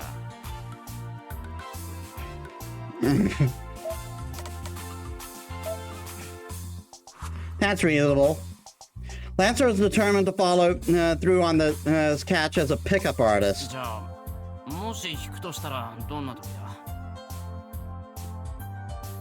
そりゃお前、お嬢ちゃんたちが俺を倒した時だろうよ。よし、その言葉忘れるなよ。But there's a way. It's hopeless in battle, but there's a special trump card if it's picking up girls. おい、ヒムロ。なんだ？エミヤはあの御人と知り合いのようだが、危険な男なのか？それはまだわからない。あれで気のいい男なんで、おかしなことにはならないと思うんだが、正直そうなったら冬騎士で助けられるのは6人ぐらいしかいない。それは厄介だな。ではここで断った方が賢明か？いや、あいつを迎撃するとっておきの手段がある。もしおかしな風向きになったらだな。I whisper in her ear. 本当にそんなことでいいのかね？いい。で、終わった後に名前を教えてやってくれ。了解した。それなら私たちでもできそうだ。おーい、話はそれでおしまいか？ああ、あとは好きにしてくれ。よし、それじゃあ行こうか、お嬢さん方。もうじき昼だしな。まずは腹ごしらえと行こう。当然こっち持ちでね。いいね。私マックをお腹いっぱいおごってほしい。McG. ありがとうございます。ほう、なんとおあつらえ向きな。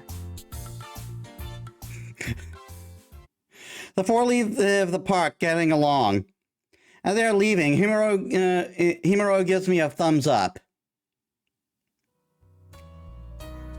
So, less than 10 minutes of basking in the sun later.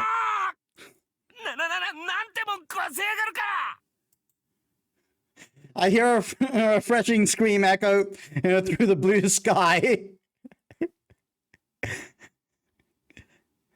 Did they get hot dogs?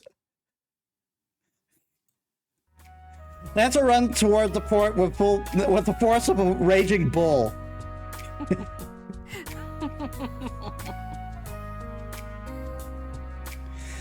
What I whispered into Himuro's ear was simple.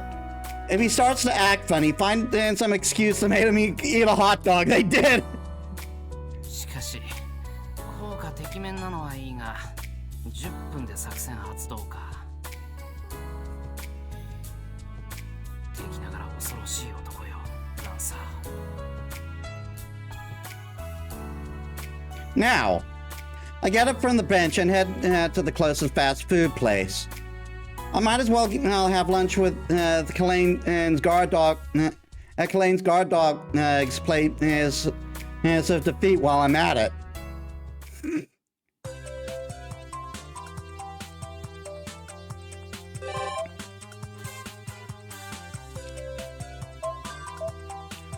Everything's popping up. Maybe maybe it doesn't advance until you get all scenes.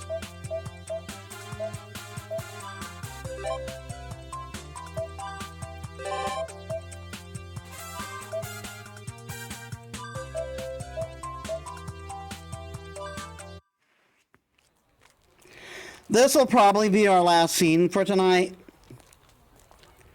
I arrive at the shopping district. It's still early for preparing for lunch, but it's also looking. But I'm also looking around to see if there are any sales. Coincidentally, I find Sakura. Good timing. I'll ask her about today's menu. I stop and see who she's with. There's no doubt. It's Castor and Sakura. I've been seeing Castor around lately, but it's rare that she's with someone. Senpai. Sakura looks back and calls to me happily. あら、エミヤくんじゃない。ごきげんよう。 We've somehow been promoted from boy to Emiya-kun. She didn't call me boy. I'm amazed as even just by that. And on top of that, she's smiling alongside Sakura. Is it a cataclysm or is it a strange chance of fortune? こんにちは。さくら、キャスターと知り合いだったのか？あれ？先輩もキャスターさんとお知り合いだったんですか？あ、竜道先輩のお宅にいらっしゃるんですから、そうですよね。初対面の挨拶はいらないわね。こんにちは、エミヤくん。麻藤さんとは仲良くさせてもらっているわ。私もエミヤ先輩のお家にお世話になってますし。ええ、境遇が似てるからか、つい話が弾んでしまって。I gulped down the objection and that almost came out of my throat. Castor is not the Castor I know. No matter how one looks at it, she looks like a perfect and beautiful wife from a good upbringing. Well, it's hard for me to accept the situation either way. もしもし。つかぬことを尋ねますが、お二人はどんな馴れ初めだったのでしょうか？ The incredible shock makes me talk like a news reporter. はい、それはですね。可愛いじゃねえか、お嬢ちゃん。何？最近はメイドっていうのか？家庭的な女の子っていうのもいいもんだね。God damn it, 買い Lancer. 物が終わったら俺に付き合わないか？なんだったら一緒に回って荷物持ちを引き受けるぜ。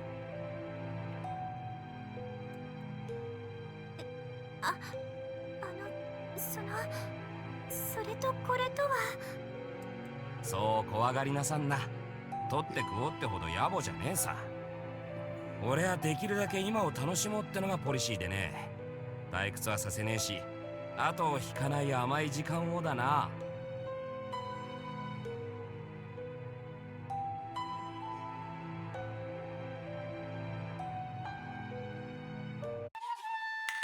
お待ちなさい、そこの打剣。the artwork change again. Also, Lancer, what the fuck is with that face? ここは天下のマウント宮山商店街。イヤソンのように自己中で好き勝手な振る舞い、天が許してもこの私が許さなくてよ。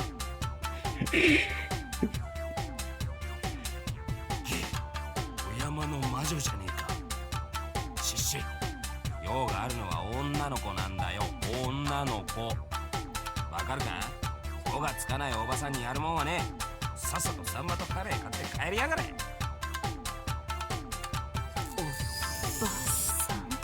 Oh dear. よく聞こえなかったわ、ランサー。もう一度言っていただけるかしら。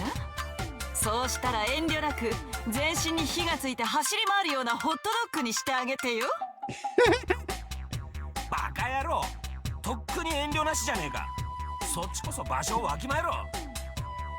何を言うかと思えば、私はお客様、あなたは魚屋の店員でしょ。クレームには笑顔で耐え忍ぶのが接客というものよ。Okay, normally I wouldn't, normally I wouldn't, I don't condone, I don't condone, giving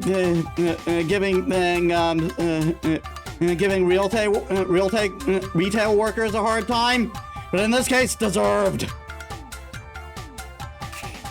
半端に買い物慣れしやがってこのメギツネ。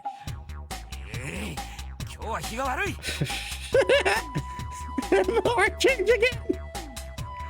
あばよ、これ以上クビになってたまるかっての。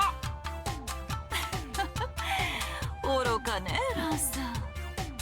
この商店街では私たち主婦こそが最強なのだと思い知るというのだわ。さて、騒がせてごめんなさいね。余計なお世話だったかしら、お嬢さん。ありがとうございました。What was the clapping? もしよろしければお名前を。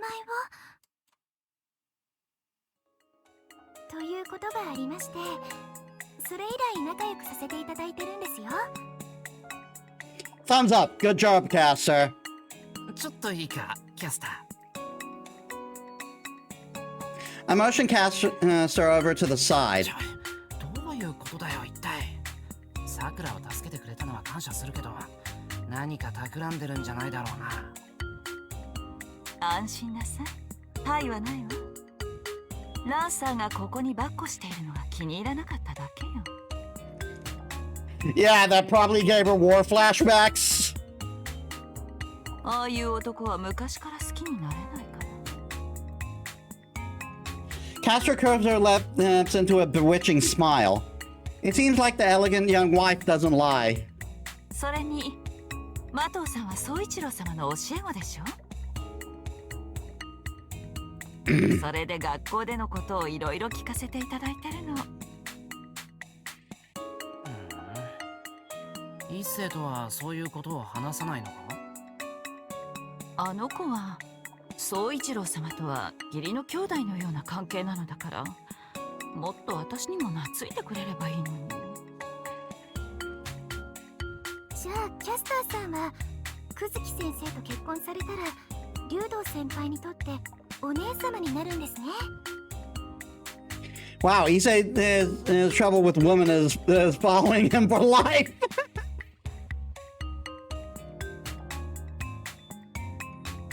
そうしたらもっと打ち解け合いますよ。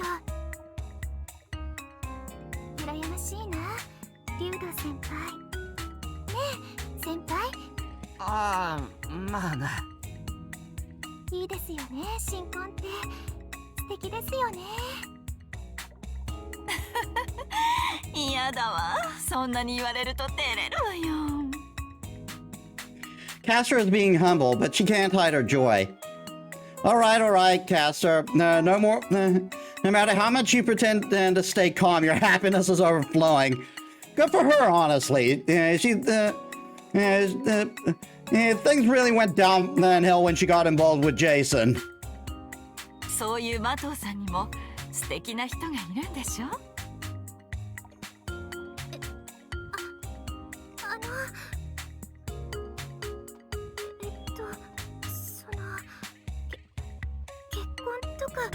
そういう長い視野でのお付き合いは全然できてませんし、そういう立ち入った話はまだまだ先で。でもその方にご両親はいらっしゃらないんですが、その保護者の方とはうまくいってますから、いつかはSakura flaps her arms awkwardly. かわいいじゃない。Castor looks on with a smile.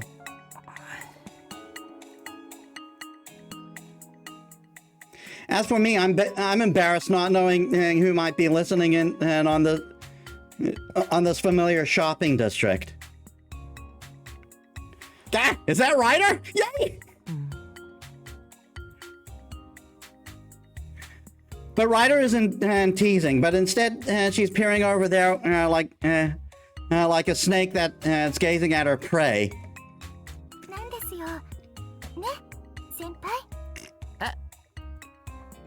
ですから、先輩が私のお料理の先生だって。まあ、処方を教えたって言うなら確かに。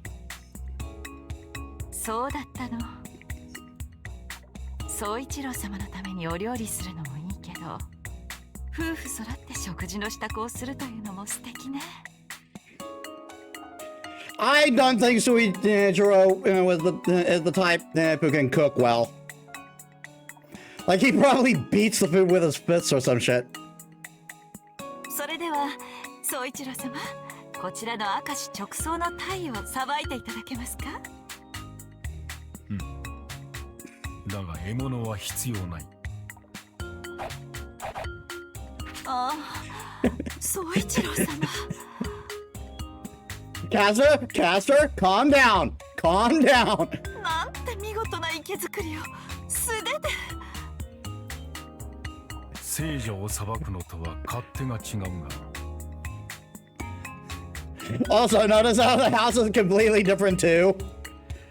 命を奪うために培った技術が命を奪わぬ料理を生むとはな。得難い経験だ。礼を言うぞキャスター。なんてもったいないお言葉。エプロン姿を見てみたい。なんてもったいない。なんてもったいないお言葉。I don't know why they're making Seabream sashimi in a Zen temple, but I've got the vibe that I shouldn't ask such a tactless question. As I'm looking at them like this, the pairing of Sakura and Castor may not be that odd. One is a housewife and one is a hardcore domestic helper. They're both the type to hold things in, so they may be pretty similar. We're in public, so I keep my voice especially low. 私は全然ダメですよ。ライダーに教えられても進歩がなくて困らせちゃってる程度です。キャスターさんとは大違いです。並べられるなんてとんでもない。卑下することはないわ。素質は十分。貯めている力ならちょっと信じられないくらいあるもの。Is Castor's perception that strong? お肉とそればっかりは無駄なくらいあるってどこかの誰かさんに言われて困ってますよ。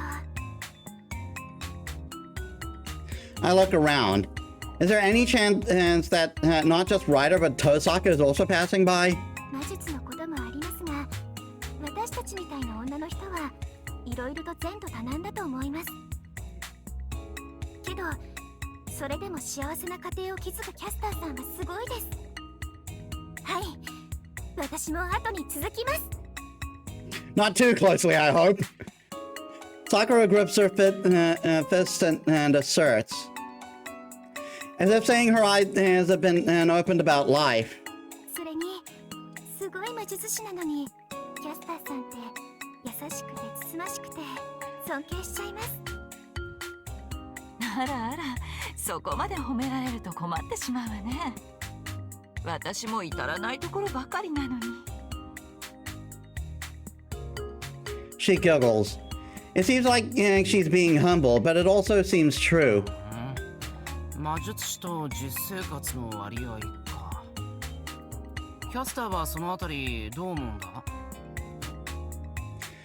I don't know many mages, so I got a bit interested. その考え方自体が間違えていてよ、坊や。魔術と実生活は相入れないもの。割合なんて言葉自体考えてはいけないものよ。魔術の根本は歪曲、逆行に他ならない。どのような魔術であれ、使えば通常の営みを歪めてしま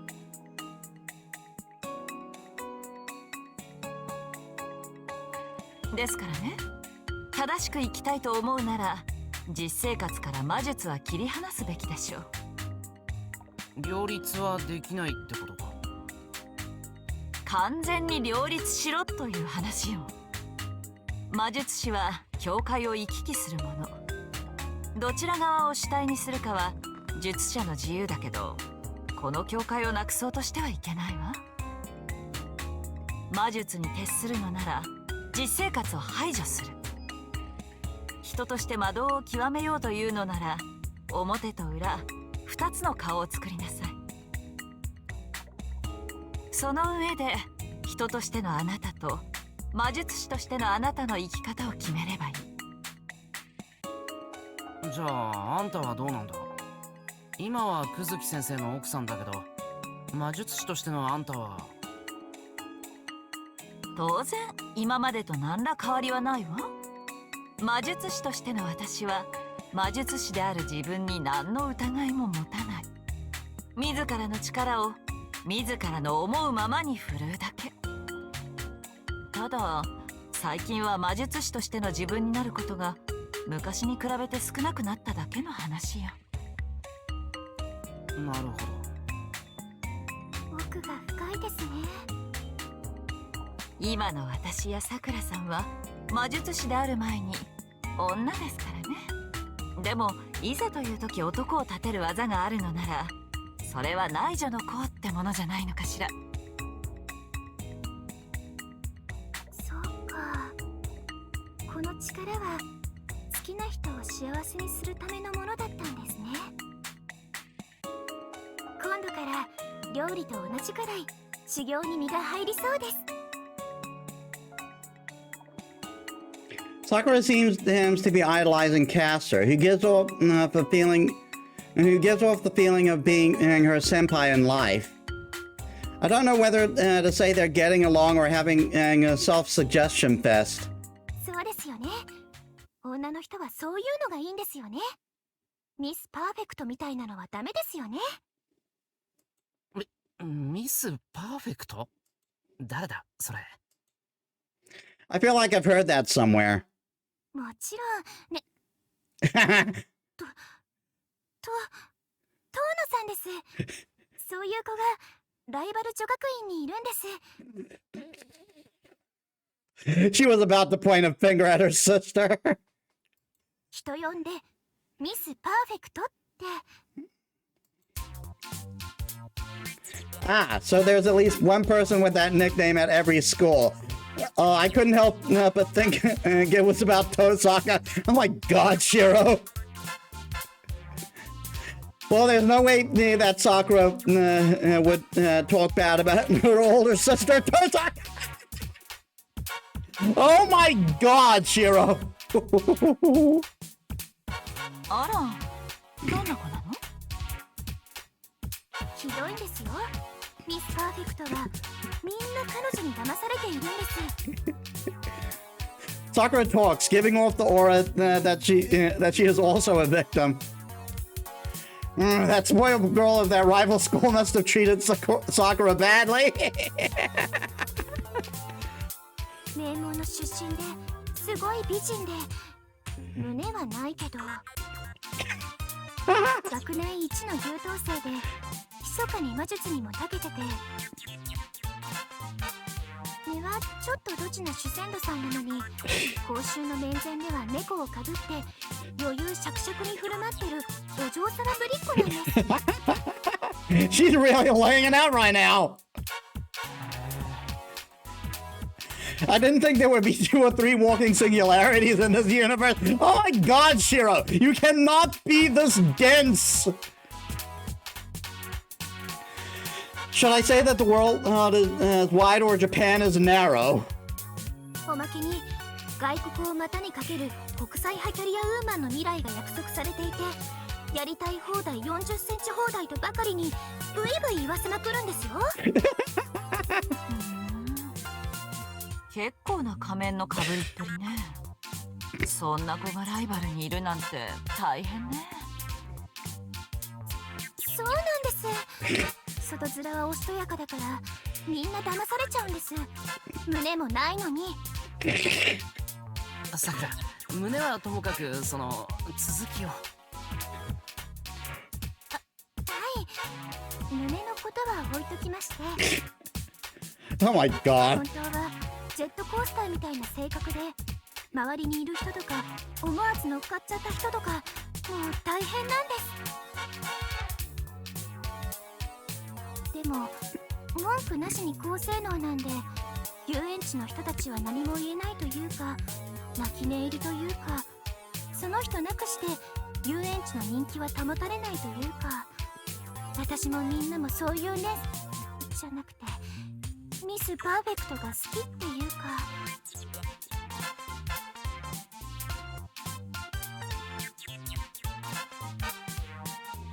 それは他人事じゃないな。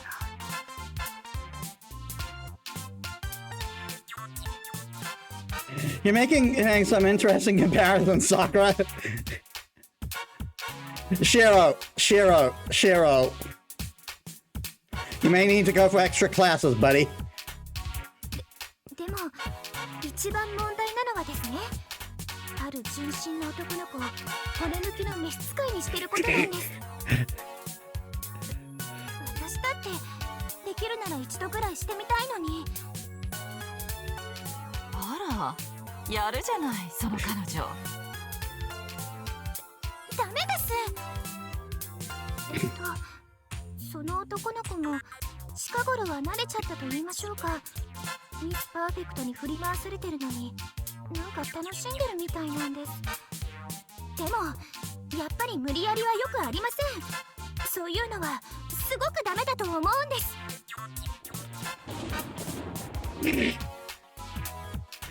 An aura of determination erupts from Sakura. I get prompted to take a step or two back. そうか。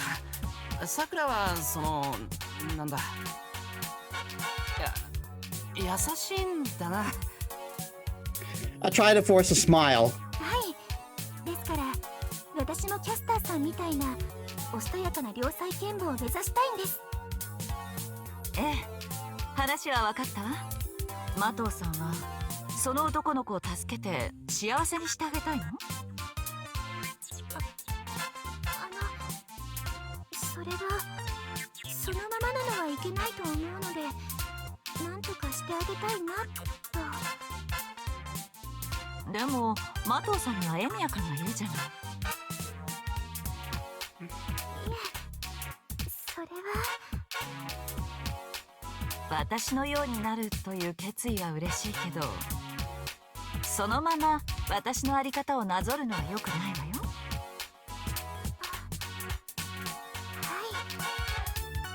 私にも悪いところがあるから、それは反面教師になさい。悪い男に引っかかるのは私だけでいいわ。I feel chills down my spine for being glared at by Castor's almond eyes. あなた They look more blue to me. 悪い男じゃないわよね。先輩はいい人です。間違いありません。かしらね。過方者よ坊や。あなたはこの子に幸せにしてもらえるんだから。I hesitate, unsure how to answer. マトウさんもミスパーフェクトなんかを気に病むことはないわ。大事なのはあなたとあなたの大切な人ですからね。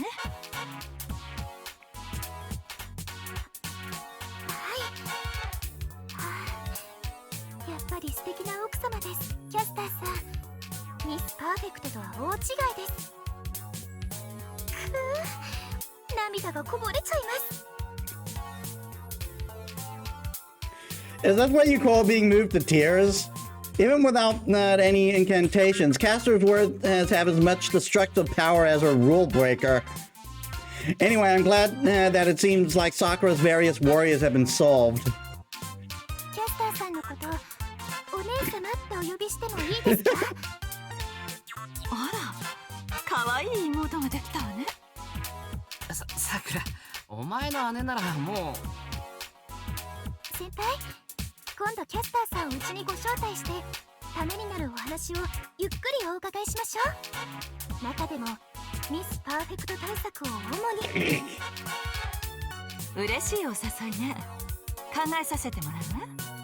そうだ、エミヤくんも買い物に付き合ってくださる？いいですよね先輩。お昼のメニューを決めちゃいましょう。ああ、元からそのつもりだったからなんとか。Something doesn't feel right, but this isn't the situation where I can say no. Sakura, who is in high spirits, and Castor, who looks happier than ever. The peaceful yet suffocating time, which feels like I'm being choked by floss silk, continues. Oh my god.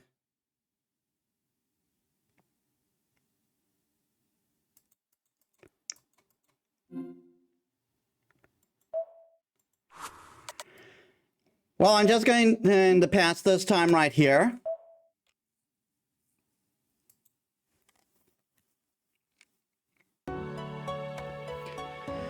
And I guess we just we'll just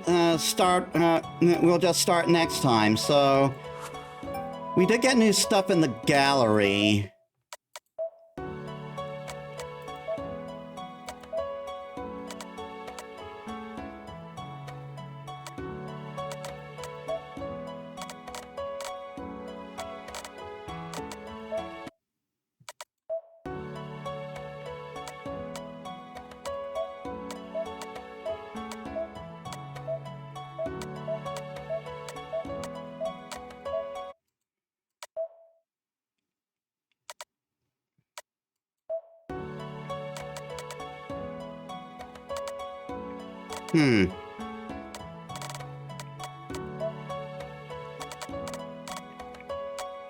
It said we unlocked stuff in the gallery. I guess it was just here. But this looks like stuff we've seen before.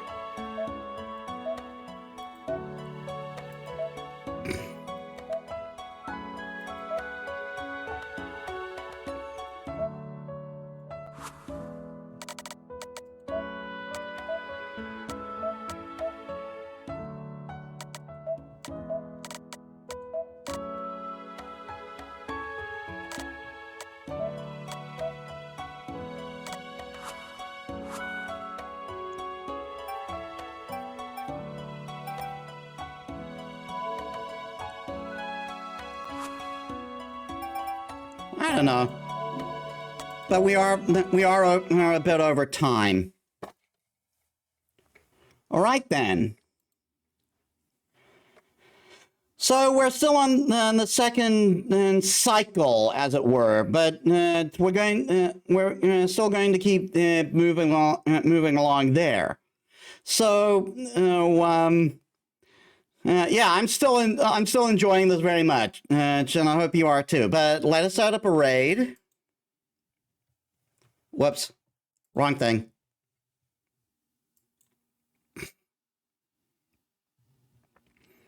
Okay, so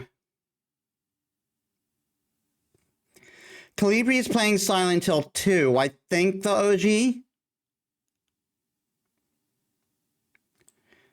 I can't tell if it's OG or remake. Courier is playing Trials in the Sky.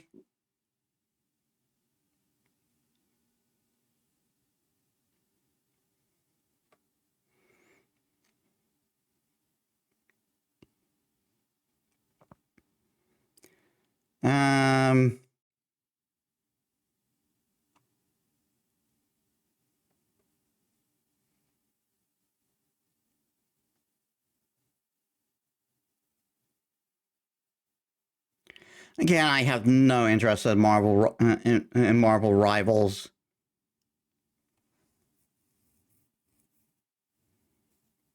Inakuni is playing Sonic Racing.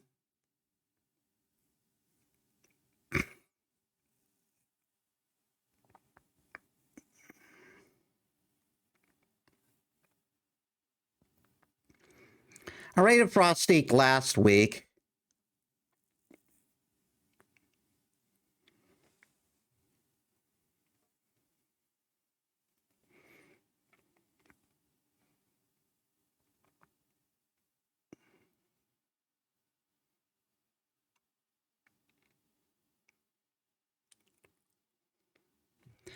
Oh, that's right, Courier. All right, so thank you all so much for watching. I hope you enjoyed. If you like my stuff and you haven't already, please leave a follow. It helps me as a small VTuber. If you're watching on YouTube, please please leave a like, comment, and subscribe. That helps me too. Oh, and I upload all my stuff on there, and you can also check my socials down there. So tomorrow we'll be continuing Trials of Mana. Depending on how quickly we progress, we might actually end up finishing it, but we'll see. So I hope to see you there. So, I'm